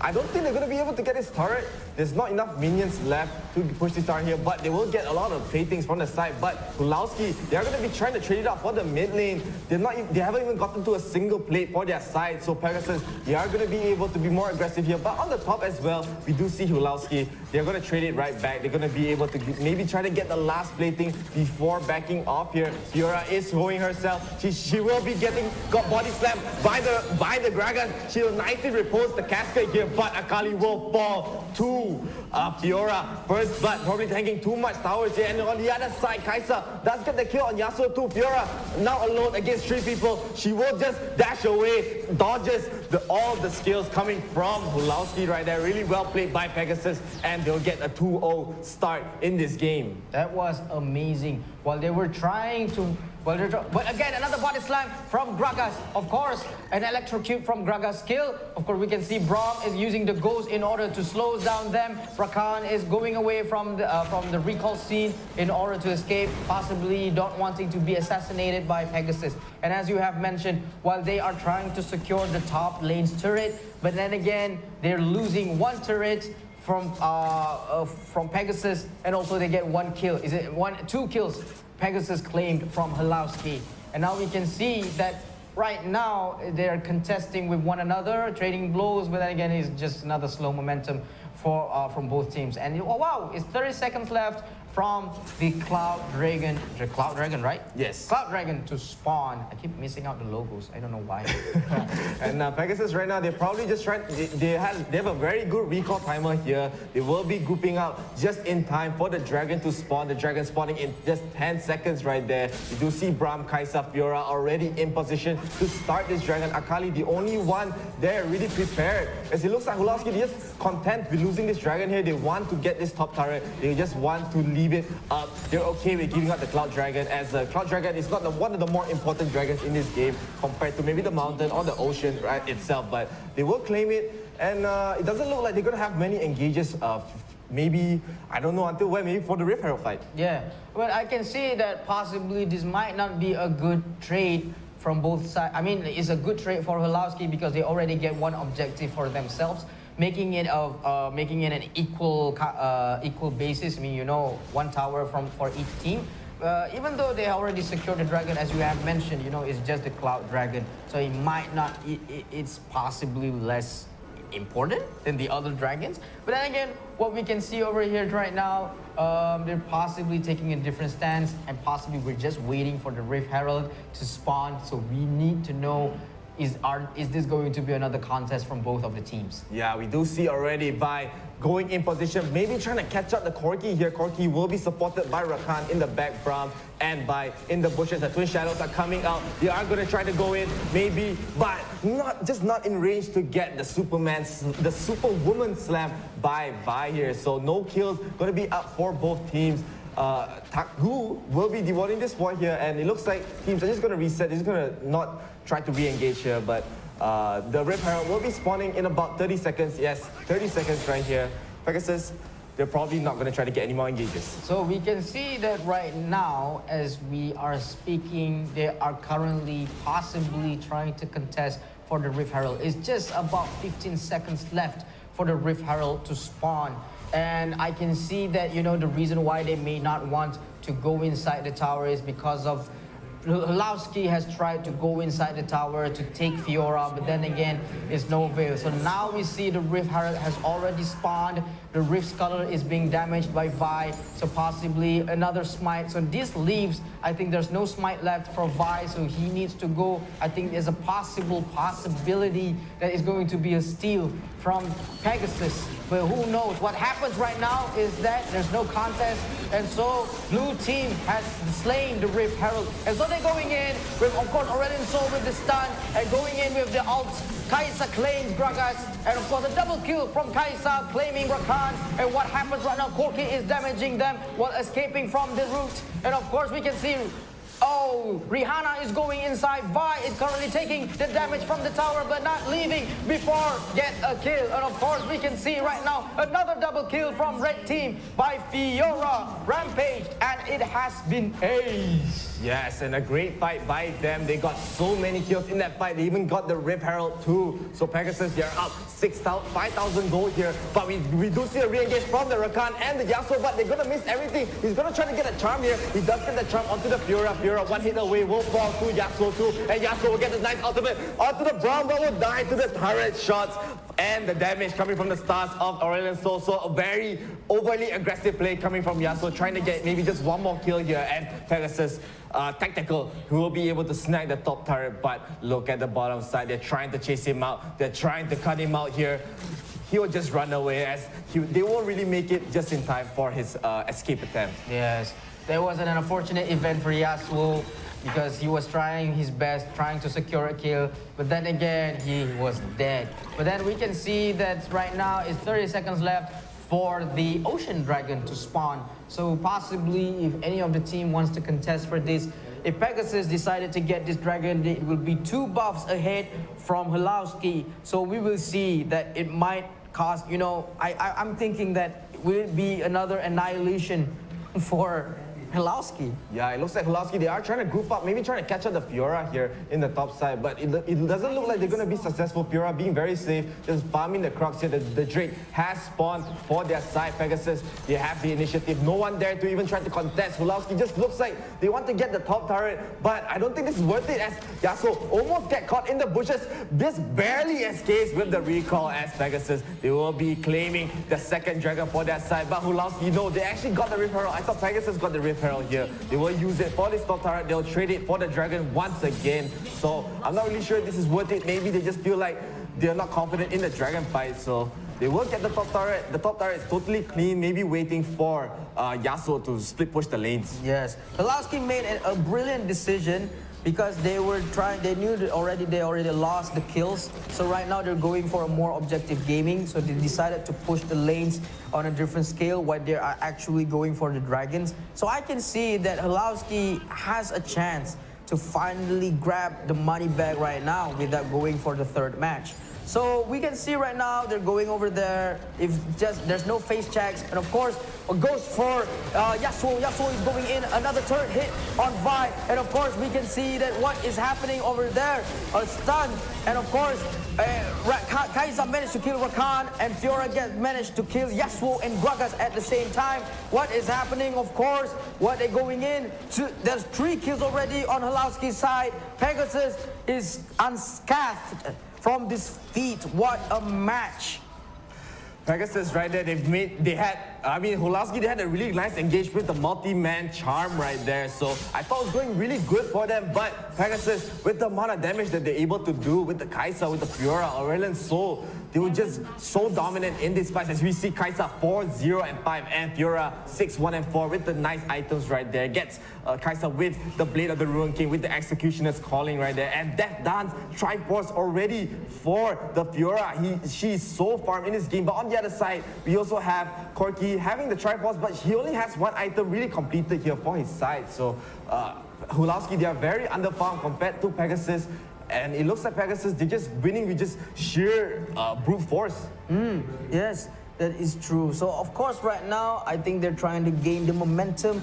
𝐒𝐈𝐍𝐿 is just looking forward, possibly maybe commencing. But of course we can see over here, all of them is grouping up over there, making an ulti. Braum going in, 𝐂𝐈𝐍𝐿 going in with the ulti. Unstoppable force from 𝐂𝐈𝐍𝐿, killing Yasuo. And of course, being hit by the turret, but no, it will be no avail. Of course, the turret also will be a sacrifice for Pegasus. And what happening right now, they are escaping from the scene, taking the Bramble back as a consolation gift. Whoa! Getting 1 kill, getting the Bramble back, and of course, leaving behind with a very big green on their faces. It looks like they're making their way to the Baron pit as there are so many people alive right here. Yasuo is still dead in the fountain. He will just spawn. And it looks like Pegasus, they're in a very, very good spot. They're probably just trying to reset, wait for the next Baron. They're already pinging the Baron here. They want to claim it. This will just let them be able to push very, very strongly in these fights. So 𝐒𝐈𝐿, they have to be worried. They're already trying to get in position here by being so aggressive. Gets the ultimate onto the Gragas. The Gragas not able to body slam away. He has to flash out, but I don't think he will escape. Rakan trying to save him there. He's very, very low. As you do see, 𝐒𝐈𝐿, no, Gragas will escape at the end. So 𝐒𝐈𝐿, they were able to get out of that fight without losing anyone. But at what cost? Pegasus, they're able to start the Baron here. It looks like they're going to be some contest by the 𝐷𝐿𝐿, just dealing some chip damage. It looks like also by just falling from getting so much damage done from the Pegasus, from the Baron. But we do see a package coming in from 𝐷𝐿𝐿, able to get the Braum kill right here, and 𝐷𝐿𝐿 going in, trying to get the Aurelion Soul. But Yopo took tactical onto the 𝐂𝐈𝐍𝐿. There is so much damage here. 𝐂𝐈𝐍𝐿 will just go in, get the Zhonya's with a nice timing right there, and by getting the kill as well. Fiora going into the back, gonna try to steal to kill the Yasuo here. Yasuo has the flash, tactical just chasing and chasing to get the 𝐷𝐿𝐿. She will get the last hit. Yasuo, only man alive here, trying to run away. Fiora, unrelentless with her chasing. And will she get the kill? Yes, she will get the kill. Unstoppable for her. And just in time, the Inferno Drake has spawned. It looks like 𝐂𝐈𝐍𝐿 might want to just solo it, as the rest of the team are just pushing the side lanes here. It's a massacre. So basically right now we're seeing that all of the teams right now from 𝐒𝐈𝐿𝐿 is already dead. So they are taking the time from their death timer, trying to spawn. Of course we see there's Infernal Raid, Infernal Drake. Pegasus is trying to go in for that. Already slain the Infernal Dragon. 3 buff dragons for Pegasus right now. And of course they already got 5 turrets for their side. What is happening right now? I can see that possibly they're wanting to go for the Baron at this moment. Of course, Rakan is making a preemptive decision, probably wanting to go inside, but too scared to go inside. Of course, with Gragas using the barrel cast in order to make a damage, but no, it failed to hit any target from there. So we can see right now, possibly they're just diverting their attention from the Baron itself. Yeah, it looks like Pegasus now, they're just in time to maybe start this Baron take here. They are grouping up in the mid side, trying to push out the waves well. You see Fiora in the bottom, just trying to push the lane down at the bottom side, as the in-hit turret is super, super low. It's maybe basically 1 hit away. Pegasus, they will have the initiative in this Baron take from the looks of it, but they're not rushing it, just waiting for Vi to get in. Now, it looks like they're still not trying to start it, just want to wait to see whether 𝐒𝐈𝐿𝐿, they're trying to be a little too aggressive, trying to get the retake, whether they're too desperate or not. But 𝐒𝐈𝐿𝐿, they're playing it safe. You do not want to even try to face check anyone in Pegasus' side. While they're defending themselves, while Pegasus is actually baiting them to actually focus their attention towards 𝐒𝐈𝐿𝐿, we did not see that Fiora is actually doing a backdoor attempt right now. He's actually clearing the waves, clearing the turrets over there. And so right now, 𝐷𝐿𝐿 seems to notice this attempt from Fiora. And so they're trading blows right there, over right now. And of course, we can see that right now, Fiora gets to kill 𝐷𝐿𝐿. Dominating 𝐷𝐿𝐿 is just about a percentage of health right now for Baron. And we do see Rakan going in with the Night Charm. Does not get anyone, and Pegasus, they will claim the Baron here, as we do see a kill onto the Gragas. Gragas will fall. Rakan will also fall after. And in the back, we have Fiora getting the backdoor. They will be bringing this game to a game 3. Congratulations to Pegasus for winning that game, and really well played for their side. Congratulations to Pegasus. Now it's a 1-1 side. We're seeing that the first match has already been taken by 𝐒𝐈𝐿𝐿. Second match is being taken by Pegasus. So now the third match is the climax. You know, it's like this is the part where we're going to see a big fight between them. Nobody is going to give chances. Nobody is going to throw out. It's all out right now. So I'm amazed to see that actually this fight is going on. This will be the final fight for both of the teams. Yeah, it's just one game away for both teams. But do we have the stats, production? I want to see who is the MVP of this game. And right now, Pegasus, they played that game super well. As I feel like they really recollected themselves. They got the really great plays, as we do see 𝐑𝐄𝐆𝐈𝐒𝐓 being the MVP. So farm on the Fiora. She was able to just put so much pressure on all the side lanes there, especially the bottom side. She was just pushing and pushing and pushing. There was no one stopping right there. And as we see again, the top damage in this entire game, really well played from 𝐑𝐿𝐿. Yes, of course, Fiora is currently possibly making out the most damage, dished out a lot of damage to the team from 𝐿𝐿𝐿. So of course we can see that she's able to take the MVP title. But then again, that was amazing. I mean, you know, she knew that if it was being prolonged over and over again, you know, they'll be trying to contest the Baron. So what they do is that they're just diverting their attention, focus on the Baron, while I'm just going to just split push over here at the bottom lane. Yes, and I really like how they played this game, especially. They just got the very... it looked like 𝐿𝐿𝐿, they wanted to be more proactive in the early game. As you saw, some Rakan just getting some early ganks, but they were just not successful, as it feels like Pegasus is just playing more compact, more safe. They wanted Fiora to get the farm in this game, but as I said, really well played from them. Fiora especially just split pushing, creating so much pressure in the match. She barely joined a lot of the fights until the fight was pretty much ending. Yeah, when you mentioned about Rakan, right? I realized that, you know, even though Rakan has been going for the pushes, going with the grand entrance, but it's Braum right now is like the star support on this match, you know, because the moment that he just goes inside using his... But then again, we can see the highlights right now. Let's take a look at the matches.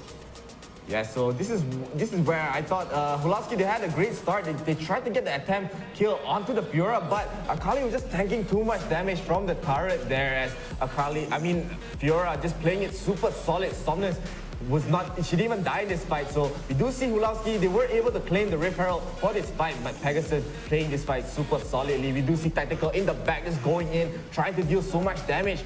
Chris2 and Avery, they have to run away. Chris2 will not be able to escape with the nice engage, with the nice dive coming in from Pegasus' side. I mean, the fight does fall at the end, but 𝐷𝐿𝐿 trying to get some return kills. Fiora just barely escaping with a sliver of health. A great start by Pegasus this game. True as well, and so we can see over here right now with the quickness going inside. Of course, 𝐿𝐿𝐿 trying to contest if he can get Fiora. Of course, he can get the Fiora, but then again, he also dies by the tower's hand with the assistance of Braum. Of course, we can see again right now, all of them is going inside. With we can see that Aurelion Sol is getting inside. 𝐿𝐿𝐿 gets the kill on Rakan, with Fiora getting a double kill on 𝐿𝐿𝐿 and Gragas. So we can see that almost there are 3 champions short from 𝐿𝐿𝐿's side, while they are going inside with this part where 𝐿𝐿𝐿 again making another kill. It was amazing. I mean, 𝐿𝐿𝐿 going again and again and again, rampaging, and you know, while they know that just going inside with another match right now, contesting for the Baron, but no, blue team decides to kill. 𝐿𝐿𝐿 kills on that, but 𝐿𝐿𝐿 counter kills back 𝐿𝐿𝐿 right now. So of course, we can see right now, all of them is on poor health, but then 𝐷𝐿𝐿 decides to kill Vi, Fiora goes in and kills Rakan, and so that was an amazing damage dish out. But we see over here, can he kill? Yes, he can kill. 𝐿𝐿𝐿 just killed over there. Yeah, Fiora is able to get the last hit. I believe, yes, she will be able to get the last hit on the Yasuo over here at the end. Just a nice consolation prize. We do see a really great. It looked like she was full HP where 𝐿𝐿𝐿 was trying to run away at this fight. So this is the Baron fight. We had a really nice engage coming in from Rakan, I believe. Yes, Rakan just tried to go in, tried to get the engage, tried to get the steal, but she will immediately fall, as we do see already 4 people down. And in the back, we have 𝐿𝐿𝐿 getting the backdoors with the Baron buff, able to secure the game, and really well played coming in from Pegasus right there. So they will force a game 3 for this series. So I'm really excited to watch. I want to see how 𝐿𝐿𝐿's turn to recollect themselves. They want to get this champion once again. Yes. I mean, it is a well played for Pegasus, isn't it? Yes. Yes. So this time it will be game 3 for both of the teams. Is it going to? So guys, I mean, it was an amazing match. I keep on repeating this again and again. You know what? Cast your comments, see who's going to win. You know what? They need your support. 𝐒𝐈𝐍𝐊 and Pegasus. Of course, we've been seeing there's a lot of Pegasus supporters in the comments section. So yes, cast your comments over there. Give a vote of confidence to Pegasus. If not, to 𝐒𝐈𝐍𝐊. If not, to IRL Asia. Yes, of course, you want to give your support to IRL Asia, please do get this page to 10,000 likes. We need the 10,000 likes. You'll be able to get more games, more tournaments, more video content, more content just for you guys, exclusive content as well, as we have been doing some behind the scenes once in a while for the stream. So for us to be able to give that kind of content, we just need your support. Please do send your likes, send your follows, do send some stars as well. You can be the top supporter in this page. So please do get the page here. Shout outs to my idola 𝐓𝐈𝐍𝐊 as well. Of course, not to mention YB Tan Sri Dato Shark 420 as well. Yes, of course, we are waiting for you guys to support us. Of course, we will be posting more behind the scenes if we get achieving this achievement. Wow, my English already go so trouble already. But then again, yes, support us however that you can. If you have 5 phones, use all those 5 Facebook accounts in order to give a like, share, and subscribe to our page. Yes, of course, we are excited to see another match from Pegasus and 𝐒𝐈𝐍𝐊. This is going to be their final match, okay? Both teams has already shown their performances. It's not yet the finish. This is just the beginning. You know what? You know what? It's going to be one hell of a, if I may say so, it's going to be one hell of a match from both sides this time. Yes, and while we're still waiting for the third game to commence, it looks like 𝐒𝐈𝐍𝐊, they are taking their time. They want to know what to ban out for this third game, as it looks like there's so many problems coming in from Pegasus' side. We saw how strong the 𝐋𝐈𝐍𝐊 was. We saw how strong the Braum was in this game, and Aurelion Sol as well, just playing really solid, not going for the big combats, just going for combats to get maybe 1 or 2 people stunned up. But it just looks like the team comp is just more solid, just playing around it really well with the nice engages from the buy as well. So not sure what 𝐒𝐈𝐍𝐊 wants to do. I'm not sure. I'm pretty sure Pegasus, they already have a nice game plan in mind. Yes, as well. I mean, like, yes, when you mention Aurelion Sol, I can see that the way that he just devised the stuns was amazing, you know. It just makes other people just stand like a stone over there and just makes them vulnerable enough for all of the attacks to come in. So we're just waiting to see, you know, like all of the champions from 𝐒𝐈𝐍𝐊 and also from Pegasus. All right, they're trying to think out what would be the best lineups after this. Should they become more aggressive? Should they play safer? Okay, we're seeing from the production, the ban is original. I don't know what does it mean by banning original. Is there any champion that is named original right now? I just wonder right now. I feel like 𝐒𝐈𝐍𝐊, they maybe ban spicy lah. Spicy is it? Ayo. They're gonna ban spicy lah. Possibly spicy, you know. I think that is one thing, you know. I mean, like, this is gonna be one hell of a match. I mean, they're picking their bans. So from this part, the pick bans will be ultimate because it's truly important for them to ban the right champions, because the other teams will be able to use that champion in order to destroy them. Yes, and Pegasus, they are looking way better in this second game. As we said, we did see them just recollect themselves. They've been showing that they are a strong team. They made it to the grand finals for a reason, as we say. So I'm really interested to see whether they can keep this momentum up. Getting the game 2 sometimes in the best of 3 might be better than getting the game 1, you know, especially if you can force the game 3, right? The first game, you have to ride the momentum to the next game. Yes. But 𝐒𝐈𝐍𝐊, they were not able to do that. Yes, since Pegasus has already got the second victory this time. I mean, it's a second victory. So the momentum is already there, you know, for Pegasus, because 𝐒𝐈𝐍𝐊 already get the first victory. But then again, when they lose the momentum there. So there is going to be one slight psychological advantage for Pegasus, yes. But then again, if Pegasus didn't use this advantage to its best state, it might also become the downturn for them, because they might be too confident in trying to get victorious, yes. Well, yeah, and as I feel like the bans are already in, so we're just waiting for the game to start here. But again, Pegasus, will they be able to ride their momentum to get their first win in Warriors Summoners Odyssey, or will 𝐒𝐓𝐑𝐀𝐄𝐓𝐈𝐎𝐍 they will come back stronger, recollect themselves, try to go for the second crown for themselves? So please do write it in the comments. Will 𝐒𝐓𝐑𝐄𝐓𝐈𝐎𝐍 win, or will Pegasus win? Yes, vote for the flying horse or vote for the samurai. It's your choice, it's your call. Give us your votes. If not, give us a share, give us a subscribe. Of course, currently right now, we're just taking a look at the pick bans, and we can see the pick bans is nothing outside of the unusual, just also same like always. But of course, it might not be the same as always, because it is a strategy possibly well devised already. We never know, is it going to be another Dr. Mundo pick again this time? Or is it going to be another, what is another unoriginal pick? It I don't know, basically out. Everything that we've not seen. Yes, anything that we have not seen yet. So basically, we don't know what is the lineup that's going to happen this time. The champion selection this time will be very mysterious for us. So we are just waiting for the right time to go inside. So right now, we're just waiting to see the champion selection right now. So we're just waiting. I'm waiting. I mean, oh no, the champion is starting right here. I say already. I feel like there's some miscommunication, but Pegasus Esports, they will be going with the bye pick. So before we get into the picks, they look like just breezing through. 𝐒𝐓𝐑𝐄𝐓𝐈𝐎𝐍, they are going to be banning out the Katarina and the Alistar here. And Pegasus, they'll be banning out the original Orianna and the Lee Sin too. So Pegasus still believing that Orianna is a very problem pick for their side. And 𝐒𝐓𝐑𝐄𝐓𝐈𝐎𝐍, they're going to go with the standard bans. I feel like it's the same exact bans that they did last game, Katarina, Alistar. So they just feel like they need to recollect themselves. It's not really about the picks, it's just about how they play the game. And as I said, was picked up by Pegasus, and 𝐒𝐓𝐑𝐄𝐓𝐈𝐎𝐍 will reply with Akali Braum. And now we can see that one of the most amazing champions that has ever been played, in my personal opinion, all right? Janna, Biu just chosen Janna for Pegasus Esports. So this is going to be a fantastic match because of, you know what?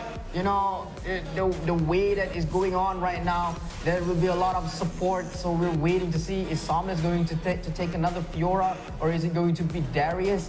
This one on 𝐒𝐓𝐑𝐄𝐓𝐈𝐎𝐍 Esports side, by the way, is basically the same selection that they just chose. Is it going to be Yasuo? Do not frighten me, Pegasus Esports. I mean, Yasuo here, they're not going to pick Yasuo. I feel like they're more confident.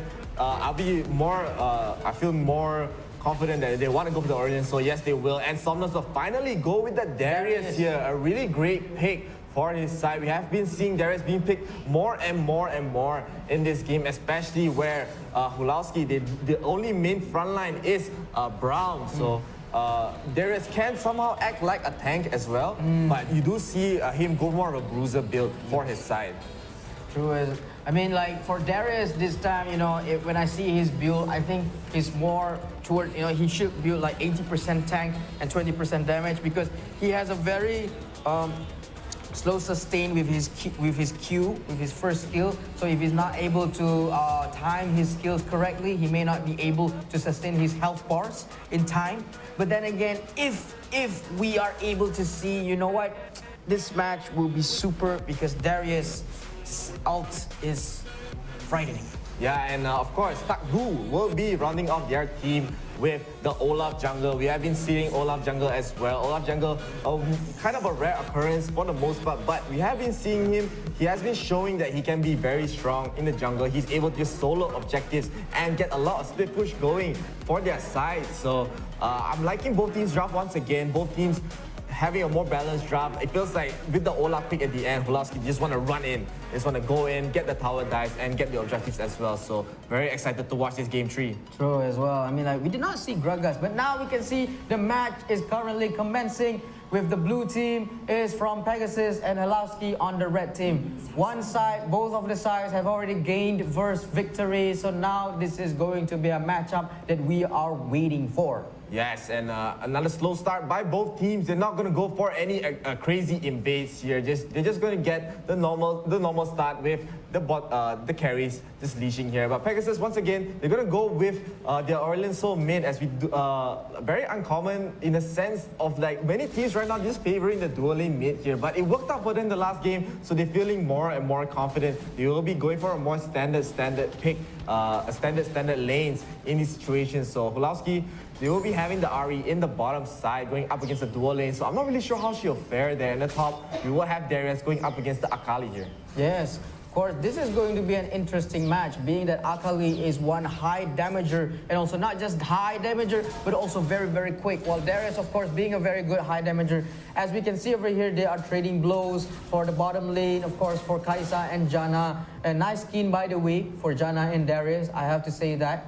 And we can see that, well, slow momentum for the mid lane for 𝐸𝐸 and also 𝐅𝐿𝐴. So yeah, I mean, they kind of like switch roles over there. 𝐸𝐸, right? 𝐸𝐸 is in the middle, and we can see Ahri currently right now in, is it Ahri? Yes, Ahri. yes. And Ahri in it the looks bottom like, lane. it does look like Braum is going to be supporting up the Ahri in the bottom lane, as he feels like 𝐸𝐸 will be self-sustaining in the mid side, does not really need the extra support, especially 𝐸𝐸 can be played even as a solo mid. Some teams have been running it, so they are more comfortable putting the 𝐸𝐸 alone. But it looks like Braum is just going back and forth, trying to maybe support the Ahri for a little bit, maybe support the Braum for a little bit, being a bit aggressive on the 𝐷𝐿𝐴 soul. But at the top side, we do have 𝐷𝐿𝐴 being aggressive, dropping 𝐼𝐻𝐿𝐴 down to about a third of her HP right there. So 𝐼𝐻𝐿𝐴 has to be very worried, especially with Vi in the vicinity here. Yes, of course, we can see over here what a tough that we can see that Typhoon hits Ahri over there, of course, making them escaping from each other, not being able to contest with one another because all of them is trading blows quite high. But of course, Vi is currently going in, damaging 𝐼𝐻𝐿𝐴, and of course we can see that 𝐼𝐻𝐿𝐴 is going inside the area of 𝐅𝐿𝐴's soul, and of course the first blood goes to Vi by killing 𝐼𝐻𝐿𝐴 right now. Well, that was one hell tag team given by Pegasus. And we do see a re-engage coming in from Braum. Let's get the exhaust onto the Vi here. Vi has to flash out, but 𝐸𝐸 going in with the Valkyrie, gets the kill onto the Vi. It looks like 𝐅𝐿𝐴 has the ultimate, will push everyone back, and both members, they still have their flashes, so they will barely escape in this fight. So a nice return kill by 𝐸𝐿𝐴, but on the other side, Ahri will get picked off by Tactical in the bottom. It looks like they dove the turret in the bot side. So really well played coming from Pegasus. They end up getting 2 kills for themselves over 𝐸𝐿𝐴 getting the 1. And it looks like 𝐸𝐿𝐴, they're trying to pressure this top side here. Yes. Of course, I think what they are trying to do while the dragon has not yet spawned, I think they already put down the turret by half of its health. So right now, Darius just in time to save the turret. But now again, because the first turret, they don't recover, they don't regenerate health, so this is going to be tough for Darius to counter. So of course we see 𝐸𝐸 doesn't go back to his lane, he's trying to push, he's clearing the wave, Braum is there to assist him, and right now 𝐅𝐿𝐴's soul is just there alone, there's no minions, and now we are 30 seconds before the dragon spawn comes out. Not just any dragon, but the fire dragon. Yes, the Imperial Dragon, one of the probably pretty much the strongest dragon in this game. You do not want to give this up, as Pegasus, they are going to be able to deal more damage if they get it, and 𝐸𝐿𝐴 as well, having the 𝐼𝐻𝐿𝐴, having the 𝐸𝐸, even the Olaf and the Ahri, so much damage. They do not want to give the Inferno Drake to both sides, so the dragon will spawn just in time. 𝐸𝐿𝐴, they are more in position, everyone's already grouping up, trying to start up the Inferno Drake here. So no, actually they're just trying to recall. They believe that they can't really fight right now with their items here, so Pegasus, they have the upper hand. Yes. Of course, we can see already using Scryer's Bloom in order to see if there's, to navigate if there's any enemy that is available over there, if they are appearing on the jungle side. But of course, we can see that they're actually making an active attempt in order to secure the dragon. So of course, they already lead the dragon on that side, giving a slight disadvantage to Pegasus in trying to secure the dragon. But then again, of course, 𝐅𝐿𝐴 goes in with the kill, and Darius, of course, goes in. Blue team has already secured the dragon. Kai'Sa already slain Braum, and of course, going inside, we can see that Olaf is trying to escape from the scene. But no, Kai'Sa is chasing them off, parading over them, while they are already constantly killing and killing again and again. So trading 2 kills, if not 3. By Pegasus this time. Yes, they end up getting a very important objective here and getting 3 kills for that fight. We do see Pegasus, they immediately went to the mid lane. They wanted to get some tower damage on the side, and getting this Inferno Drake, as I said, super important. They're able to deal so much damage. Even Aurelion Sol, we have not really been seeing Aurelion Sol dealing that much damage in these fights, but Aurelion Sol is going to be able to get the big ultimates, and not to mention tactical, being the 𝐋𝐈𝐍𝐊 as well. True. A lot of damage coming in, and Pegasus, they're going to be very happy. 2,000 gold, 3,000 gold lead right here. Yes. Of course, going for that very huge advantage over Pegasus with the gold income. Of course, we are seeing that it's 20 seconds left for the Rift Herald to be spawning. I'm seeing that if they don't contest for this, of course, but Olaf is currently trying to ganging on Aurelion Sol. The Naga is currently alone, but no, 𝐒𝐈𝐻 is over there as well. So right now we can see that there's a 4v2 right now, but then again, they are able to escape. But then again, Rift Herald has already been spawned on the top lane, being used by Darius and 𝐋𝐈𝐍𝐊 in order, no, Rift Herald is actually available. I'm sorry, they actually put the turret down by their abilities, actually, instead of the Rift Herald. So what's going on right now is that blue team's turret has already been destroyed. So what happened is that they're actually going for the Rift Herald. This time there's no contest yet from 𝐿𝐿, but they're actually observing, perspectiving, and we can see it's already been slain by 𝐒𝐈, and so I can see that there's a high possibility they might be able to summon it in the mid lane right now. Yes, and they won't be, I don't think they'll be summoning in the mid lane very early on, as there's no real way for them to just get this out for free. There are no minions right here, but Pegasus right now, they have gotten already 2 objectives in this game. They traded the turret in the top side for 𝐿𝐿 as well. They tried to get the bottom side. Pegasus will trade right back, so the lead is still very high for their side. Almost 4,000 gold lead by Pegasus here, and it looks like they probably just use it. Most teams just do this. You just wait for the next dragon to spawn. They'll put down the Rift Herald in the mid lane, trying to push it in while going for the dragon here. So it looks like 𝐿𝐿 trying to probably group up for a push, and might be Janna almost falling, does get hit by the first kill from the Braum, and I don't think they're going to get any more engages here. They're trying to force this top turret down. Porky is trying to chip it in, 1 hit away, getting so much chip damage for their side, and it looks like they won't be successful. No, they're just trying to push in. As just 1 hit away, they want to commit here. Pegasus, they're just trying to defend with the tornado, they're just clearing the ways, and the tower will finally fall for their side. They are going to get engaged on by the 𝐒𝐈 onto the 𝐼𝐸. The 𝐼𝐸 gets the ultimate.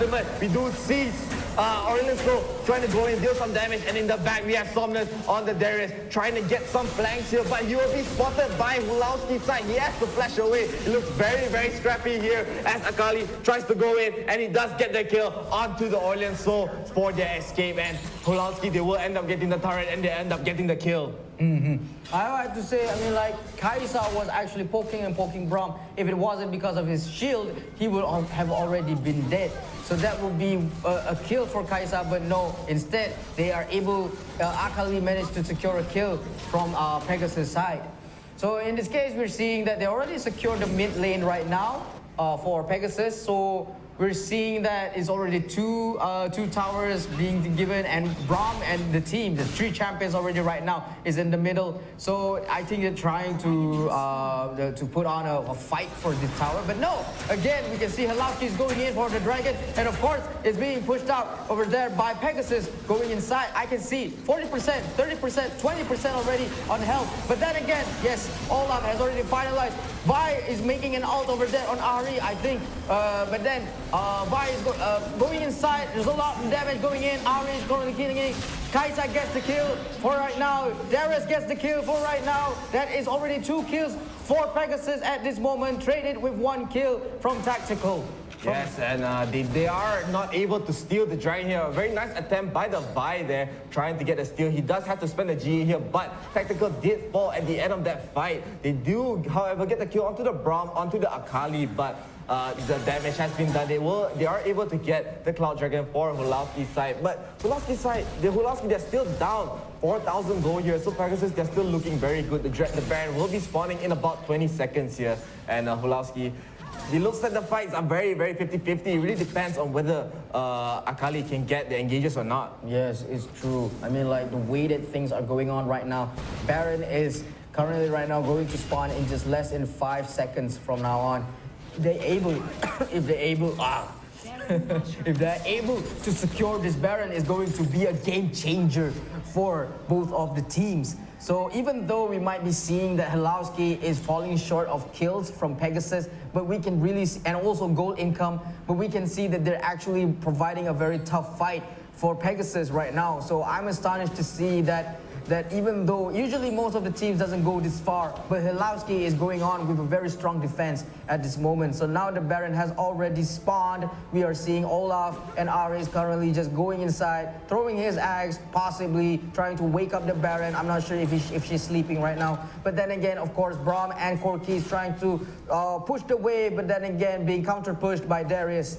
Of course, all of them is just waiting for the right time to gain momentum to go inside. But what is happening? The ward again from Janna using the Scry's Bloom. And of course, the Rift Color has already been secured by Pegasus. And what I'm trying to say right now is that I'm trying to say things right now where all of them is currently right now in the jungle going inside.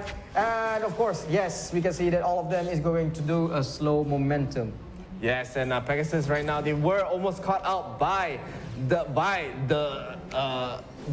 death brush right there by 𝐒𝐒𝐓𝐑𝐃. So right now 𝐒𝐒𝐓𝐑𝐃, they are going to be able to maybe get in position in the top side. They are trying to push out the lanes in the side lanes as well. So Pegasus, they're still up the gold lead. They're still up the fights here. So 𝐒𝐒𝐓𝐑𝐃 right now, Pegasus right now, they are going to try to get in position for this Baron. They will be able to get the scuttle grab here. 𝐒𝐒𝐓𝐃, they are checking it. They don't really have any vision left in the Baron pit. So Pegasus right now, they are going to be having some vision advantage around the Baron. I mean, it's already almost 12 minutes already, but there's no aggressive approaches coming in from both of the teams. Both of the teams are playing very carefully right now. So it's quite a slow pace right now for both of the teams at this moment. So while we are doing, Olaf is clearing the Crux, and Grom is being cleared by 𝐸𝐸𝐾. And of course, we're just seeing things are being like, push here, push there, pull here, pull there. And of course, things are possibly going to change if Pegasus is going to push the mid lane right now. Yeah, it looks like Pegasus right now, they're just playing, again, very, very slowly, maybe waiting for the next dragon to spawn, but they're not rushing anything. They're not trying to get any engages. They're not trying to do really many overly aggressive plays right here. So 𝐒𝐒𝐓𝐃, they are just taking this opportunity to farm up, to also just play it slow. They want to wait maybe for Pegasus to try to get the engages here, as the dragon is going to be spawning in 10 seconds. Yes, that is true. So this is going to be a 1 buff dragon extra if there's any of the teams going to contest for this. Of course, we can see that Pegasus is currently more forwarding on the middle lane right now, but Darius and Vi is making a very careful approach in order to make sure that the Ocean Dragon doesn't fall towards 𝐒𝐒𝐓𝐾. And what happens? 𝐒𝐒𝐓𝐾 is targeting right now the dragon, taunting the dragon to come over there, and of course already depleting the health by 50%. Of course, being pulled by Darius. Darius going for the first kill. Oh, no, not the first kill, but actually stunning 𝐻𝐈𝐍𝐻 to getting the first kill on Braum. Of course, there's a 𝐺𝐴, 2 𝐺𝐴 coming, but 𝐻𝐈𝐍𝐻 goes in again and gets another killing spree on 𝐸𝐸𝐾. Of course, it's a triple kill for 𝐻𝐈𝐍𝐻, a quadra kill for 𝐻𝐈𝐍𝐻, unstoppable for 𝐻𝐈𝐍𝐻. What is an amazing, magnificent awe for 𝐻𝐈𝐍𝐻. And again, they are able to slay the Ocean Dragon. Yeah, and not just the Ocean Dragon, they are going to be able to get the Baron here as well for free, as 4 people from 𝐒𝐒𝐓𝐾, they have fallen. 𝐻𝐈𝐍𝐻 with the quadra kill, basically killing everyone besides the 𝐼 here. So a Baron take for themselves for free right here. And look at Darius being so aggressive, just diving the turret, getting a solo kill onto the 𝐼. 𝐼's not even safe under her own turret right now. So 𝐒𝐒𝐓𝐾, they are very, very behind. Down the dragons, they're not down the turrets, but down the gold. And of course, they're now down a Baron buff. Yes, now being that Pegasus is currently having the Baron buff for themselves, they're going to have more advantages in order for them to push the towers. It's going to be harder for 𝐒𝐒𝐓𝐾 right now trying to defend, but no worries, there is still more opportunities for 𝐒𝐒𝐓𝐾. Can they take over the match this time? Can they overturn Pegasus? But it's going to be, what is going on, Pegasus? Darius is just going in, giving a thumbs up meme emojis to 𝐒𝐒𝐓𝐾. He's actually just going inside alone with the minions and going inside, damaging the second turret right now. All of the 4 champions is currently trying to defend, but of course 𝐻𝐈𝐍𝐻 already secured the next turret for the blue team. So right now all of them is currently focusing their attention on Darius, not knowing already 𝐻𝐈𝐍𝐻 already split push this time. So what is going to happen? 𝐼 is currently damaging the Demoness Vi, not knowing that it's actually another push. But then again, another split push on Vi's side, which is there's already 3 towers on the second half already been secured. So now it's 6 turrets on 2 by Pegasus from 𝐒𝐓𝐑𝐀𝐄𝐓𝐈𝐎𝐍. So what is happening? The Baron buff is currently going in. Whoa! What is happening? Look at the damage. Look at the damage coming in from 𝐋𝐈𝐍𝐊 right there. Just dealing her alone. Just getting the Baron buff, getting the turret for herself. And look at the top side. Pegasus, they are going to go in. Ahri just has to spend the Zhonya's there. Akali trying to get the pick up onto the Vi. Vi herself has her own Zhonya's. 𝐋𝐈𝐍𝐊 in the back with the ultimate, trying to just peel them off. They're not able to get the last hit for their side here. 𝐒𝐓𝐑𝐊, they have no real way to defend this. They can just chip them out. The mid inhib turret has also fallen. So Pegasus, they're able to just run back with the Baron buff, and they already claimed every inhib turret in this game. So already 3 inhib turrets already been claimed by Pegasus. What is going to happen to 𝐒𝐓𝐊𝐶? Of course, currently right now they're trying to go back to their base, but 𝐒𝐓𝐶 is trying to make an encounter over here. Darius is away again and again, keep taunting and taunting and taunting. I mean, I hate to say this, but he keeps on doing this.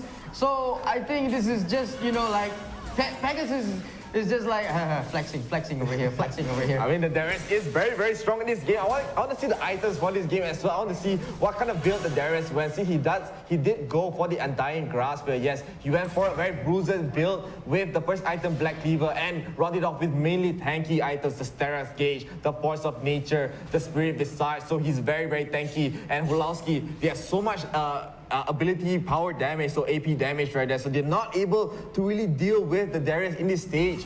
𝐸𝐸key does not have enough damage to even deal so much to the Darius here. So right now, Pegasus, they're looking like they want to end the game here. They're looking very, very close. They're 1 push away from getting this grand finals. You do see an engage by him onto the Braum. The Braum will just run away. 𝐸𝐸key might get caught in the top side. He has the Valkyrie away, and 𝐒𝐓𝐶, they're just stuck in their base. They have nowhere to go.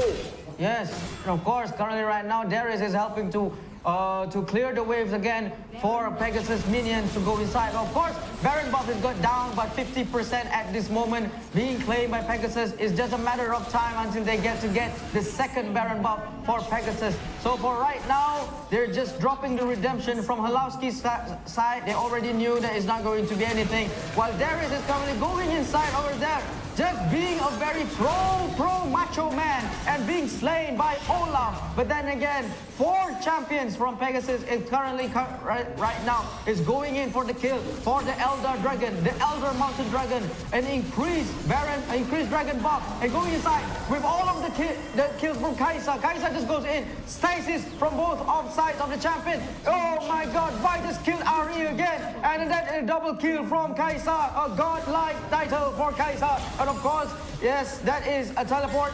But then again, we see that Pegasus claims the victory again this time. Really, really well played coming in from Pegasus right there. They are able to get the first time champion for Warriors Summoners Odysseys. So they did ride the momentum. They ride the momentum for the win for the second game, and they finally claim it. They beat the returning champions 𝐒𝐓𝐶 Esports to claim the throne for the first time. Yes, Pegasus, the new blood, has already claimed victoriously for this match. This time, we have a new grand finalist champion, which is Pegasus. Is it? Yes. Yes. A new champion now. So now we're going off to the stats. Yeah, I'm pretty sure 𝐻𝐈𝐍𝐿 will be the MVP. Yes. Spectacle played this game super solidly with so much damage as well. She's full slotted. Look at the items that she has, and not to mention Darius being basically the second MVP to just standing in the middle, 5 people just tanking everyone. They had to go all in on him just for him to fall his first death too. So really well played coming in from Pegasus right there, and not to mention, look at the amount of damage that they've done, man. Look at Tactical, 18,000 damage, and no one on the other side is close to even deal that much damage in these fights. So really well played once again from Pegasus Esports. True. I mean, Pegasus have made an amazing feat. I mean, this is the first time for me, I mean, personally for me, to see that in previous tournaments, nobody has already cleared the Baron and also the Elder Dragon. So this is the first time for me to see there's a team already clearing the Baron buff, and then they clear also the Elder Dragon buff as well. So this is a perfect match for them. I mean, you know what? It's just a huge advantage for Pegasus right now. But we have to say, you know, like 𝐒𝐓𝐑𝐀𝐄𝐓𝐈𝐎𝐍 is going in and they are impeccable. They're amazing. They're just, you know what, but luck did not smile on them, you know what? Yes. And Pegasus, they just played it super solid even after losing the first game.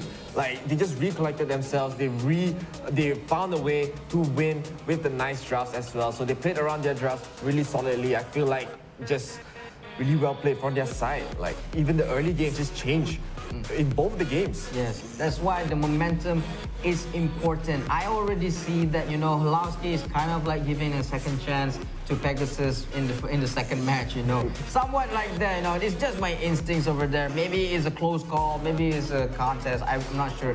But then again, you know, the momentum gained by Pegasus allows them to take another win on this side, making them the grand champion for today's tournament. I mean, no disrespect to 𝐒𝐓𝐑𝐄𝐓𝐈𝐎𝐍 Esports. They played this set really well. Even the first game, the second game, it just seemed very close. They did get their objectives. They did try to get their macro plays, but sometimes the goal lead is just way too much for them to fight. But of course, what's not too much is the replays for the final match of the day. Let's see all the highlights. Of course, we can see over here, 𝐼𝐒𝐑𝐿 is trying to save herself, but then again, being killed by 𝐕 with a smite. Not just with any skill, but by a smite over there. Wow. Yeah, and they do try to get the kills back by 𝐒𝐓𝐑𝐿. They do end up trading it back to get the kill onto the 𝐕 here. They will try to chase for more, but Pegasus, Darius, and 𝐴𝐻𝐿 does have the flash here, and 𝐒𝐓𝐑𝐿, Ahri was just caught out front under her turret by the Janna and the 𝐋𝐈𝐍𝐿 here. And this is the first fight where Pegasus, I feel like this is where they started their lead in this game. They got the nice stun by the Aurelion Sol. They got the Inferno Drake and the nice ultimate coming from Janna as well, just healing everyone up. A nice re-engage by the 𝐕 too. And everyone, look at everyone's HP, they're all so low. Olaf just one hit away, and 𝐷𝐿, I think, would he be able to get the kill onto 𝐸𝐸ki? No, 𝐸𝐸ki will just barely escape. So a really great fight by Pegasus there. Yes, it is indeed a very amazing fight. But then again, we can see that currently right now, there is 𝐼𝐿𝐑𝐿 possibly has already claimed Aurelion Sol escaping with her ult. Also, they did not leave the place empty-handed. And we can see that right now, Red Team has already slain the Cloud Dragon. So of course, they're currently right now trying to secure. Aurelion Sol already used the status, but 𝐼𝐿𝐑𝐿 decided to punish 𝐶𝐻𝐿, while 𝐶𝐻𝐿 able to kill Braum this time. So while Darius is going inside trying to kill, but then again, we can see that while they're trying to contest for the dragon, the match just blew up. And again, another status from Aurelion Sol going inside. 𝐶𝐻𝐿 kills in 𝐸𝐸ki and getting another triple kill on this one, but not yet. There's a quarter kill for 𝐶𝐻𝐿 this time, so leaving Ahri alone at this moment. And we do see this where Darius was way too confident trying to get in the middle of 5 people. He does get taken down, but Pegasus in the back line, they were able to get the Elder Mountain Drake for their side, and 𝐒𝐿𝐑𝐿 trying to contest, but they were just way too late. Pegasus, they were already ahead. They were already so ahead. They got the double kill here for free, and at this point, there was just no way for 𝐒𝐿𝐑𝐿 to come back. Look at the goal lead. 15,000 goal lead at this stage of the game, and Pegasus, they win this game really convincingly at the end. And of course, once again, for the last time, congratulations to them. They are the champions today for 𝐷 Summoners Odyssey. Yes, congratulations, Pegasus.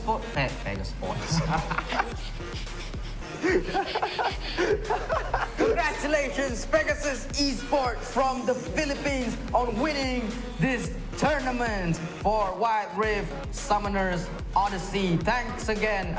Welcome again to winning again for your region. Of course, don't forget to support us. You know, we needed 10K followers and likes. Of course, we're focusing on the likes. Of course, we have our supporter badge available. Not to mention that if we are able to get those 10K followers, we're having more promo video for Star Sender as well. Of course, we're having content. We're having like high quality content for everyone. So, and of course, not to mention the dyeing hair from Neon Faith as well if we get the 10K likes. So don't forget, to subscribe, like, and share. I got that mismanaged, but don't worry, we get that there, okay? Yeah, and this will be the end of the stream again. Congratulations to Pegasus, they are the champions for today, and of course, we will be signing off soon. So don't forget to like the page, don't forget to share the page. We will be back tomorrow for more Wild Rift action. So until then, we'll see you soon, and thank you for watching. Thank you for watching. Bye-bye, tata. Congratulations, Pegasus.